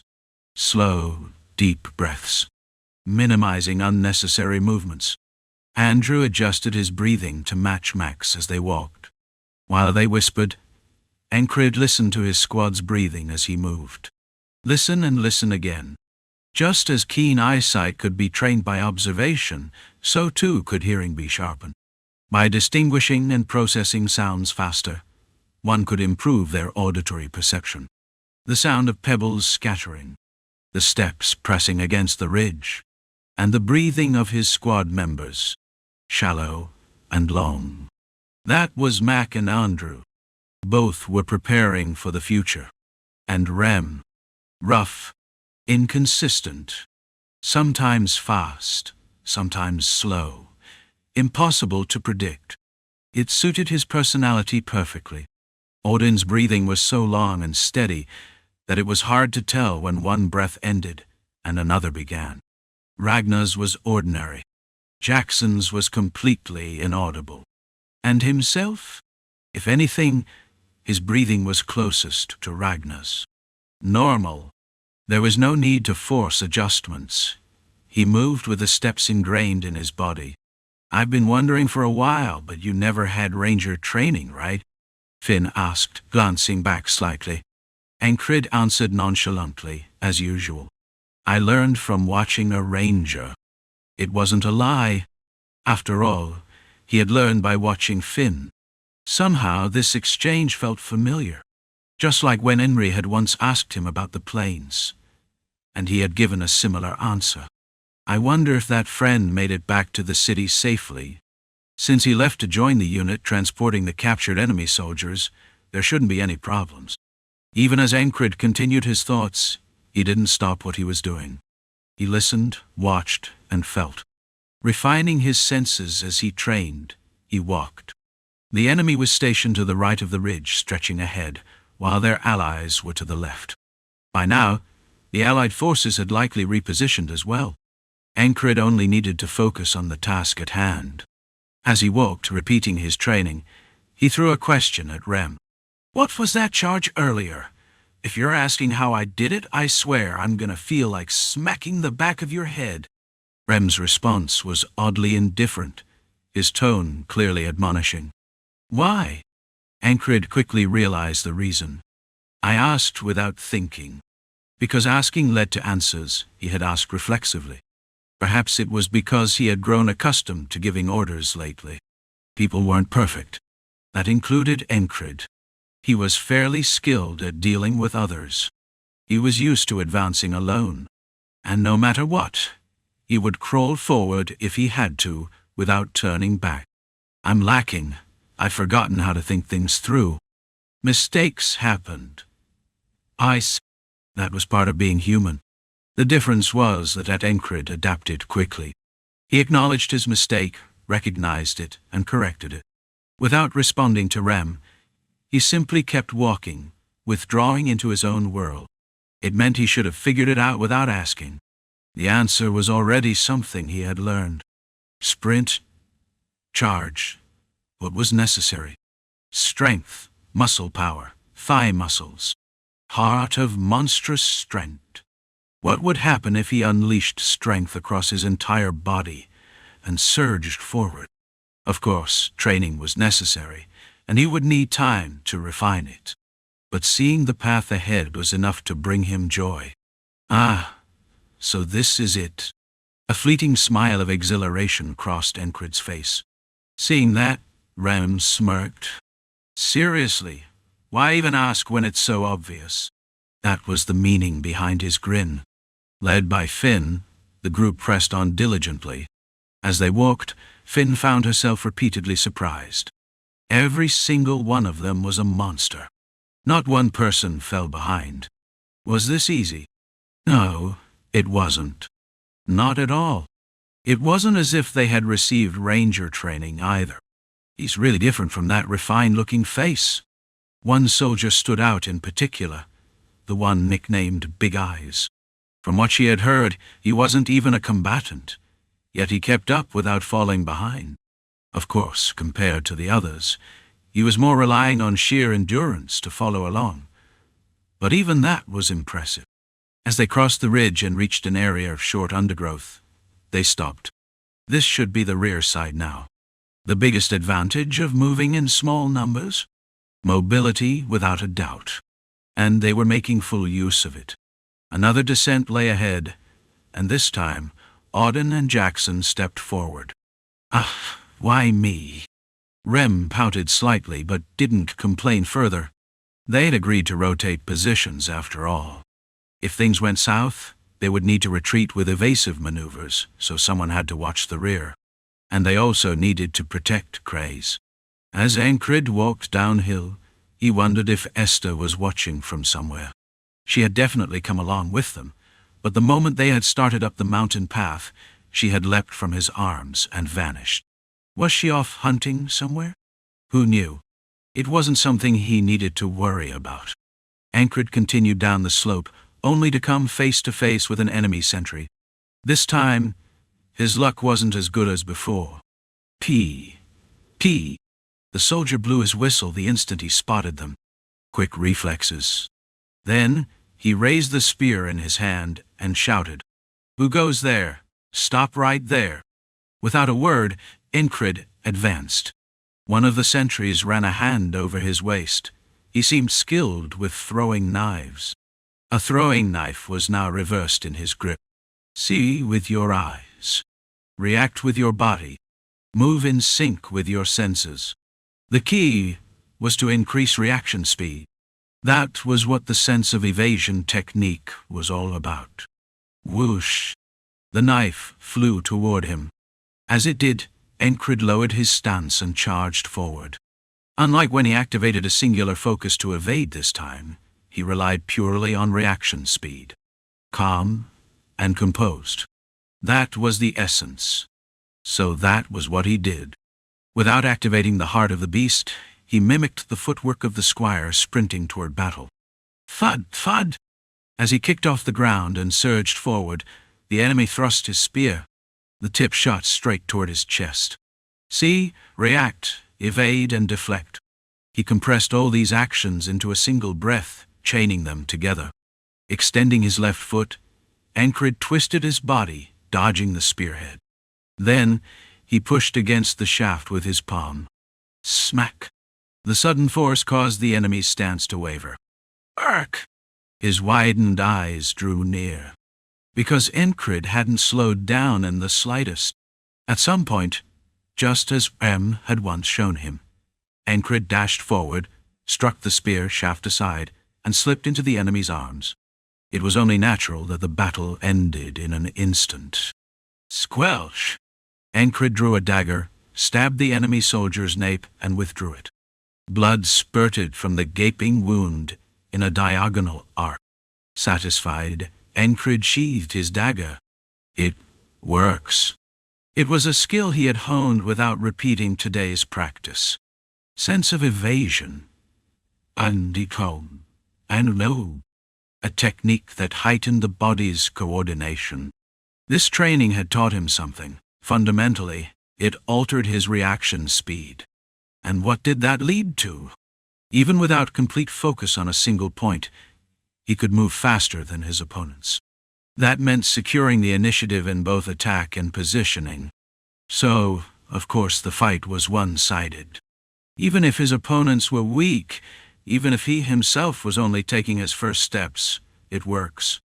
That alone was enough to bring him joy. Jackson watched Encred's movements with satisfaction. Yes, that was the way. Simple yet precise. Some might call it brute force training. Others might call it steadfast perseverance. That was the essence of this training. Steady, relentless persistence. A technique that suited Encred perfectly. As he repeated this training, attuning his senses to his body's coordination, his reaction speed would only grow faster. Did he say his dream was to become a knight? No dream was too absurd to pursue. The same applied to himself. Had he spoken of the goal he had hidden deep within him as a child, not a single person would have taken him seriously. His thoughts flowed, but Jackson's hands remained as precise as ever. Before he knew it, he had maneuvered behind an enemy soldier and slit his throat with a dagger. Shaft! There was no need to make the blood spurt like a fountain, as Encred did. G.K.K. The soldier, throat slit, gripped his spear in his left hand while his right clutched at his wound. Pressing the wound with his hand? Pointless. The major artery had already been severed. Jackson had seen countless men die this way. Blood trickled through the soldier's fingers. A swift kick to the back of the knee sent him collapsing to the ground. The moment he lost his grip on his spear, he began to wither like a fish out of water. Too weak to scream, too weak to blow his whistle. It's time to go. They had eliminated 2 sentries in an instant. Yet the sound of a whistle signaled movement from deeper within the enemy camp.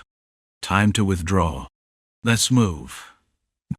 Encred, visibly satisfied, gave a brief reply and turned. It was time to move through the mountains again. They set off once more, their pace brisk and unrelenting. Even in retreat, they moved like phantoms. By the time the Aspen soldiers arrived in response to the whistle, all they could see was the figures scaling the mountainside. After them, the enraged rear commander of the Aspen forces bellowed, and soldiers rushed in pursuit. But how could they possibly catch an elite unit that had already disappeared over the ridgeline? Their foes were not only faster, but if they pursued in small numbers, they would be vulnerable to counterattacks. To Cray, the outcome was obvious. Why wouldn't it be? If the enemy used elite troops to strike, then it was only natural for them to do the same. Of course, Only a unit as insane as theirs could pull it off effectively. Quick march. From ahead, Encred's voice carried over. Crais silently observed his platoon leader. Had he read his thoughts? That he suddenly found himself wondering. Chapter 143. Breaking Through Traps with Strength. 1. Encred was well accustomed to leading small-scale operations with reconnaissance squads. And now, he had experience to add to that. There had been days when he crossed through tall grass fields. Days when he and his squad attacked the Gilpin Guild. Nights when they fought werewolves, mages, and ambush units. What was the most important thing? What should a commander prioritize? Awareness. Knowing came first. Knowing what he was doing. What consequences would arise from his actions. It was impossible to know everything. It was impossible to explain everything in words. But he had a sense for it. Not instinct, but a feeling ingrained through experience. Let's move deeper in. At Encred's words, Finn adjusted their course without hesitation, following his lead. Beside her, Crais blinked as he observed his leader. He was curious. What was going through his commander's mind? His expression remained the same as always, his usual, unreadable calm. The squad quickened their pace. Getting caught from behind. Why don't we just fight? If we kill enough of them, they won't chase us. Rem grumbled, but Encred shut it down. Don't go. It was a direct order. That in itself was surprising. Even more surprising. Rem obeyed without protest. Ragnar, just follow the person in front of him. Don't look around. Ragnar obeyed as well. There was no need to tell Auden or Jackson anything. They would follow naturally. Ho-ho, you really do seem like a commander now, brother. Auden chuckled. Had his skill changed, or had his attitude? Really? Encred responded as if it was no big deal. That attitude, that way of speaking, that way of acting, nothing had changed. And that was why they followed him. Even Crais, someone who carefully analyzed everything before acting, found himself moving instinctively. He was the type to double-check every detail to ensure there were no hidden factors at play. And yet here he was, following without question. Even Jackson, who rarely showed emotion, struggled to hide his reactions these days. Frustration, regret, concern. He could see it all on their faces. And that thought made him laugh, even in a situation that was hardly amusing. Why does this feel so stable? Crais had calculated everything before executing this plan. Yet, the reality he felt was different. This squad was more incredible than he had imagined. If the enemy had razor-sharp claws, this squad had something just as deadly. They were the Madmen Squad, a unit with exceptional mobility, a combat force that only semi-knight warriors could even hope to stop. That was Crais' evaluation. Could they be used as a strike force? There was no doubt that some officers had suggested it. The problem was, would they even listen? They fought well, but they were reckless troublemakers. A good sword was only useful if wielded properly. What was needed was a focal point, someone to control them. And who could that be? Crais knew, because he had seen it firsthand. He had witnessed something that left a lasting impression on him. That duel. If Encred hadn't stepped onto the battlefield, if he hadn't fought alongside them, if he hadn't trained with them under the pretext of dueling, this squad would have collapsed. And if they had collapsed, this battlefield would have turned into chaos. Crais was certain of it. Encred had changed everything. With a single duel, he had turned the winds of war in their favor. If we have a focal point, then this reckless, high-mobility strike force, this Madmen Squad, could be fully utilized. Crais wasn't skilled at evaluating combat ability. He was terrible with swords and weapons, so naturally, he had no eye for such things. But he could assess what was possible based on facts and reality. And he knew this squad better than anyone. So he reached a conclusion. If the enemy rained arrows on them, they would retaliate with their own form of chaos. Chris hadn't even explained his full plan to Encrid. He had only provided fragments of information. Yet, Encrid had already decided to move deeper. Did he understand Chris's intentions? Just as he was about to ask, we disrupt them, strike and retreat. The enemy's attention will be drawn to our main force's movements, and in the process will encounter their own strike squads. Encrid spoke first. What did it mean to be experienced in small-scale operations? What kind of insight had his past given him? He sees it. Chris's intention. The enemy's intention. The tasks that needed to be done in between. There was something they could do as allies, more precisely, as the Madmen unit. So, they just had to do it. Would this ultimately affect the course of the war? The main battle? Probably not to that extent. Then again, who knew? Chris might see things differently. That big-eyed man, always grinning, dreaming of opening a noble women's salon and spending his days with ladies until he died of old age. His way of thinking seemed to follow a different path. Do you still dream of opening that salon? Encrid himself didn't know why he was curious about this. He just wanted to ask. He had no intention of mocking him.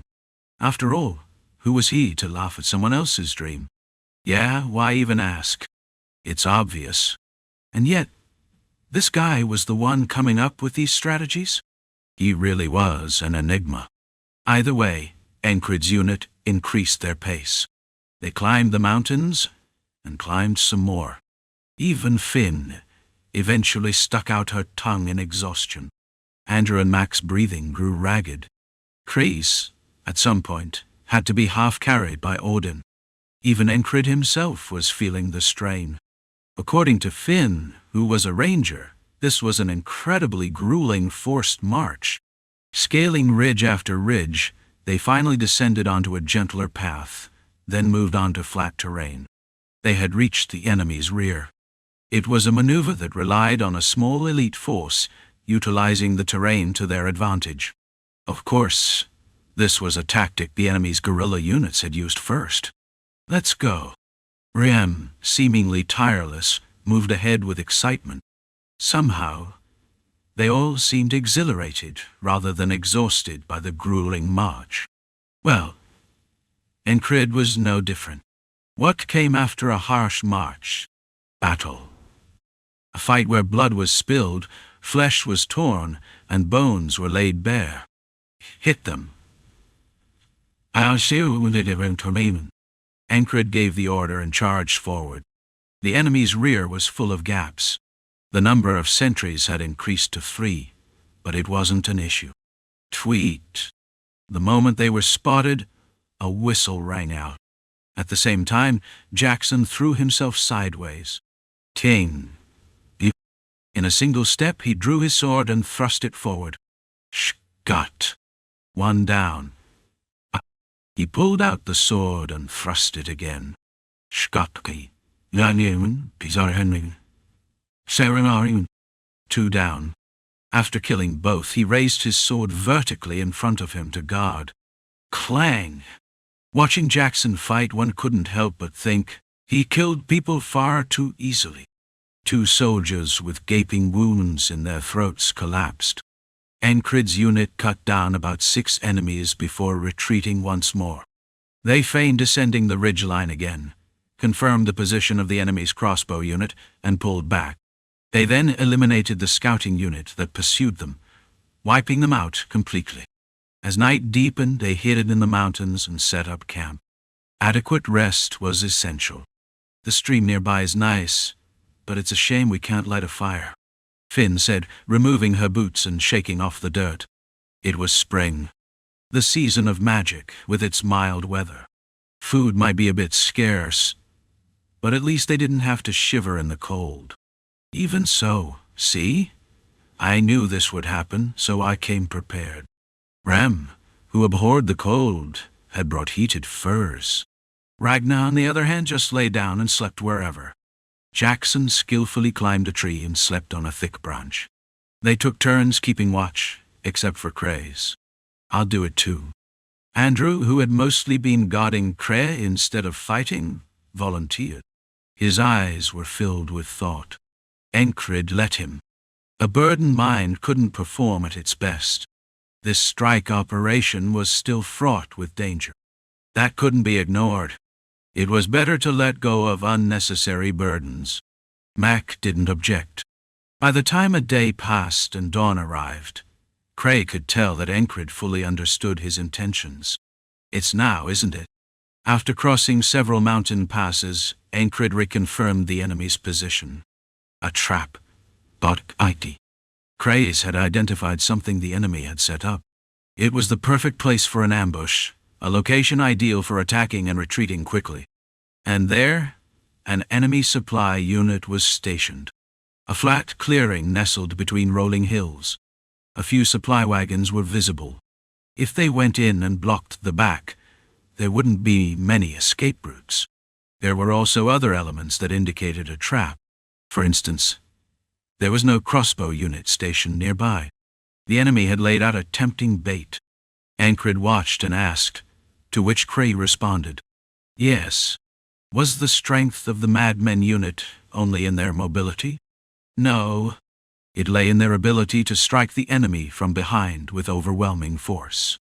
With this one battle, they could weave chaos into the enemy's thoughts. Cray saw the enemy's reactions, prediction and foresight. Then, the movements of the main force would also become meaningful. Let's go. Encred steeled himself. No matter how much one predicted, the battlefield was like an unpredictable blaze, a fire that could consume even itself if things went awry. Was this like carrying a bundle of straw and leaping into the flames?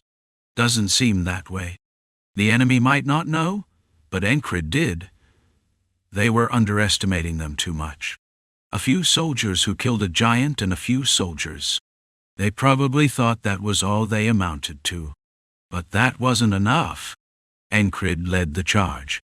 As he leaped toward the supply wagon nestled between hills, the soldiers haphazardly sorting food and supplies reacted. If one were to set a trap, this was how it should be done. Instead of hiding the soldiers, they were shown, but fully armed. The enemy soldiers came into view. Among them, a familiar face. You, a mustached man. Encred remembered him as part of Grey Hounds. Locking eyes with him, Encred greeted the enemy. A spear lunged at him. Encred's hand moved. Chain. 2 swift sword draws. Chang. Pluck. 2 different sounds. With his left-hand sword, he deflected the spear, and with the right, he drove his blade into the enemy soldier's heart. Would a frog be horrified seeing this? As that idle thought passed through his mind, he withdrew his sword, now stained crimson. The blade had pierced through the soldier's gambeson, the cotton-padded armor turning red. Blood and fabric scraps clung to the steel. No need to dwell on it. There were more to cut down. Shiring. Encred slid the left-hand sword back into his waist. He'd draw it again, when necessary. With both hands gripping a single sword, he stood firm. His presence, his aura, his momentum.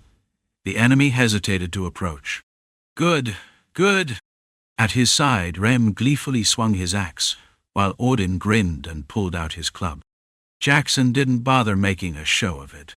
He simply swung his sword with indifference at the enemies charging in. But the two who drew the most attention were Encred and Ragnar. Ragnar stepped beside Encred and swung his sword mercilessly. Despite carrying 2 additional swords at his waist, his movements were unhindered. His blade carved a chilling arc through the air. Whoosh! A standard downward cut. The enemy soldier's skull split open with a dull thud. Without pause, he swung horizontally, beheading a soldier who had stepped back in terror. Ragnar's feet never stopped moving. In a fight between spears and swords, who had the advantage in reach? Naturally, the spears. But Ragnar erased that advantage.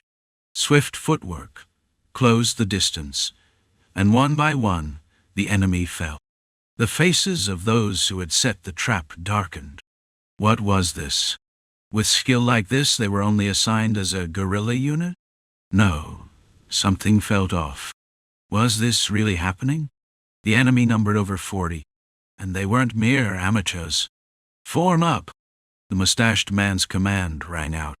Those who had underestimated Encred's group shifted their stance. Mustache himself stepped forward, facing Encred directly. "You bastard!" Encred nodded, recognizing him. Since the man acknowledged him, there was no reason not to return the greeting. Yeah, been doing well." His tone was almost cheerful, familiar even. Mustache's pupils shook wildly in fury. His eyes burned with rage. It seemed he would charge in immediately. Encred braced himself. But then Mustache exhaled deeply, calming himself. As expected, not an opponent to be taken lightly. His anger did not dictate his actions. Instead of succumbing to rage, he steadied his breath. Which meant, this test will be even more meaningful. A duel wielding 2 swords. Would it be worthwhile against a skilled opponent? Time to find out. Chapter 144. Breaking Through Traps with Strength. 2. The commander of the Greyhounds, now reduced to fewer than 20 men, furrowed his brows. They're just charging straight in. A trap had been set, a tempting, well-crafted one, but he hadn't expected them to fall for it so easily. In fact, he had planned to turn the trap against them. The idea was simple. Set up numerous similar traps at random. If the enemy couldn't tell which ones were real and which were fake, what would they do? Hesitate. They wouldn't be able to charge in recklessly. That alone would count as half a victory. If that happens, they'll have no choice but to retreat. They won't dare attack so easily.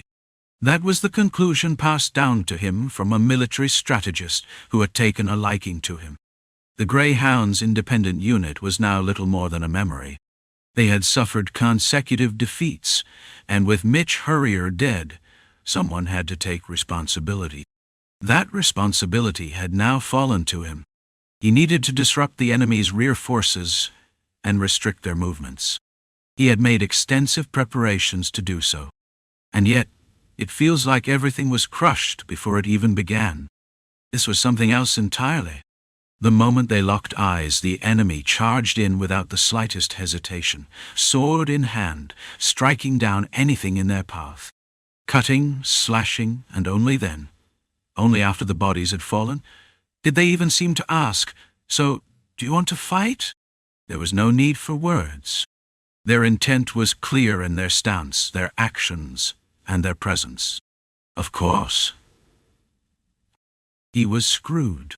With the Norelia army now moving from the rear, his own command post would be in turmoil. So, what now? Should he abandon everything? The death of a Hurrier heir? It didn't matter.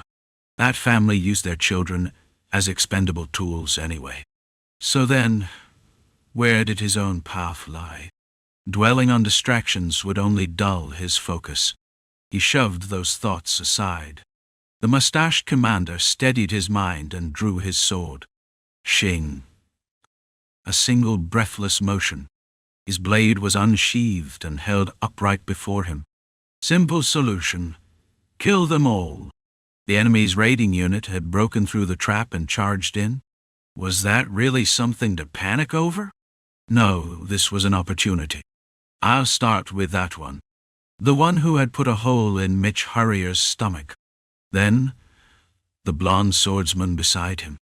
Next, the one wielding an axe. He would need to conserve his strength. Take them down one by one. Watch for coordinated attacks. With his thoughts in order, he locked eyes on his opponent. But wait, was this bastard always like this? A trained eye could tell a lot just from posture. The aura was different. This was the same one who had stabbed Mitch Hurrier and fled. No mistake. His face was too memorable to forget. He had survived that time. He had even survived the assassin's attack. Had he always been this formidable? No. Something had changed. He had grown stronger. But that changed nothing. He was still someone who needed to be cut down. And so were the ones standing behind him. The mustached man's eyes gleamed. Seeing that, Chris felt an uneasy tension creeping in. This guy isn't ordinary. Chris didn't have the ability to read an opponent's strength. And that lack of certainty was what made him anxious. The enemy had set a trap. Chris had read their intentions. So, he chose to smash through it with brute force. That was how his madmen squad operated. They could break through anything with sheer strength. He believed in that. And yet his unease wouldn't fully fade. It was just in his nature. He always assumed the worst-case scenario. So then, how would this play out? For now, it would begin with a duel between their squad leader and the mustached commander. Chris' gaze shifted between the two. The air felt unnaturally heavy. The spring sunlight slipped between them. Neither moved. They stood, swords drawn. The dust that had been swirling in the air scattered in the breeze. In Chris' eyes, the two figures blurred for a brief moment. Clang! Then, the clash of steel erupted. Ragnar stepped back, becoming a mere spectator. Not bad. The mustached man's sword was sharp. It bore the marks of disciplined training and years of refinement. It was like a well-polished table, raw edges smoothed away over time. A finely crafted piece of furniture. Something shaped by a master's hands. That was the kind of opponent he was. And Encrid? Ragnar's squad leader was raw. Even after countless refinements, he remained unfinished, an incomplete vessel. One was nearing completion. The other was still in the making. What? Is this some kind of duel between commanders? Kinda dull. The barbarian next to him muttered. Ragnar didn't bother responding. Instead, Jackson answered for him. If you're bored, start cleaning up. His voice was as calm as ever. To think so many would wish to stand by my lord's side today. It must be a blessed day indeed. The religious brute chimed in from nearby. Aside from the mustached man before Encrid, the rest of the enemy had surrounded them, spears in hand. At a glance, they were outnumbered at least 3-1. Nearly 50 opponents. Even those who had been hiding inside supply wagons had emerged, all armed. Though they weren't heavy infantry, some among them wore chainmail. 3 of them, in fact. Yet despite all this, the squad remained unfazed. Did they leave their guts somewhere? Or were they so hardened that their courage was just jammed halfway down their throats? Clank. Should we start after they're done? One of the chainmail-clad soldiers casually remarked, motioning toward the duel with his thumb. His attitude exuded confidence. Even though those who had just been slain by Ragnar's sword lay sprawled on the ground, he remained unfazed. Let's do it then. The one who answered was Chris. Winning the duel first would certainly be an advantage. That was a given. With the clash of metal, Encrid and the mustache-faced man sent sparks flying. Ragnar withdrew his attention from his surroundings. It didn't concern him. His eyes followed Encrid's hands and feet, his sword, and his movements. Between completion and incompletion, who held the advantage? Clang! Sizzle. Completion does. That was only natural. But if the vessel itself was different, even an incomplete one could alter the outcome. It's over. Ragnar reached a conclusion inwardly. The difference in skill was obvious, but more than that, their mindsets were worlds apart. Even a winnable battle could be lost with the wrong mindset. Blades, feet, swords, air, dust, heat. Even as such things grazed past, Encred paid them no mind. He neither saw them nor felt them. His entire focus was on the sword. Ha ha! His opponent, the mustached man, let out a spirited shout as he swung his sword down. It was a well-trained strike, following the fundamentals of heavy swordsmanship, an imposing and weighty blow. Encred gripped his sword with both hands, tilting it horizontally while bending his knees. He absorbed the force, diverting it to the side. Screech! Blade met blade, and sparks scattered. His opponent countered with brute strength, while Encred relied on finesse. Then the flow reversed. This time, Encred struck down with power, and the mustached man parried, deflecting the force. It was an impeccably smooth and refined technique, even beyond Meritorious. Not that Meritorious crossed Encred's mind at this moment. His eyes, ears, hands, and feet, all were singularly devoted to wielding his sword and fighting. He observed everything, employing singular focus, the instincts of a beast, and the sensitivity of a blade. He connected dots into lines. He used those lines to carve through his opponent. He read the intent behind every block and dodge. Over a dozen exchanges took place. Twice, Encred faced danger. Once, his wrist nearly got slashed, but he deflected the attack with his sword's guard. The second time, his opponent repeatedly struck horizontally and vertically before abruptly switching to a thrust.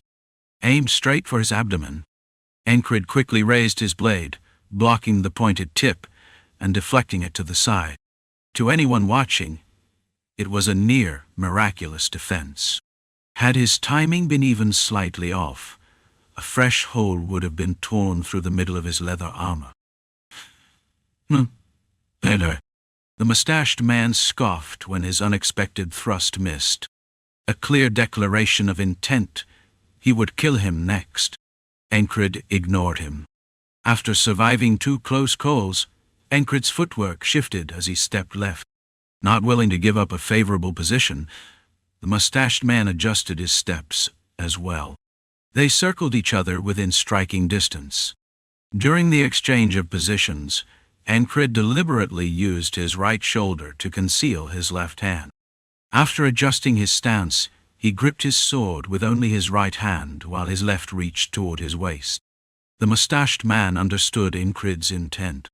Years of duels and extensive combat experience allowed him to predict the next move. That extra sword had been a lingering concern, and he had already witnessed Encred wield 2 blades before. The left hand. The moment he saw Encred's left hand descend, the mustached man swung his sword forcefully. A heavy diagonal slash from the upper right to the lower left. A decisive blow from a heavy sword. It would end this fight. His victory was assured. Encred did not draw his second sword. He only pretended to. Then, with breath carefully controlled over several exchanges, he unleashed his strike. Heart of the beast. Boom! His heart pounded. Blood surged through his body like an explosion.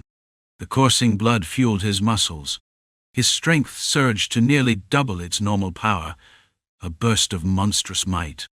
No war cry. Just 2 pairs of bloodshot eyes locked onto each other. A single strike would determine life or death. Faced with the incoming heavy sword slash, Encred swung his blade horizontally with just his right hand. Clang! Clang! Crack! 3 resounding noises exploded in near unison. Blades collided. Their footing shifted. Their positions reversed. You planned this? From the start. Backs turned to each other, the mustached man asked, and Encred answered.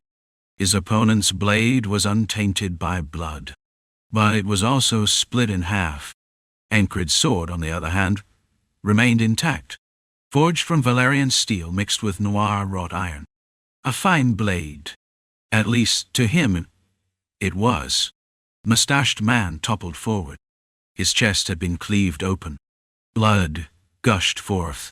His ribs had been cut and shattered, unable to shield his heart. Even a frog would die if their heart was destroyed. The mustached man's death was inevitable. Ancred didn't know, but that man had been the last hope of the Greyhounds. In short, the name Greyhounds had now faded into history. Ancred exhaled once and flicked his sword. His opponent was conscious of his left hand. That's why he had answered, from the beginning. It was something he had shown for this very moment. The mercenary swordsmanship of Valen, showing a move in advance. A technique that planted attack patterns in the opponent's mind, making their thoughts more complicated. It works. That thought crossed his mind, and now he could wield his sword as he intended. More than the joy of victory, that came first. It works. That thrill filled his chest first. Just because he used dual swords didn't mean they had to be the focus. It was enough to use whatever was necessary at the right moment. Spears, other weapons, even shields. Even things he had once given up on now felt within his reach. Trying them all out wouldn't be a bad idea. Of course, they wouldn't feel as natural in his hands as a sword did, but even just experiencing them would have value. That thought crossed his mind. Not bad. Ancred muttered those words as he finally killed his opponent. I don't know why, but watching the squad leader fight always gets me excited. Ram spoke up, his face definitely, filled with excitement. His lips curled into a wide grin as he laughed. The three men in chainmail remained composed, indifferent even to the death of the one with a mustache. He wasn't someone who should have died like a shame. He underestimated his opponent. When facing an enemy at full strength, you must respond in kind. That was the conversation between the three in chainmail. So, you guys do have eyes. Rem nodded inwardly. They were right. Ancred had fought with everything he had. But his opponent had hesitated, worrying about what came next. A weaker fighter worrying about the aftermath of the battle? What nonsense. Of course he died. Hey, should I finish this in one go? Rem stepped forward. Thunk. You're being too greedy, brother. A hand, large and heavy like a bear's, landed on Rem's shoulder. Audin shook his head. Aren't you going to move your hand? Rem's excitement now carried a dangerous edge, reflected in both his tone and his gaze. Yet Audin merely chuckled and shook his head again. You're too greedy, my savage brother. This bastard, swoosh. Thud. Rem's axe moved, a clean, vertical slash. Audin, despite his large frame, stepped back with surprising agility. A chill passed between them. At some point, Audin's smiling face had hardened like a statue. The three men in chainmail watching them were bewildered. What the hell are these guys? Why are they fighting each other? Are they really arguing over who gets to fight us? It was disregard, contempt, mockery. Crazy bastards. Finally, one of the chainmail-clad men stepped forward. His weapon was a rounded iron mace.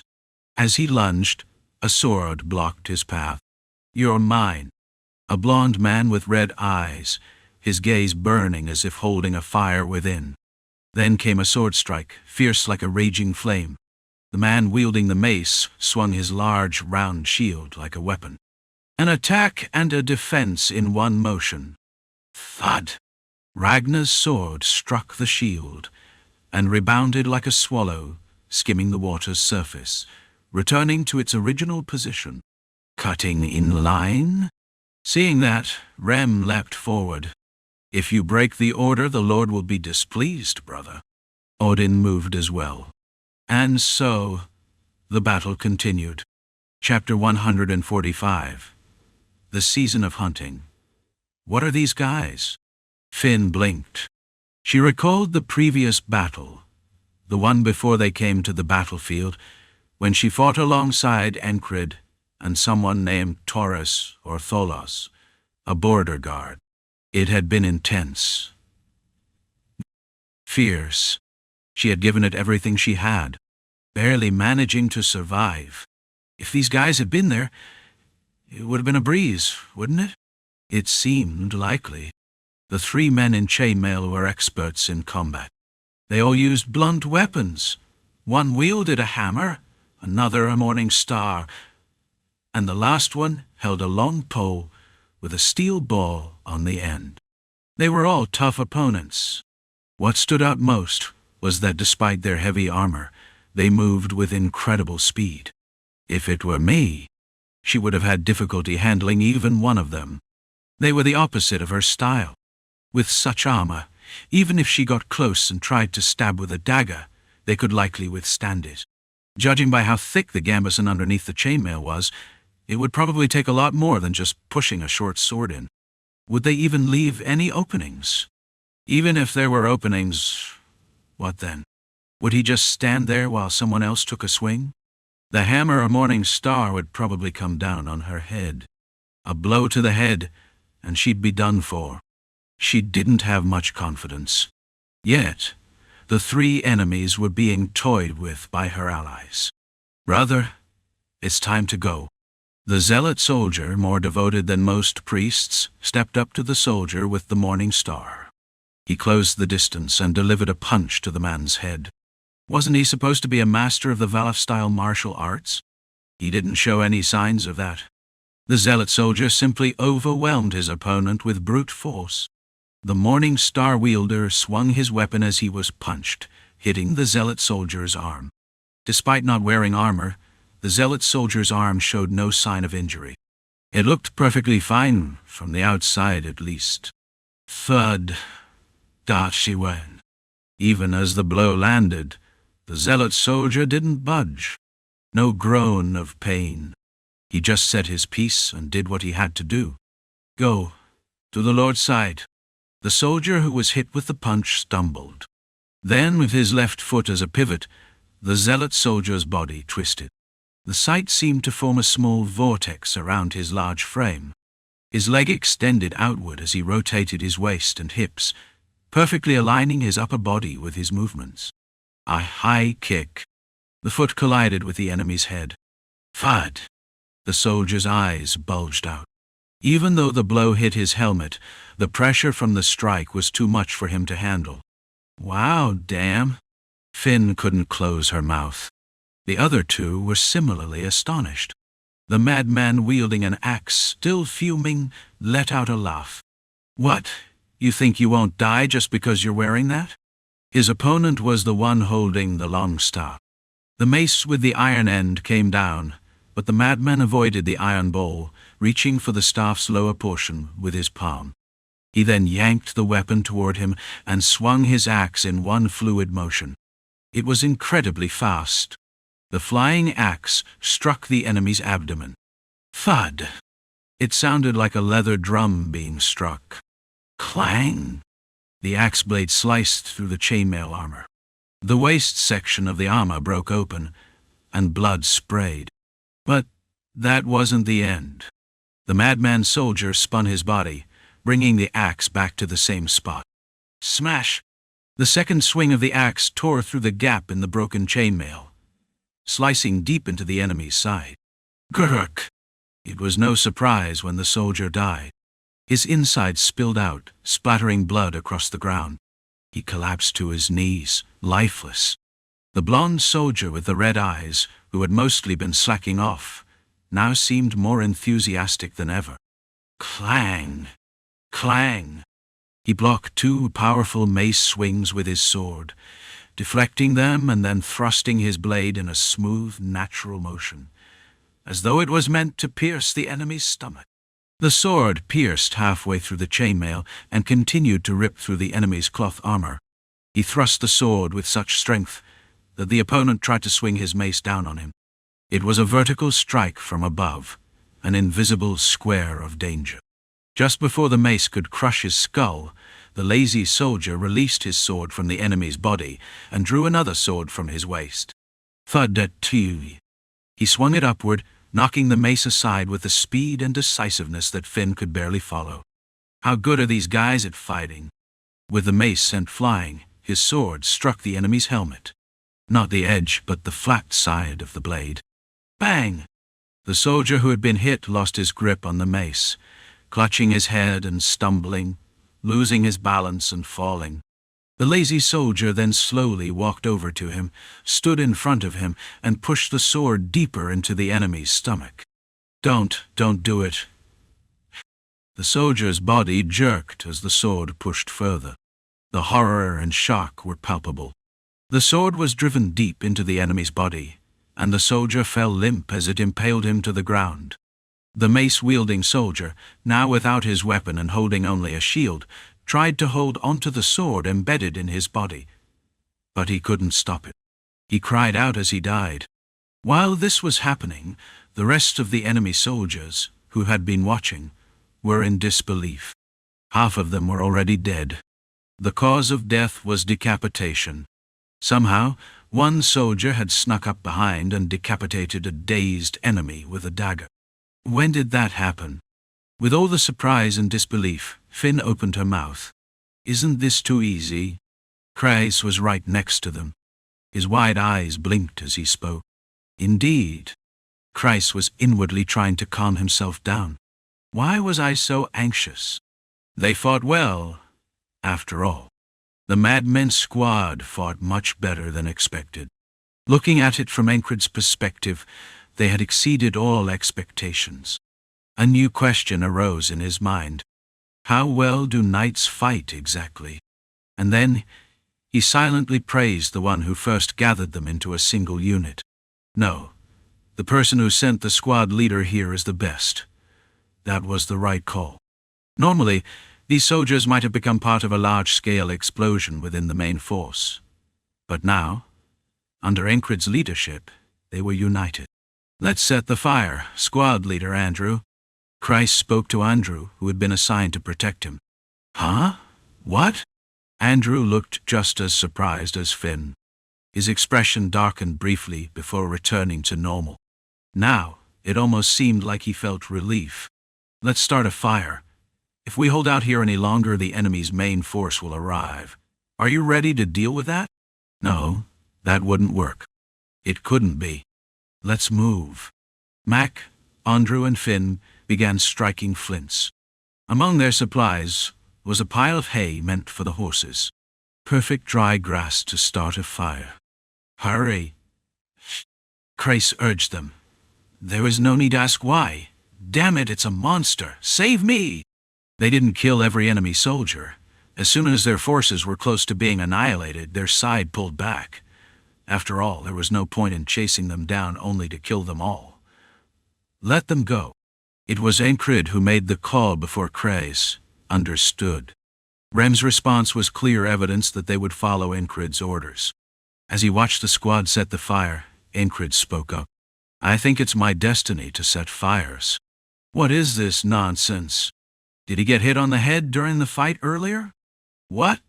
No, I'm just saying. Let's go. The fire ignited in one of the traps the enemy had set. It was spring, so they probably didn't need such a big bonfire. It was just fire. A blazing fire. The flames roared, announcing their presence. Encred and the madmen's squad moved out like the wind. Finn, who was guiding them out, told them that from now on they only needed to move in a straight line, then went to stay near Auden. Hey, what was your name again? It's Auden. Sister, right? Maybe I can get some lessons from you later. Finn seemed to have developed a strange, competitive spirit. Her eyes scanned Auden's arm, but there were no signs of any scratches. This wasn't related to Valaf-style martial arts. Finn's eyes were a curious mixture of intrigue and competitiveness. Encred didn't care what the two of them were doing. Instead, he began his usual walking training. You couldn't use my sense of evasion. It's a matter of skill. He had heard Jackson's words and was reflecting on them. You wanted to use two swords. Don't forget, when it feels more comfortable than using your own hands, that's when you'll be able to use them well. There was also Ragnar's evaluation. The first time you used the heart of monstrous strength. That was well done. Unexpectedly, Rem had praised Encred's personal tactics. Was it impressive?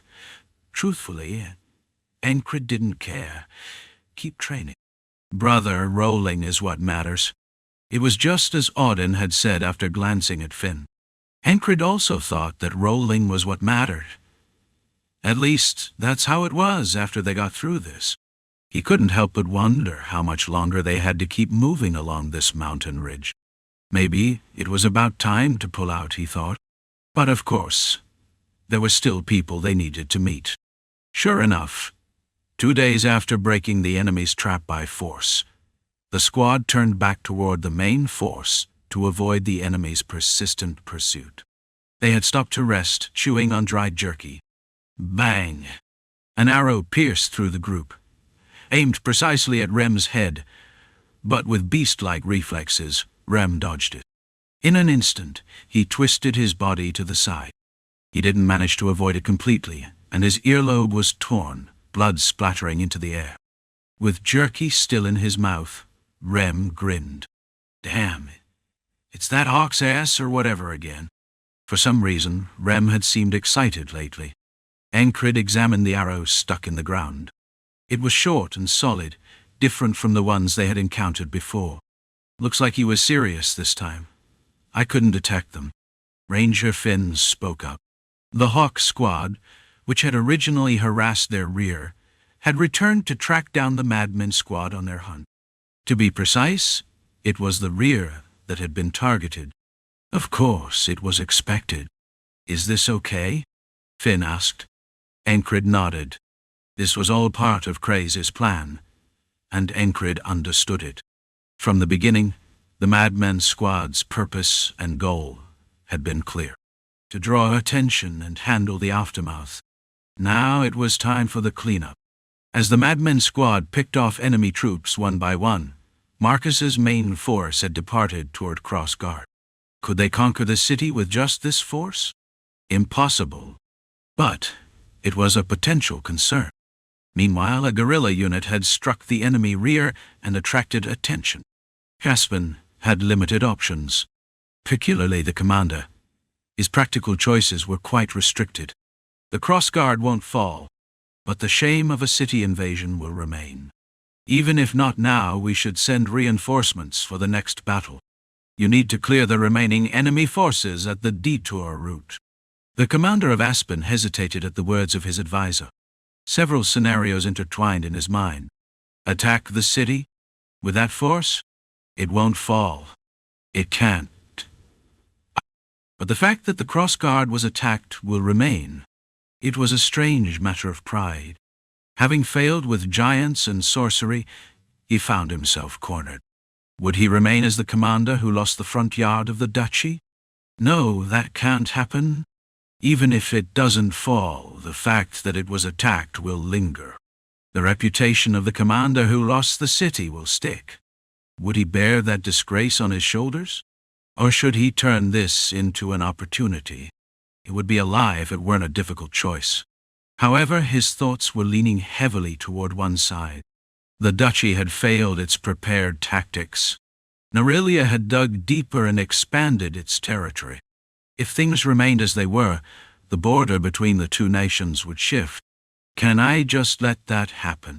What if he cleared the enemy forces at the detour and then held out against the remaining Nerelia forces?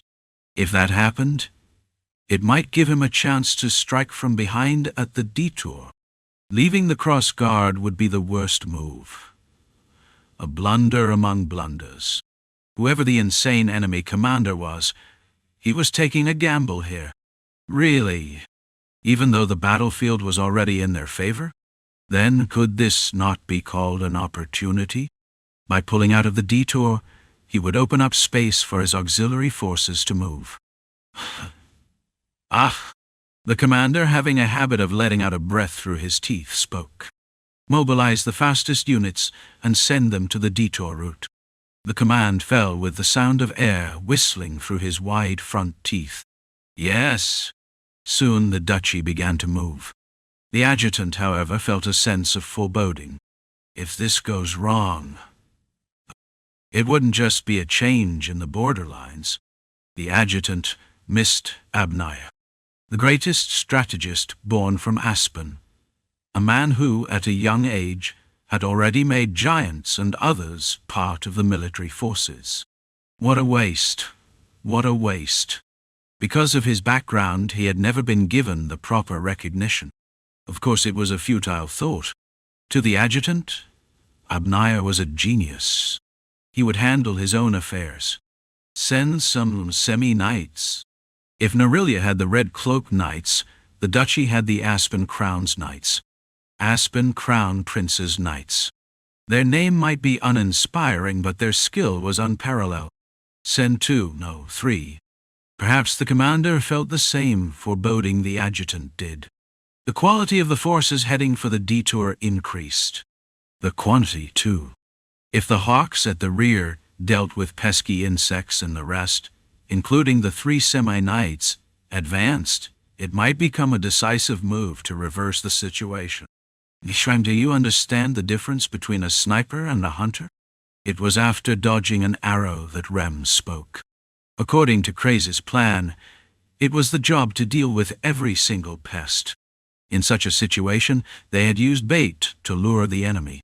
The bait had been enough, with the pin leaving the proper trail.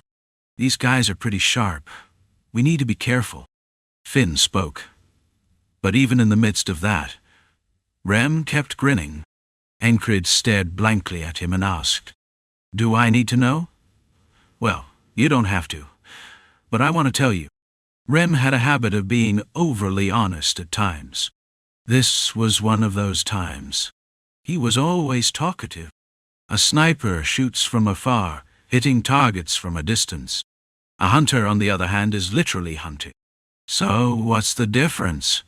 Hunting is more fun than shooting arrows from far away, especially axe hunting. It's incredible. So, what does that mean? As Encrid rolled his eyes, Rem answered again. "While I'm away, don't get hit by arrows and stay put." "I'll be back." "Where are you going?" "To hunt, of course. If I got a gift, I need to return it." Rem spoke as he pulled the arrow stuck in the ground. He tucked it into his waist and began walking toward the underbrush. Should I just leave him be? Yeah, it'll be fine. If he wasn't confident, he wouldn't have stepped up. The others? Jackson? I asked, perhaps suggesting he join Rem for an ambush and double attack. "No, thank you." Well, that was firm. "Sure, that's fine. Rem would do well alone." I decided to trust that. We'll move in our own way, right? Rem, the hunter. The hawks are the prey. Once again, the madmen squad would prey on the talons. Summer was more suited for hunting, but still, hunting could be enjoyed in the spring as well. Even spring can be considered a season of hunting. Chapter 146. Acceptance, recognition. Consent. Cray tucked the rolled-up parchment back into his coat and spoke. It was a rough path, an uneven, sloped rock trail that made breathing difficult. Still, it wasn't so bad that he couldn't talk. Rem is powered. He exhaled and wedged his foot into a gap between the rocks. It felt a little precarious. Just as that thought crossed his mind, a hand appeared. Encrid's outstretched hand. Grasping it, Cray pulled himself up. Behind them, a massive rock formation stood like a natural shield. Of all the paths they could have taken, they had chosen the roughest one. Well, that made sense. The fact that no arrows had come flying yet proved that their route was effective. Except for his personality, he might actually be a great soldier, Cray mused. At his words, Encrid, who had just stepped onto a rock and leaned slightly against another, turned his gaze toward him. If we're only talking about skill. Encrid started to say more, but then shut his mouth. Because if it was just about skill, great wouldn't even begin to describe it. What if Rem had a more easygoing personality? Crace pressed the question again. He'll be fine, right? Even though it was his own plan, his unease stemmed from his nature. Even when he spent his time idly, Cray would secretly stash his belongings near the barracks in case something happened. He had probably hidden things all over the city too. You never know when the enemy might launch a surprise attack. If I hide this and die, I'd probably turn into a ghost out of sheer frustration. There was no sign of an attack. It was impossible, even. I just get anxious. That's all. That was what the big-eyed soldier always said. Yeah, that was understandable. People were all different, after all. Compared to Cray's, Encrid was probably the more easy-going one. After staring at Cray for a moment, Encrid finally answered his question. I said I'd let him handle it, so he'll handle it. That was the kind of person Rem was. If he wasn't involved, he wouldn't care. But if he decided to do something, he would see it through. Will you learn it? Wasn't it the same when he was first taught Heart of the Beast? Who else would so easily share their techniques? Watch closely. You'll learn it next time. It was the same when he showed his Heart of Monstrous Strength. He said he would kill a giant, and he did. Thinking back on it now, he really is something else. So he would do as he said. Before leaving, what did he say again? The difference between a hunter and a sniper? And something else, he added after that. I'll plant this in the head of every damned hawk. Rem had tucked one of his own arrows into his belt and spoken those words. So he would handle it. This won't be an easy place to hide, Finn noted ahead of them. Until now they had moved between rocks, keeping out of sight. They had taken routes that concealed them from projectile weapons unless they could claim the higher ground. It was a moment that reaffirmed just how skilled Finn was as a ranger. Thanks to her, they had evaded detection so far. But the moment when a ranger's skill could act as their shield had come to an end. Encrid quietly calculated the time. It seemed about time for Rem to act. They had been moving alongside the rocky mountain. From here, if they descended to the left, they could rejoin the main unit and return. We just have to wait, Encrid said. Finn said nothing. She could sense something in the way these men interacted, a kind of unspoken bond. Encrid's words carried a deep trust that Rem, who had vanished alone into the thicket, would handle things on his own. And the others. Aside from Andrew and Mac, the rest seemed completely at ease. "O Lord, who delights in his people, we have sent a disciple to your side. Let those without faith repent and remain by your grace, rebuking and forgiving their sins." Auden was praying. Jackson was examining the blade of a stiletto, his face strangely intoxicated, despite his blank expression. Was he entranced by the blade? Even Finn could tell it wasn't an ordinary weapon. Still, was a single dagger worth treasuring like that? It almost seemed like his face was glowing with an unfamiliar vitality. The lazy one had sprawled out. He had somehow managed to wedge himself between the rocks, clutching two swords to his chest with his eyes closed. "I'm sleep-deprived." Muttering to himself, he was clearly not in a normal state. Should I leave him like that? It should be fine, right? In Finn's judgment, this was the time to move. There was a marksman in the distance, one who never missed his target. A serious threat. Their lives might already be hanging by a thread. I think it will be fine. The one who spoke was the big-eyed soldier, Craze. Despite his constant anxiety, he still ended up saying that everything would be all right. And what he said next was even more absurd. There aren't many variables left now. What variables? He didn't explain. Finn deliberately leaned out, checking behind them. She wanted to bait an attack and confirm the enemy's position, but no arrows came flying. This brings back memories. Once, he had lived with the plains as his bed and the sky as his blanket. He had raced along mountain ridges as if they were playgrounds. What kind of person had he been back then? A skilled and outstanding hunter, carrying the weight of someone's expectations. A time when responsibility and duty were intertwined with discussions of power. There had been good moments and bad ones. moments he could never return to. But what could he do? Life was about accepting things as they came and moving forward. Now the West had become a frontier. Acceptance and consent. Rem learned that by watching Incrid. In some ways, his squad leader was a man who never accepted or conceded. But in another sense, he was also someone who did accept, concede, and acknowledge. That skill, that talent. Becoming a knight simply by refusing to give up? That was a suicide attempt, an act of killing both body and mind. And yet, he pressed forward. Watching his back, all sorts of thoughts crossed Rem's mind. How could a person be like that? And as he wondered, a realization struck him. Acknowledging the lack of talent.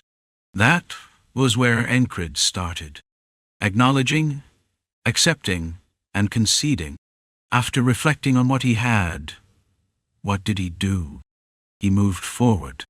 He attained the heart of the beast, something most would find impossible to embody, until the brink of death. And now, even immense strength resided within that heart. He acknowledged, accepted, and conceded, then walked forward toward tomorrow. Whether at dawn or dusk, always the same. Thinking of his squad leader lifted his spirits. Rem gave a silent smile. For no reason, he was feeling good. It's been a while. He felt like swinging his axe with excitement. A faint longing surfaced, to return to the days when he simply surrendered himself to a single word. Hunt. Finding the traces left by the hawks was not difficult. Rem was neither a pathfinder nor a ranger. But he was a hunter. And what was a hunter? A pathfinder was someone who walked well. A ranger was someone who walked well and fought well. Among scouts, rangers were the specialists. But did that make them hunters? Catching a few rabbits didn't qualify one as a hunter. Then what was a hunter? What else would it be? Someone who catches their target properly. The people of the continent. Many of them were in bad shape. What was it they called him? Henry. A plains hunter. That was supposed to be a hunter. In his tribe, Henry wouldn't even be considered a guide, let alone a hunter. Not even half of one. In the tribe's teachings, hunters were those who killed and captured their prey. The ones who sustained the tribe's livelihood. Found it. At the end of his thoughts, Rem spotted his prey. Twitching his nose, he followed the scent, circling around to get behind them. Erasing his tracks. That was trivial. Walking silently, he was as confident as a sly wildcat. By his standards, some prey were easy, some were hard. Right now, this was the easiest kind. An idiot too absorbed in his own thoughts. What easier prey could there be? His footsteps imitated the best hunter of the western wilderness, the spotted predator. His breathing was long and slow. When concealing his presence, he held his breath, mimicking the round-headed predator known as the hunter of the western lakes. The faint rustle of his clothes brushing against the wind was there, but he ignored it. The enemy was too focused ahead. He closed the distance, sticking right behind the last man in line. Even then, the enemy remained oblivious to his presence. They were moving toward higher ground, one behind the other, forming a line from the lower path upward. Rem reached out. His hand landed on the left shoulder of the one ahead. The man flinched and spun around. Good reaction speed. The moment Rem tapped his left shoulder, he shifted right. His movements were as fast as a ghost, as silent as a panther. From the enemy's perspective, they felt a touch on their left shoulder, turned, and saw nothing. Thwack! What followed was an axe swing. A clean strike to the twisted nape, as if splitting firewood.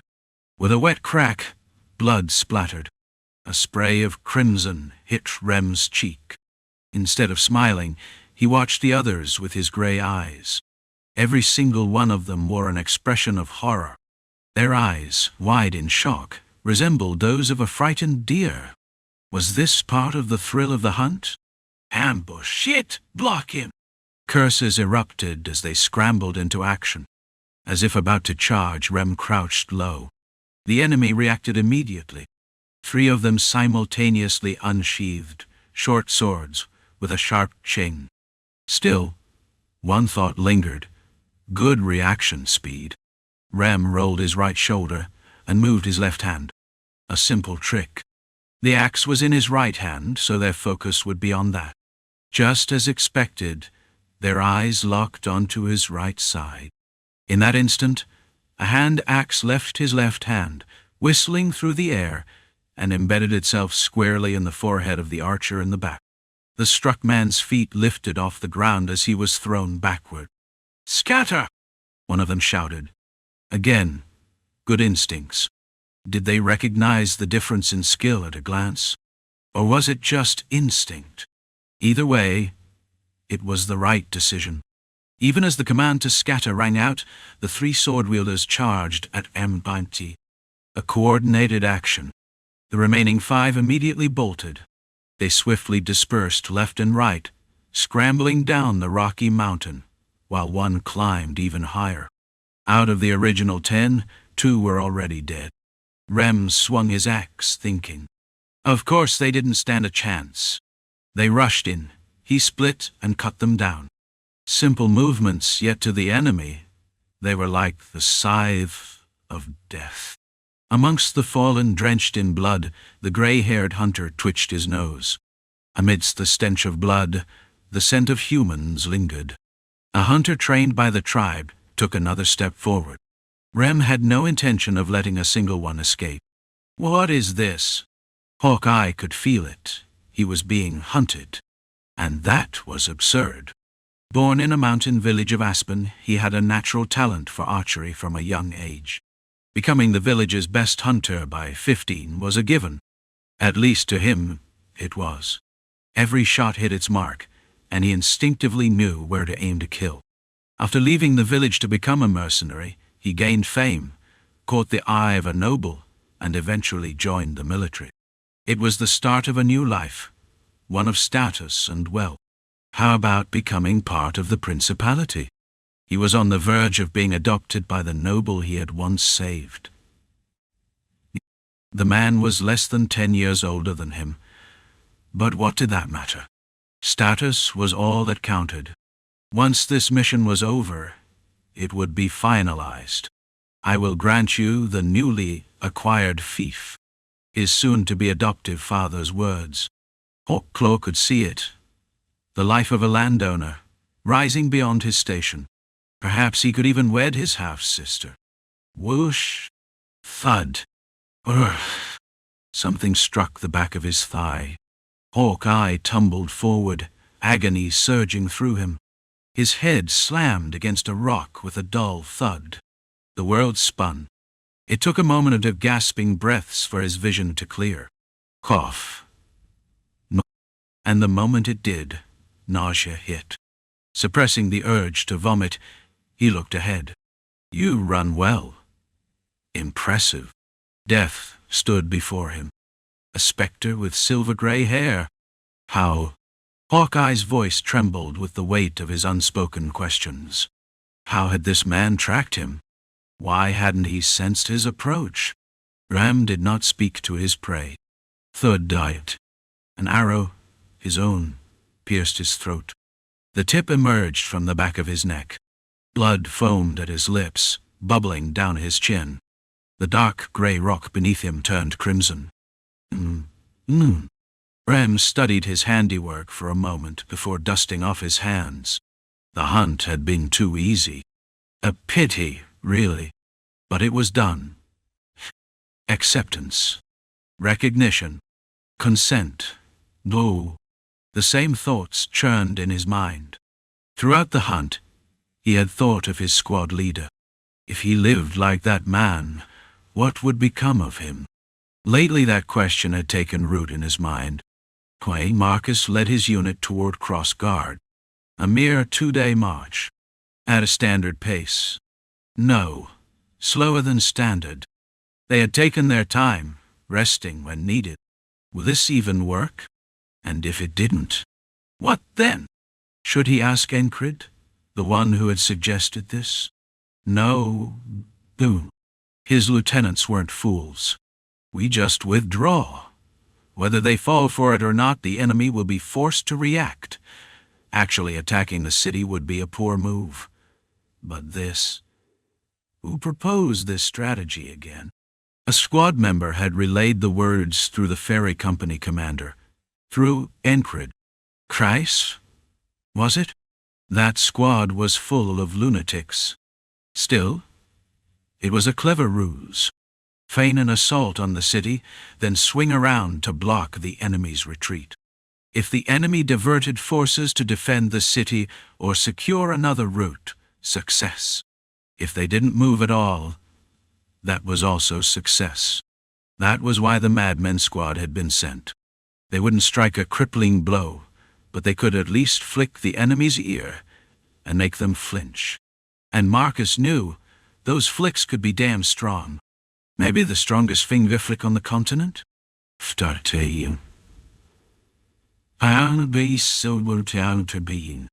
The thought made him chuckle. And so, they executed the plan. 2 days to assess the situation, then 3 to 4 days more. They marched for over 4 days before changing course, heading back. Marcus didn't rush on the return. After all, he wanted to see them again. That hope was soon fulfilled. The Madmen squad, 7 members besides the leader, has returned. The raiders were back. Chapter 147.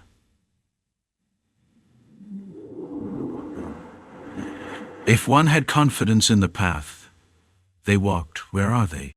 The independent unit of the Aspen Principality, which included 3 semi-knights, found no trace of the enemy. Shouldn't there be a rear guard stationed around here? Or at least some kind of trace left behind. They were supposed to be heading to cross guard, right? So why were they nowhere to be found? There weren't even reconnaissance units checking this side's movements. Normally, before a battle fully breaks out, scouts from both sides would run into each other, exchange some curses, maybe fire a few arrows, and then engage. You had to meet the enemy to fight them, and that's why they had pulled part of their forces here. They even brought 3 semi-knights. That meant they had redirected part of the Knight Order. Even though a few giants and special forces had been left with the main army, the independent unit was still a significant detachment from the main force. That meant they were supposed to fight. They had to fight. Crunch. No. Crunch. Ios. Juffy. Etherwood. Small pebbles scattered under the commander's boots. There was nothing. The only things they had seen along the way were a few ghouls crawling out from the riverside and some old campsite traces from 3 days ago. What about the Hawk unit? Contact has been lost. Even the guerrilla unit that was supposed to monitor the area and join them had vanished. They're probably dead, right? One semi-knight and commander asked. His adjutant hesitated before responding, Yes, it seems so. What did he mean by seems so? They were all dead. The commander considered his options. Should he strike at the rear now? What would happen then? Would they flail about like a horse with its tail on fire? He suddenly became curious about Norelia's reaction. Just as he made up his mind, a signal fire has been lit. A sharp-eyed messenger rushed over, having just crossed a mountain ridge. The commander turned to look back, toward the direction of the main force. Signal fires were only lit when the main army was in danger. And now, one had been set off. We're heading back. The commander did not hesitate. That decision saved them. Because they returned immediately, they avoided total annihilation. After joining Marcus's infantry unit, Encred spoke less and less. The soldiers sneaked glances at the so-called Madmen unit, but no one dared to speak to them easily. You're here? Only Vengeance spoke casually, throwing out a blunt greeting. Encred gave a slight nod and kept walking. As he walked, he thought. As he thought, he sank deeper into himself, replaying the battle in his mind. I couldn't use the sense of evasion. It took too much preparation to fully draw out the heart of the beast. He had fought by piecing together everything he had. Plant the left hand in the opponent's head, then cut with the right. The foundation of his technique had been preemptive display. And the heart of the beast. The fight had brought him exhilaration. Some aspects of wielding dual swords had worked. So what came next? Review. He replayed the fight. Just because he had won didn't mean there was nothing to learn. Far from it.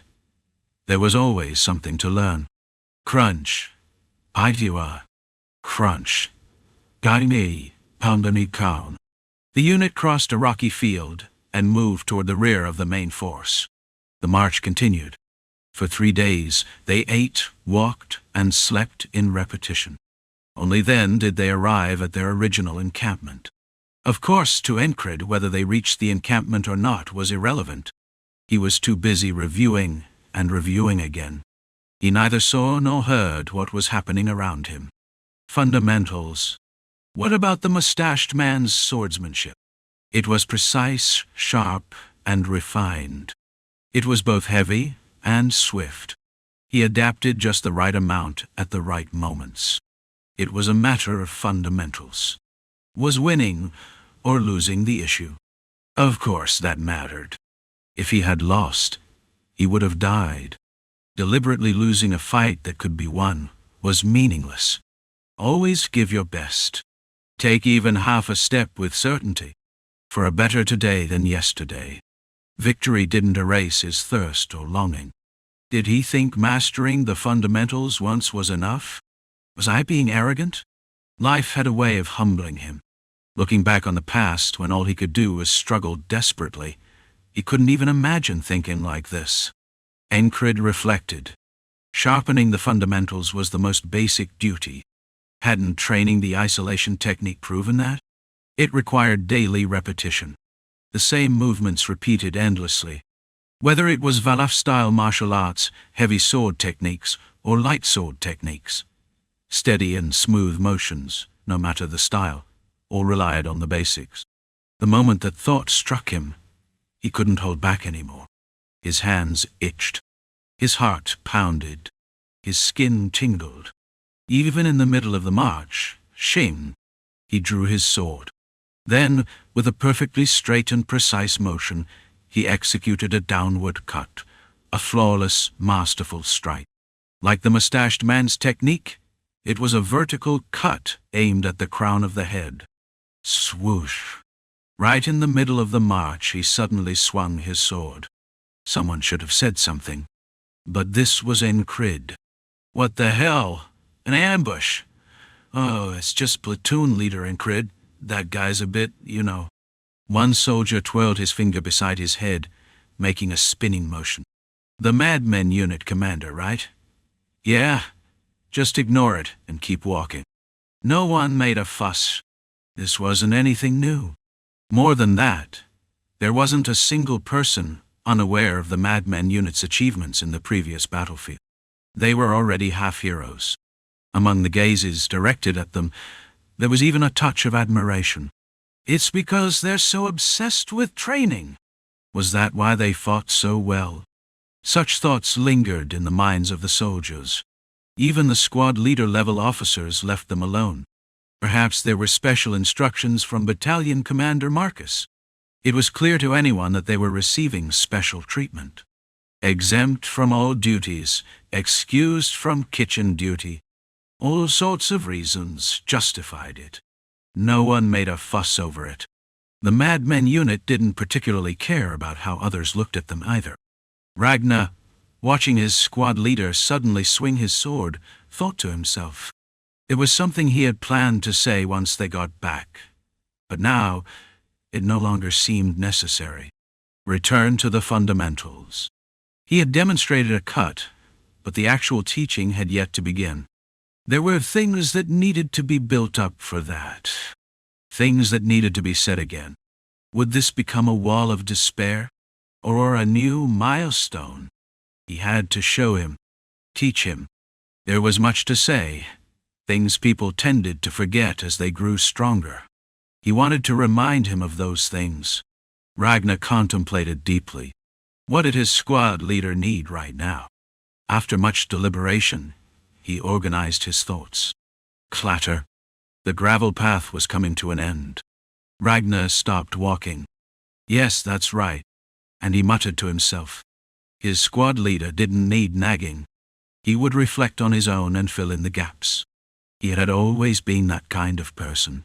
Standing still, Ragnar felt a tingling sensation surge through his entire body. The things he had long forgotten, overlooked, things that didn't even need to be recalled, his squad leader piled up each and every one of those things. Used them as a foundation. A sudden flame of motivation flared up in Ragnar's chest. It was ridiculous. But watching his squad leader made him want to swing his sword. Have you lost your mind? What's right? It was Rem, the crazy barbarian walking beside him, tilting his head. Ha ha! Were you offering a prayer, lazy brother? Did the Lord answer you? On the other side, the burly religious man also chimed in. Ragnar didn't want to respond. He didn't want to ruin this good mood. But Rem was persistent, and Odin was diligent. Hey, what's right? Did a ghost crawl into your head? Hey, big guy, shouldn't we exorcise this guy? Huh? Don't you have some kind of holy punch for ghosts? Brother, possessions don't happen that easily, especially in a disciplined unit like this. From what I see, you were deep in prayer. So, what did the Lord say? If only they would shut up. Ragnar was starting to feel desperate, and desperation quickly turned into killing intent. Should I just cut them all down? The sudden burst of murderous intent made both Rem and Odin react simultaneously. Hey, are you planning to leave your head here? Want some help? Brother, are you upset because you didn't receive an answer from the Lord? Then sweating it out isn't a bad option. When killing intent flared, a fight followed. That was an unspoken rule within the Madmen unit. Of course, if Ankred intervened, it would stop. But right now, he was lost in his own world. I know to you. Ragnar drew his sword and swung it. Rem responded instantly. Boom! Axe and sword clashed, sparks flying. The killing intent between Ragnar and Rem ignited further. Odin, watching from the side, couldn't just stand still either. Ragnar didn't let him. Using the rebound from striking Rem's axe, he slashed at Odin's chest. Odin backstepped, deflecting the blade with his palm. A feat of skill. A high-level one at that. Rem, Ragnar, and Odin. For them, such things were so natural it was almost ridiculous. Before long, the three clashed together. Watching from the side, Jackson thought they were all idiots. His eyes drifted away from them and toward his squad leader. He had a slight, very slight complaint. He understood how to develop the sense of evasion now. But was improving body coordination really that difficult? It wasn't easy. No, it was truly difficult. But wasn't this a bit unfair? He mastered Heart of the Beast so quickly. But why was sense of evasion progressing so slowly? Was he not focusing as much? Was he putting less effort into his technique? That's annoying, Jackson muttered to himself. But no one answered. The three were too busy fighting. Andrew and Mac, not wanting to get caught up, slipped away. Finn, on the other hand, was preoccupied with wondering if this squad was actually functioning properly. Only Cray was unbothered, simply doing what needed to be done. Instead of the squad leader, he received orders from the ferry company commander. Why you? The company commander, clearly displeased, asked. If you interfere now, both the squad leader and the unit will be annoyed. And then everything turns into a mess, more than it already is. Ankred was walking, swinging his sword alone. The other three were busy fighting. Jackson wore a stiff, unreadable expression. Judging by pure instinct, disturbing him now didn't seem like a good idea. Well, this was already enough of a mess. But, yes, even more. Craze answered with certainty. Stopping them would make things even worse. That much he knew from experience. I see. The main unit is returning. The company commander didn't crack meaningless jokes or waste words on unnecessary chatter. She got straight to the point. Grace, feeling playful for no particular reason, asked, "You want our squad leader, don't you?" The company commander looked at Craze. The fairy's green eyes were like gemstones that completed his otherworldly beauty. Because they were gem-like, they were inorganic. Craze couldn't read any emotions in them. But he could sense something. "I do." She wasn't saying it in a way a woman would covet a man. With that, the company commander turned and left. A sudden chill ran down Crace's spine, and he rubbed his arms. Then, he waited for his squad leader to return to normal. It was nearly an entire day later, just when they stopped to set up camp, that Encred finally halted. Would swinging a sword while walking actually help? Craze had no idea. The fight among the three, including had ended sooner than expected. Did they all realize that it wasn't truly over yet? Or was it simply boring since the squad leader wasn't stopping them? That was anyone's guess. And Cray wasn't particularly interested in knowing. "Captain. Maybe. Sweat poured down Encred's face as his gaze shifted to Cray's. "We've been ordered to return to the city." Crace knew his captain wasn't one for long explanations. Though he was itching to elaborate, there was no point. Now was the time to keep things short and clear. When our plan worked, when the enemy diverted part of their forces through the detour, the main force launched an assault. What was the essence of Craze's original strategy? The madmen's squad would strike from behind. Then they would lure in that unit, the one called Hawk Talon or something like that, and wipe them out. Meanwhile, the Marcus Battalion would pretend to head toward Cross Guard. Just the act of pretending was enough. A battlefield already lost. If he were the enemy commander, what would he think? Would he want to retreat while carrying the humiliation of having his city attacked? Maybe. Maybe not. Either way, there was no real downside. Just by feigning movement, the Marcus Battalion had a good excuse to return to their original position. Creating distance from the enemy was always a win. As time passed, the variables decreased, and everything fell into place just as Craze had anticipated. Of course, some things didn't go exactly as he had expected. For one, the combat prowess of the Madmen's squad. I knew they were good, but wasn't this insanely good? As an independent unit, a small elite force, they were even more formidable than those frontier slaughterers. It was not even close. After that, they regrouped with the Marcus Battalion. Meanwhile, some of the forces stationed at Green Pearl Plains, including the Night Order, had continued their advance. This was slightly beyond Craze's expectations. They actually pushed forward?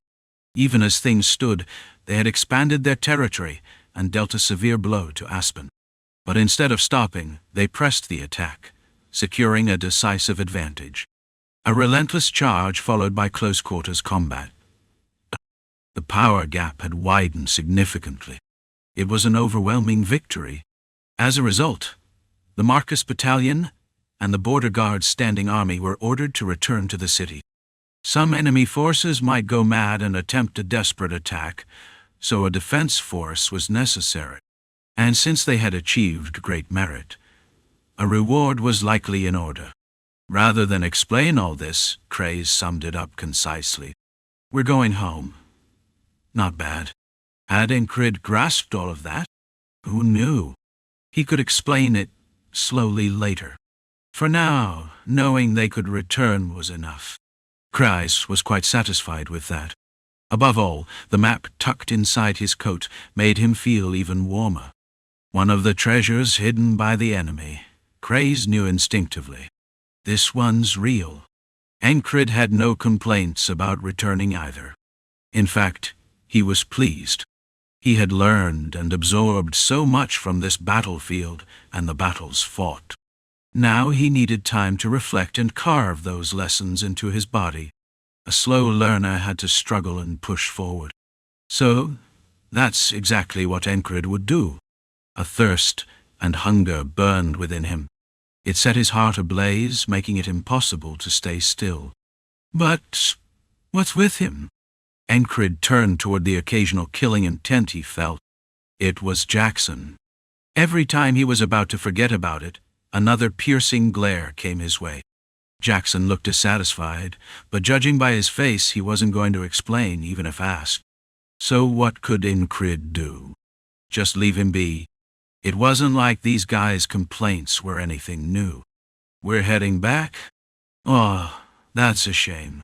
You sad we didn't get to see Knights fight? Rem's teasing tone rang out, and Encred nodded. I am a little disappointed. But on the other hand, he didn't mind. Step, Matching his stride, Encred glanced down at his hands. Palms rough with calluses. The weight of 2 swords strapped to his waist. The armor covering his body. Nah, cool. The panther and his squadmates walked beside him. And Encred himself was walking too. If one had confidence in the path they walked, there was no need to confirm the destination. This is fine. Don't. Encred muttered, lifting his head. The magic of spring spread through the air, and gentle sunlight settled on his shoulders. Chapter 148, 10 Days. Meritorious Deeds, 10 days after the retreat. The day flowers began to bloom, even within Bordigar. Spring had fully arrived. During that time there had been a single rainfall. News of ongoing battlefield cleanup arrived, along with continuous reports of victory. Eventually, word spread that the Duchy of Aspen had requested peace. Norelia had seized part of Aspen's territory, soon claiming the Green Pearl Plains. Though the land had long been barren and would require considerable effort to develop, a victory was still a victory, an overwhelming one at that. Cheers erupted at the battlefield's end. More people indulged in magic as spring arrived. In those lively days filled with excitement, Encred's 10 days remained unchanged. Nothing had changed, nor was there anything to change. Whoosh! He swung his sword. Brother, you're not there yet. Keep your posture and sit as is. Straighten your back. Inhale deeply, and feel the pressure in your abdomen. If that pressure slips, your spine will break. Auden chuckled as he spoke, training his body through methods that were closer to feats of acrobatics, such as standing up and sitting down while carrying Odin on his back, was a routine part of his days. Swordsmanship, training, sparring. His time was devoted solely to these 3 things. He didn't care whether others were excited or not. Kreis flitted about from place to place, but Encred had no such inclinations.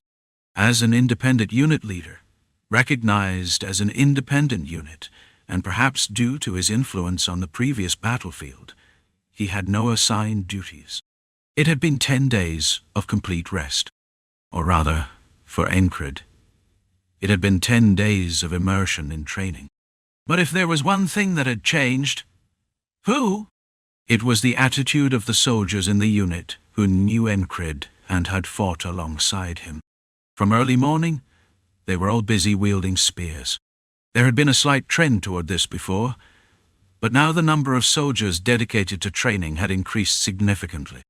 Each one of them trained with utmost focus, genuinely committed to swinging their spears and building their stamina. And there was another change. Could you provide me with some guidance? Some soldiers had begun to seek out Encred. Me? He was taking a short break, drenched in sweat from swinging his sword. Encred pointed at himself in confusion. It was understandable.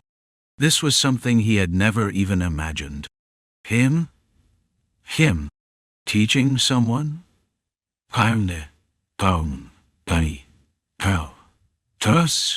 Offering guidance? His life had been anything but easy. He had never looked beyond the path of learning, training, and advancing. Teaching others of all things. Could there be a word more ill-suited to him? Give it a try. Reem, who had been idly watching, spoke up. Despite seeming half asleep, he had been paying attention. Encred nodded.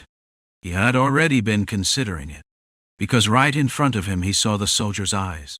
That earnestness, the same longing and thirst that still burned within himself, was reflected in that gaze. Ting! Encred flicked his sword against the tip of the soldier's spear. The soldier flinched, his shoulders trembling.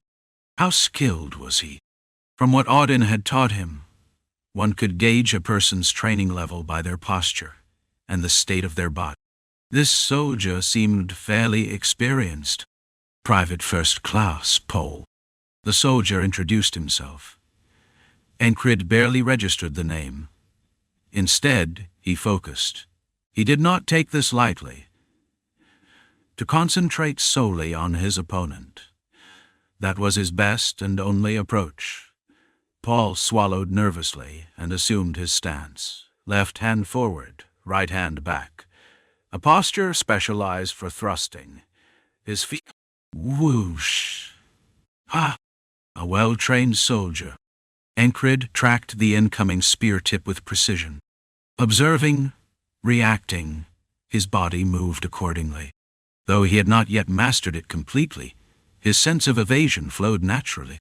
He twisted his body sideways to avoid the attack, extending his left arm. With his palm angled upward, he seized the spear shaft from below. Irk! Paul instinctively tried to pull his spear back. The veins bulging in his neck showed his full exertion. Encred, gripping the spear shaft, pivoted on his left foot, spinning half a turn inward along the spear's path. In other words, he pulled the spear inward while rotating. His right foot planted firmly on the ground, his left hand pulling the spear while anchoring his body. There was no need for the brute strength of heart of the beast. Just a bit of technique and moderate strength were enough. Tap. A light tap. His sword descended gently from above, landing atop Paul's head. Naturally, it was the flat of the blade, not the edge. Feeling the cold metal against his scalp, Paul let out a surprised gasp. It's over. Yes. Encred released the spear shaft. Paul hurriedly retrieved his weapon and stood there, awkwardly. What am I lacking? A seasoned soldier, someone who held confidence in his own skill. And yet, he was asking Encred this? The old Encred, back when the Madmen unit was seen as nothing more than a band of troublemakers. What had it been like then? Hadn't he been the one scorned and ridiculed by others? And yet now they were asking him for guidance. Upon closer inspection, the soldier wasn't entirely unfamiliar. They had crossed paths a few times before. The battlefields they had faced had been anything but forgiving. The fact that this soldier had survived long enough to ask for guidance meant he was at least a veteran. He even wore the epaulet symbolizing a squad leader. What was this about? What was going on? Encred stared at him, filled with questions. The soldier stood there, awkward but patient. Once again, Encred saw the soldier's eyes. Desperation, yearning, and thirst. A desire that sought something beyond reach. It was the same as what coiled within himself. He couldn't ignore it. To be honest, he could tell what the man needed after just one spar. You should build your strength. A spear was heavier than expected. It wasn't a light weapon, and for such a weapon, his strength was lacking. Yes, thank you. The squad leader saluted. Encred nodded in response. From that day onward, the squad leader devoted himself to strength training. He focused entirely on lifting heavy objects to build his muscles. His squad members followed suit. A wave of strength training spread throughout the unit, alongside their regular drills. Hadn't this unit just returned from the battlefield? Wasn't this the time to celebrate their victory? Of course, many headed to the city to unwind. Some spent their days drinking endlessly. For some of them, Indulging in the red light district for a night was preferable to training for tomorrow. Encrid didn't particularly blame them. What did it have to do with him? He was just a platoon leader, the commander of an independent platoon. At present he wasn't even capable of stepping onto a battlefield where squire knights fought. And to be honest, if he said he didn't want to see their fights, it would be a lie. Even so, his thoughts remained unchanged. If the destination was clear, there was no need to take detours. Now, if it had been a battle that Sir Cyprus was involved in, that would have been a different story. A true knight. A knight known across the entire continent. Wouldn't it be something worth seeing? He wasn't sure. You could only truly know once you were faced with it. Is it fun? Rem, who had been watching silently, asked with a gentle smile instead of a chuckle. Fun? He had no idea. I don't know. As always, he answered truthfully. That was when Rem finally laughed. Encrid turned his focus back to training.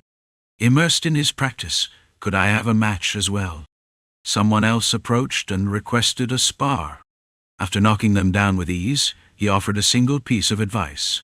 Your footwork is too rigid. Another person came forward, another match. You should loosen your shoulders. More advice. After several spars. Could we?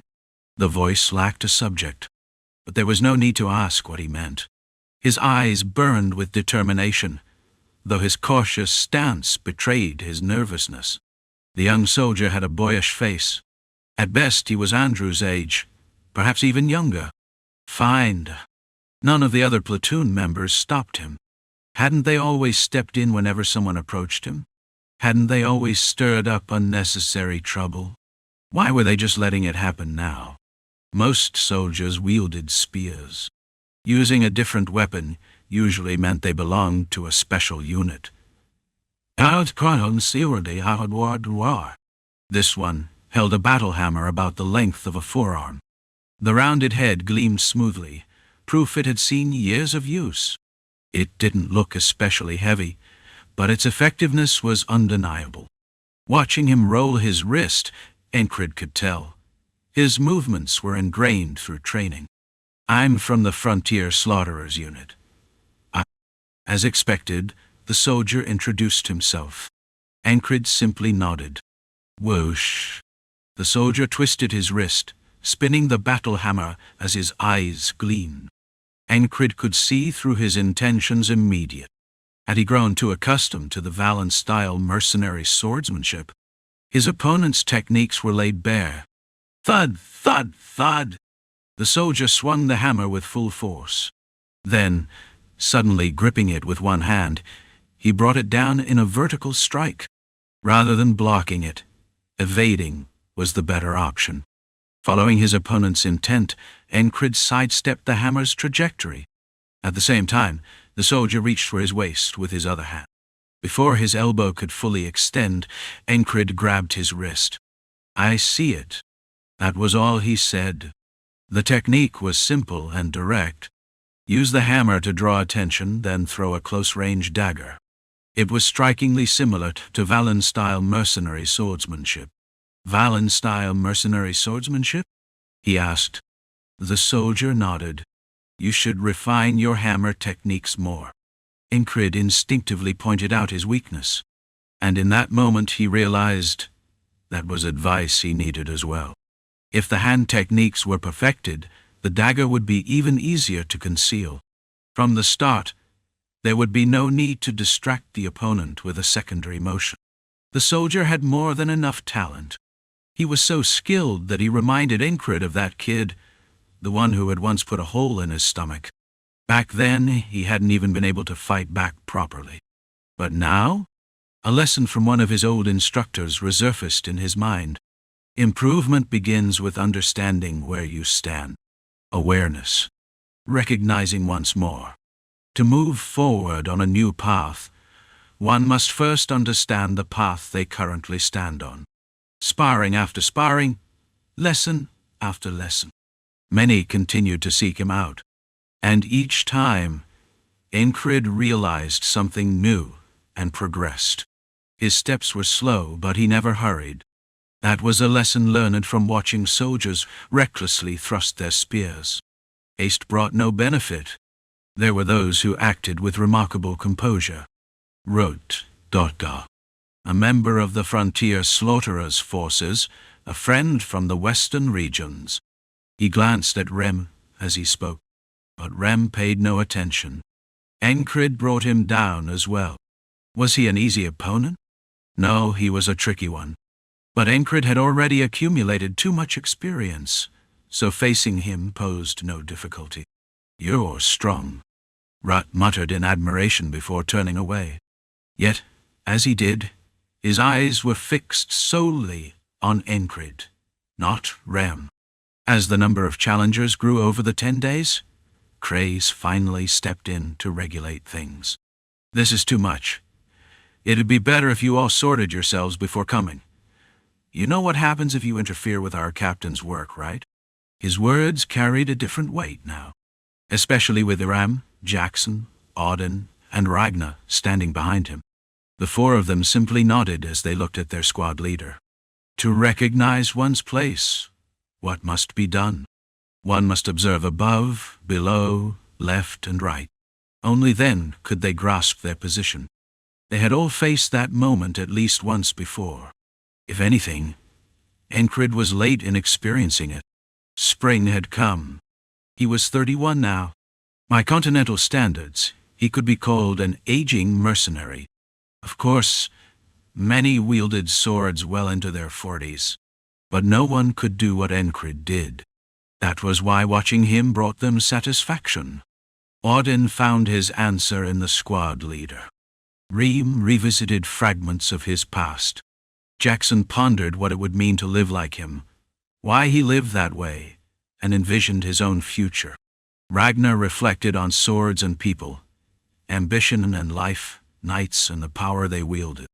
And then he realized he too had stepped onto that path, and he would continue walking it. A deep certainty settled within him, along with the realization of the value their squad leader held. A late-blooming genius. That was the best way to describe Encrid now. Changing the soldiers around him, that was another matter entirely, separate from being a genius. The soldiers who surrounded him, especially those who refused to remain stagnant and sought to move forward, to them, Encrid was a symbol of change. He became an idol, someone they wished to emulate. And all of this, formation now, became clear when the commendation ceremony began. The entire battalion gathered in the training grounds, usually a place of boisterous noise. Only those on duty were absent. It was time to recognize the merits earned in battle. Everyone already knew who the centerpiece of this ceremony was. Marcus was different from the previous battalion commanders. With a few nobles seated in the back, he stepped onto the platform and began his speech. "If I have to tell you whose merits were the greatest in the last battle, then you bastard's head isn't even worth using as a helmet rack." His loud, powerful voice rang through the ears of the soldiers. Blunt words, harsh language. Some nobles frowned at the lack of decorum. But to the ones those words were meant for, the soldiers, they heard something different, because Marcus's words carried sincerity. With his mind made up, Marcus spoke from the heart.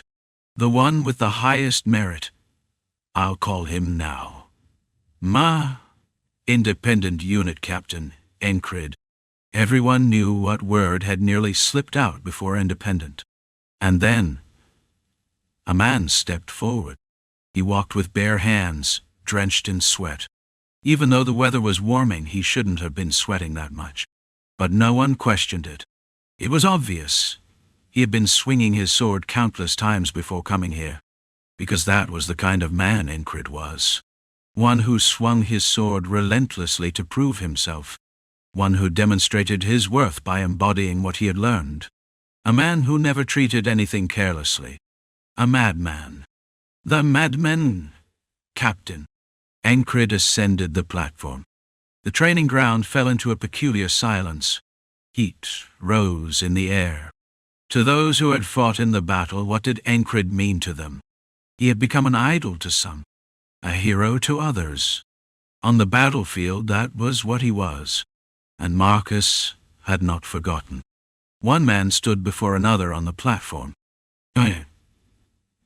Chapter 149.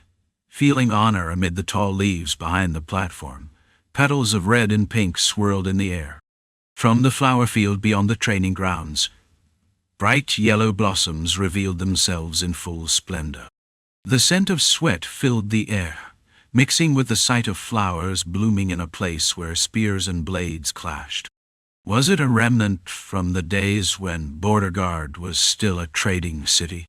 Even after that, maintaining the flower field remained a duty of the battalion commander in charge of the city. A testament, they said, to the city's safety. Winter had passed, and spring had come. Was it the first time in a while he'd seen flowers? This is a symbol of the city's safety. A florist had once said those words. Several florists in the city were responsible for tending to the flower field of Border Guard. Looking at the flowers, a thought arose. It was important to ease the tension in one's shoulders, not to stiffen too much, to stay relaxed without becoming lax. Though it didn't seem like something that suited him, perhaps there were times when watching flowers and loosening up was necessary. As he relaxed his shoulders, he noticed the shape of the petals. They resembled swords, straight and sharp. What was this flower called again? Its red petals jutted out in a distinct manner. He clearly remembered its nickname. Sword flower. A flower known as the blade bloom. It was said to only react to the magic of spring. Looking at the sword-like petals, a thought surfaced. When bringing a sword down vertically, how can I make it cleaner? That question set off a journey of contemplation in his mind. That mustached man. A man who had walked a completely different path. Even from Ragnar's sword, he had never felt such refined precision. A blade honed not only by talent but by relentless effort. It resonated with him. So, he wanted it, desired it, to possess it, to consume it, to make it his own.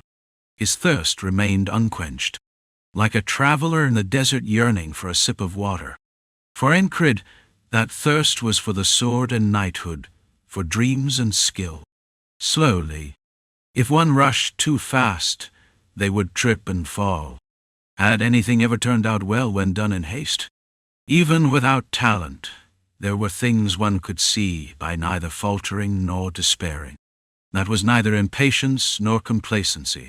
It was the balance between two opposing paces, to be relaxed yet not loose.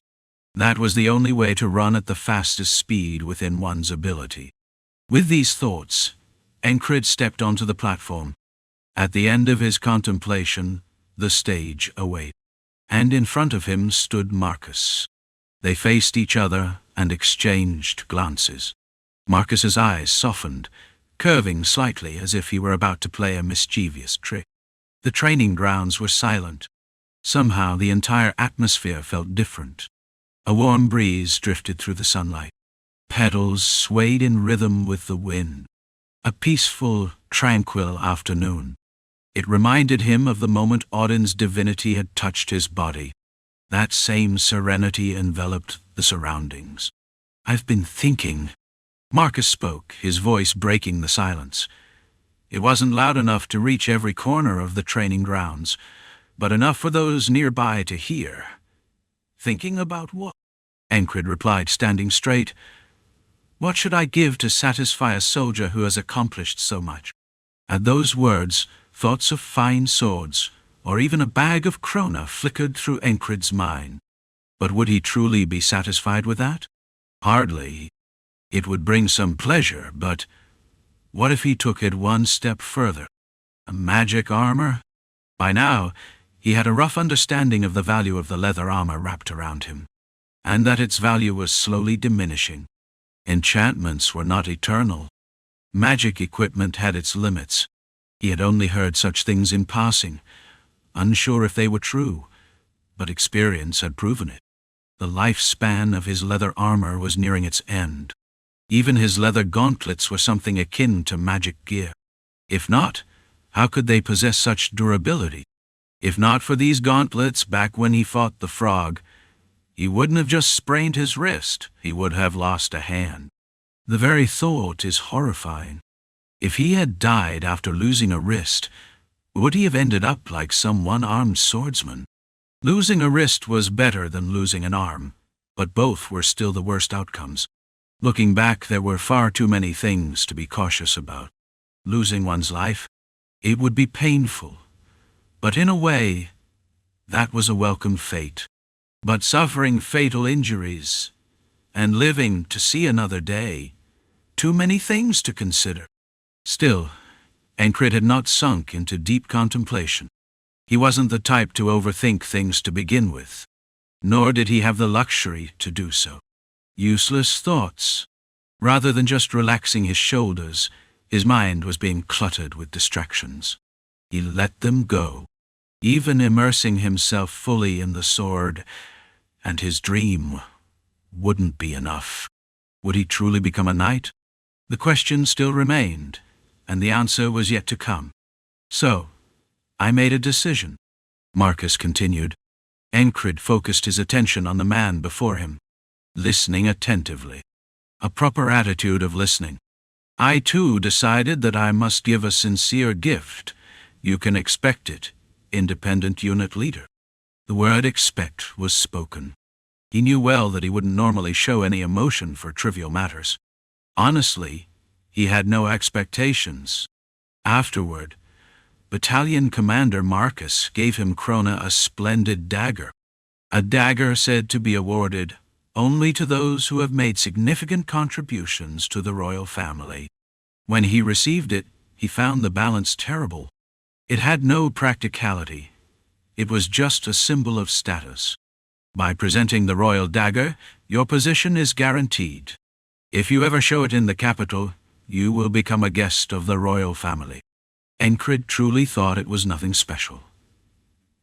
He genuinely believed so. However, the soldiers beneath the platform thought differently.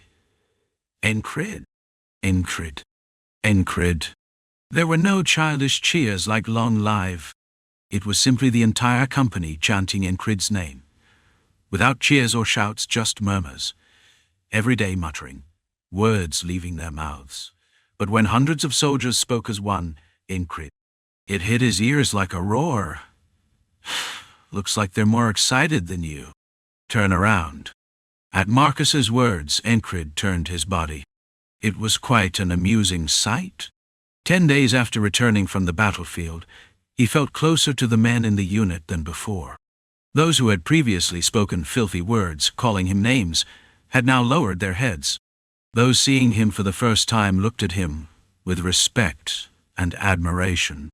Even on the battlefield, he had already been recognized. Back then, the battalion commander had called for cheers. But whose cheers were those? He thought it was a very nice experience. But this was different. The platform was high, just the height of a person. So, he could look down from above. He could see the heat being emitted by all the soldiers. That heat took shape and surrounded him. He suddenly realized that his actions had created this moment. What makes a knight? Skill? If someone is just good with a sword, that doesn't make them a knight.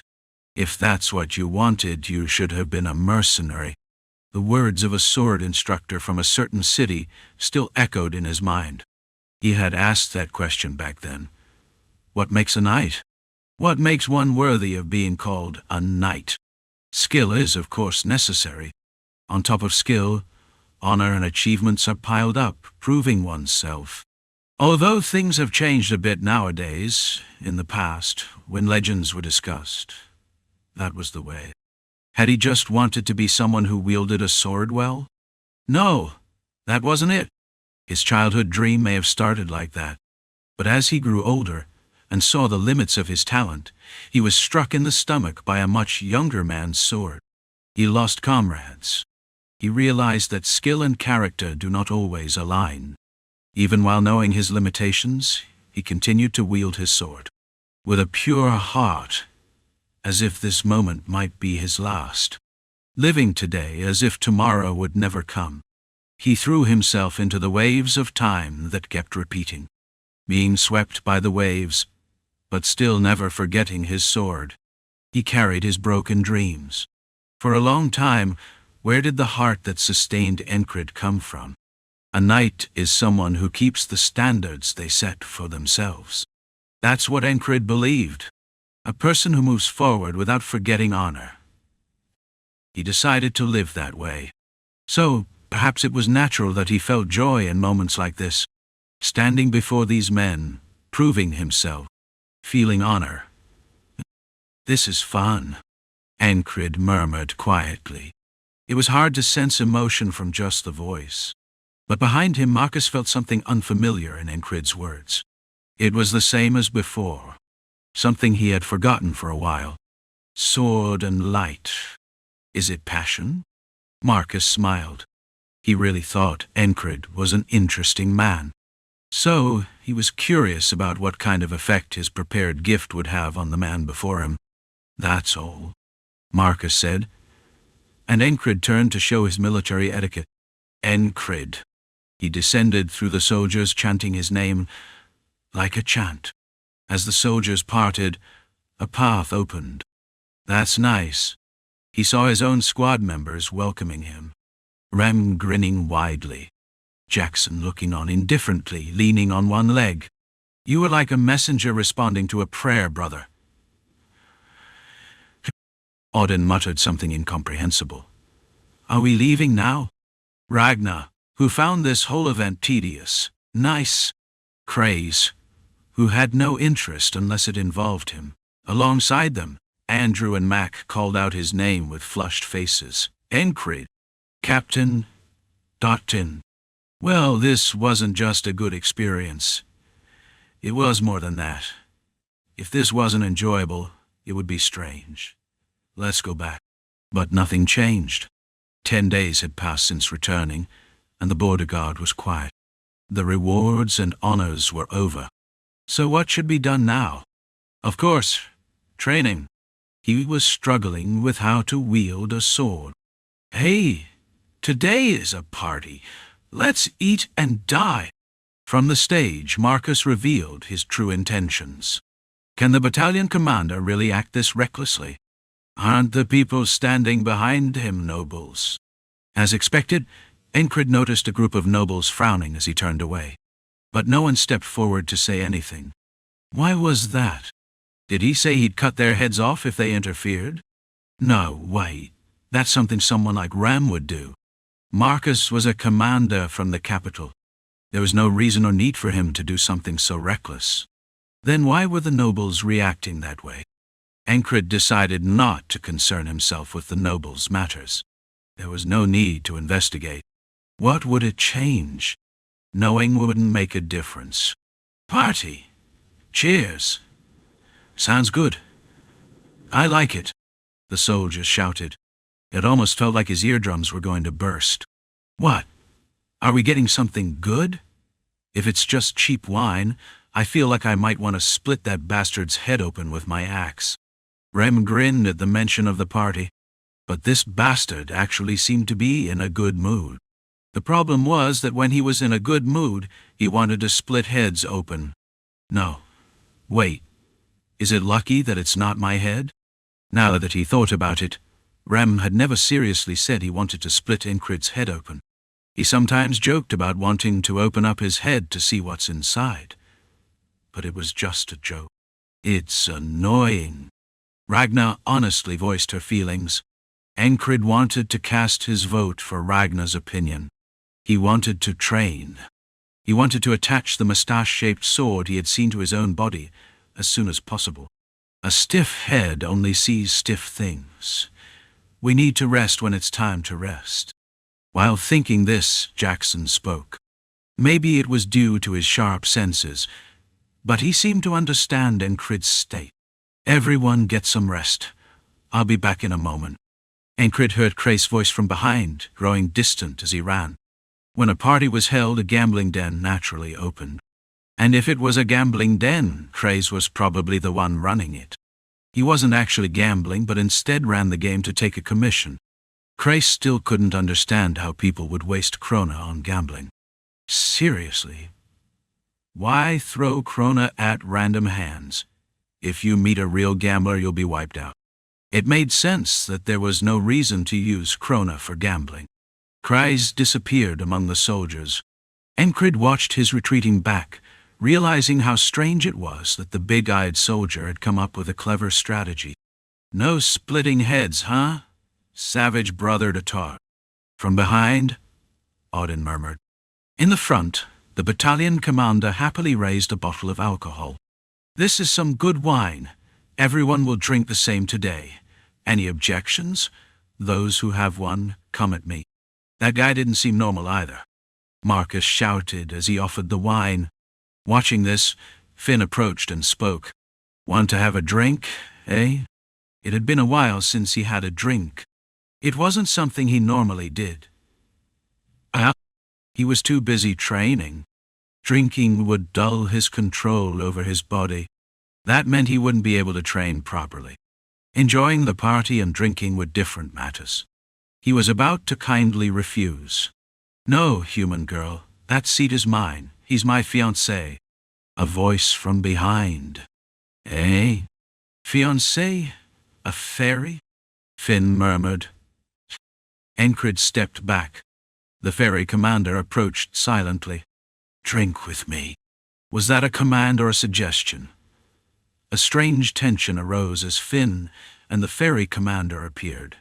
In the meantime, Esther joined in, letting out a fierce cry before rushing into Encrid's arms. What was the situation? Damn seductive force, Rem muttered as he watched. Before Encrid could explain, it was a misunderstanding. The soldiers around him started cheering, calling his name in a different manner. Commander of seductive force. Damn it. Just when he thought they had forgotten, those words came up again. Chapter 150. The night of the feast. The night was filled with energy, alcohol, and a party. It was a celebration of sorts, something that had been rare in recent memory. Was there ever a party like this before? Encrid tried to recall. It seemed like it had been a few years at least. This was the first one at Border Guard, and personally, it was one of those moments he hadn't experienced many times in his life. He had attended similar banquets during his mercenary days, but back then, he had barely enjoyed himself, focusing more on the aftermath of fights. Let's drink, leader, someone said, and it wasn't just Finn or the ferry commander offering drinks. When we're here to party, let's have fun. Don't be such a buzzkill, said Rem. Even he was urging for a good time. Encrid drank. He had said he wasn't here to enjoy it, but he didn't say he couldn't drink. With a gulp, the bitter yet sweet liquid slid down his throat, warming his stomach. Not bad. He wasn't a gourmet or a heavy drinker, but his experiences wandering through various places made him able to appreciate the moment. He had been poor and wandering, eating anything he could, yet still critiquing everything that went into his mouth. Could be some decent wine here. The battalion commander had surely emptied his pockets for this. Actually, it was probably Border Guard footing the bill. There was no way he was using his personal funds for this. He ate, drank, and enjoyed himself. When he decided to rest, he rested to the fullest, because proper rest was the key to preparing for what came next. But what a beautiful night! The moon and stars painted the sky, a sight almost too perfect for drinking. Just a sip is enough, brother. Are you challenging me to an arm wrestling match? Auden's voice came from one side. Are you being picky again? Rem's voice followed. It's just that it doesn't suit my taste, came Ragnar's reply. Where had Jackson gone? He wasn't the type to enjoy this kind of party. He had probably gone out to the city. Everyone else was too busy eating and drinking. Excited soldiers shouted, telling stories of their adventures mixed with curses. Finn, the ferry commander, and Encred himself had many people approaching them, talking to them. In fact, Encred was probably the most popular of them all. "I knew one day you'd get noticed," said Bell, the man Encred had saved when he almost died from an arrow. Perhaps Encred had changed his fate. "So what? You want a duel?" Encred teased. "No, no duels. I heard you took down a frontier defense guy," Bell said, laughing. "Lucky bout," Encred replied, the word luck becoming almost a catchphrase. "Is that really just luck?" Bell asked, rolling his eyes before laughing in a bright, carefree way. Vengeance then approached. "Luck, huh?" He took a deep breath, then quickly dismissed it, waving Encred off, suggesting they just drink instead. But now Encred understood his intentions. He could offer him some words of comfort, even if it was just in jest. "The world is wide," Encred said, as if reciting a phrase of infantry cheer, "and there are many women." Vengeance froze in place. His earlier words seemed to have been filled with jealousy or envy. The ferry commander and Finn were likely the cause. Maybe some of the gazes from the women in the crowd contributed too. Encred could only hope his words of comfort had the desired effect. Vengeance turned his body slightly, his eyes gleaming with a fire that seemed almost demonic. "This bastard?" Vengeance muttered, enraged. Encred knew the feeling was valid. Rather than sulking, it was better to ignite that passionate anger. "Jenny?" Encred asked, feigning surprise as he looked behind Vengeance. Vengeance turned his head sharply, scanning the area, but there was no one there. He let out a strange, almost skeletal sound before shifting back to Encred. "Did you say something?" Encred knew this wasn't going to end quietly. Vengeance was about to challenge him. He had to fight, even though he had planned to relax today. "Fine," Encred said, standing up straight. Vengeance had second thoughts, but after mocking him he couldn't back down now. "We're fighting," Vengeance declared. Who's fighting?" the soldiers asked. "Vengeance platoon leader," someone said. "Who's his opponent?" "The demonic charm unit leader," came the response. Encred heard the words of the surrounding soldiers, letting them pass through one ear and out the other. But the term demonic charm was something he couldn't easily ignore. It felt like a term that didn't quite suit him. He had had a similar experience before. Had Odin called him stubborn? Stubborn? That wasn't it at all. The same applied to demonic charm. It wasn't true. It was a misunderstanding. Where is the fight? Wait just a moment. For a proper duel there must be a wager. Crace, who had disappeared into the crowd of soldiers earlier, suddenly popped out. He looked at Encred's face and then checked Vengeance. "No one knows this, but the one who mastered the vision assassination technique is none other than platoon leader Vengeance. Anyone willing to bet against platoon leader Vengeance? ITL. Vision assassination technique refers to the way he is glaring at Enki as if a glare could kill him. No one stepped forward. The wager was off. Vengeance struck down with all his might. Encred wasn't caught off guard. As usual, his eyes glinted, and he focused. He moved his body, watching the descending sword. There was no hesitation.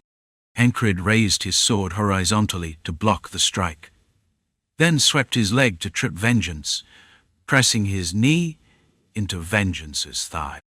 A mix of fundamentals and unorthodox techniques. Vengeance struck on the side of his thigh, fell. Encred felt a bit unsatisfied. It was like stopping mid-pee. It was just one strike. After all, Vengeance was supposed to be an elite soldier, wasn't he? Isn't the soldier grading system something like broken? Suddenly, Rem's words popped into his head. He glanced around, wondering if there was someone like Rem nearby. But instead, there were many eyes looking at him strangely. Those gazes weren't filled with admiration. Encred frowned and then relaxed. Kreis alone seemed to notice, recognizing the expression that suggested he wasn't pleased. He wished someone would challenge him, a request for a duel, to face off. But lately such challenges had become rare. Even the Frontier Defense Unit had become scarce near Encrid. He thought he had seen a Frontier Defense captain earlier among the soldiers, and the first company commander seemed to be around too. Could he hope for something from those two? Encrid's eyes searched for them. It wasn't hard to find them. They had already caught his attention. However, the heavily armored first company commander was already deeply drunk, and the Frontier Defense captain didn't seem the least bit inclined to act. What they had in common was that they were both holding cups and showed no intention to fight. I was going to ask him to have a drink, but... The first company commander muttered, his face flushed, and then turned away, muttering that Encrid was definitely a madman. Encrid's gaze shifted when the company commander's eyes turned toward him, wondering if Rem was behind him. But no, Rem wasn't there. Who then? At least it wasn't something said to him. He was probably the only normal person in the Madmen squad. Is this what it means to meet expectations? Should I nod my head in agreement with the idea that he's not normal? The Frontier Defense captain also left, leaving only those words behind. The ferry company commander and Finn were looking at him from one side. Esther, too, was there. The blue-eyed panther yawned and then quickly turned its head. Did it just try to cover its mouth with its front paw? That paw would do a fine job of hiding the mouth. It's almost like the panther was human. Encrid thought this as he sheathed his sword. It felt like stopping mid-pee again. It was frustrating, like when someone cuts you off right before an important point. But what could he do? It wasn't like he had many suitable opponents to face. That was the moment and the situation. Are you really going to do it? Yeah. A conversation came from one side.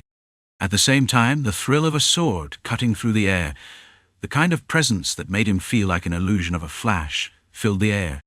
Encrid instinctively placed his hand on the grip. It felt as though he was about to draw his sword and engage in a battle. He turned toward the source of the sound. Andrew appeared. Swiftly. He wasn't just standing there. He drew his sword, and it was clear he was ready to strike at any moment. The way Andrew drew his sword, there was a certain determination in his movement. As he drew his sword, the light of stars and torches seemed to merge on his face. One side was blue, the other red. He hadn't been drinking. His expression was calm. Standing there, Andrew spoke. I learned the swordsmanship of the Gardner family, and through real combat, learned that in this journey there is no such thing as giving up. Mac, who had been standing nearby, had already stepped back a pace. The surrounding soldiers did the same. They created space. Only Encrid and Andrew remained in the center. One had his hand on the grip, and the other had already drawn his sword.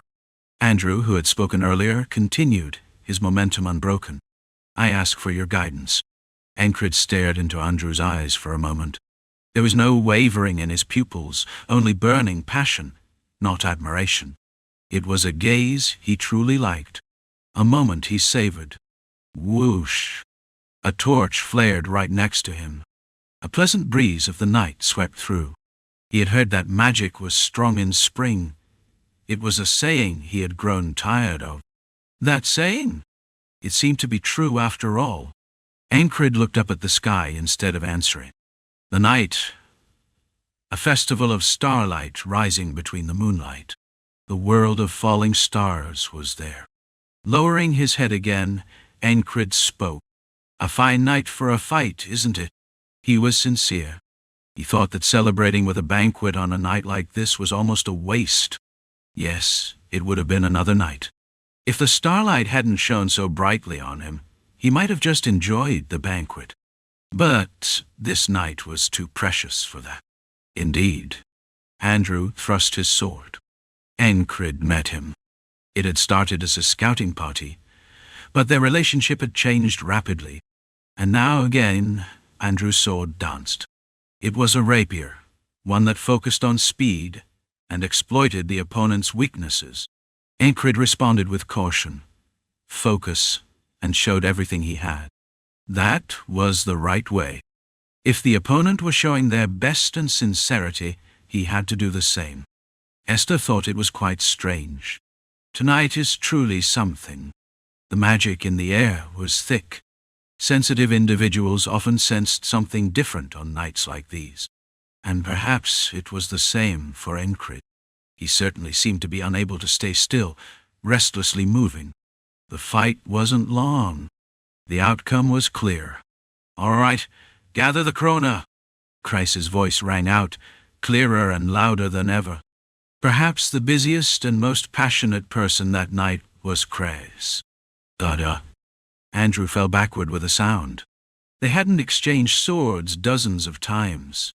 Even before 10 exchanges of blades, the fight had already been decided. After knocking Andrew down, Encrid extended his hand and helped him up. Then a question arose, and Encrid asked, "Are you planning to leave?" "Huh, yes." Andrew exhaled heavily and answered, "Why? I have something to do." Then he should go. You can't hold back someone who is already set on leaving, can you? It was fun. Yes, Captain. Andrew smiled. He really seemed like a younger brother, a friend who gave that impression. "I learned a lot," Andrew said, and Encrid nodded in response. For some, it was a banquet where they drank themselves into a stupor. For others, it was a gambling table where they gathered kronas. For some, it was a chance to confirm their comradeship. And for Encrid, it was a banquet perfectly suited for a sparring match under the stars. After that, some more eager individuals joined in the fray as the atmosphere shifted. That was quite welcome. The night of eating, drinking, and fighting passed by. Encrid fell asleep, only to wake up at dawn. The morning training had to begin. The night of the banquet had passed, but the work had to be done. He headed out to the training ground, only to find an unexpected guest. The party continued until midnight. The other battalion, which hadn't participated in the battle, took over the duties. "Thanks," Marcus said to his subordinate commander as he made a request. "It's nothing." The commander accepted Marcus's request with ease. Why wouldn't he? Who was Marcus? He wasn't just any ordinary battalion commander. When he returned to the capital, he would hold a new status. He was nobility, part of one of the 5 most powerful families. "All right, well, the commander left, and Marcus set down the bottle of alcohol he had been holding. He had done something out of character for the morale of the troops. He actually preferred tea over alcohol. He even had a habit of mixing tea with alcohol when he drank. He preferred quiet places to noisy ones. Must be thanks to the education I received as a child. Perhaps the influence of the tea ceremony he learned from his family. It wasn't important. He had become accustomed to it, and it had become a habit he saw no need to break. Marcus leisurely drank his tea. Even in his quarters, the sounds of laughter could still be heard. He had forbidden calling for courtesans, but when alcohol was involved, many would head to the red light district. Tonight, however, he was showing leniency rather than strict control. He decided to let things slide. As time passed, a few familiar commanders came to visit. Some of them were aware of their own power. Others were drawn to the battlefield by his reputation, seeking to meet the man they admired. But the company commander were all present. Wait, one's missing. The ferry company commander was nowhere to be seen. Well, that was nothing to be concerned about. Whether she was seeking power or merely joining him for a drink, it seemed foolish either way. With the tea mixed with alcohol, they chatted. By the time the sun set and the moon rose, Marcus went to bed early, sinking into a deep, dreamless sleep. In the calm of the night, knock knock. Battalion commander, Dutart. The voice of the bodyguard, and the knock, woke Marcus from his sleep. What's going on? He turned his gaze toward the window. It was still too early, just before dawn, the sky showing shades of blue and orange signaling the start of a new day. A guest has arrived. A guest? At this time? Who could possibly come at such an hour? It was someone outside of human etiquette and noble power. Marcus wasn't flustered. He hadn't expected someone to come at this hour. But he could guess who it was. I thought it would be tomorrow at the earliest. He had heard the battlefield was just wrapping up. Could it be a gift that arrived early, or had they expected this visit? Marcus donned his jacket loosely over his shirt and went out. The gift had arrived, and now it was time to deliver it. This gift was meant for one person. It had been a decision after much contemplation. The recipient of this gift, of course, was Encred.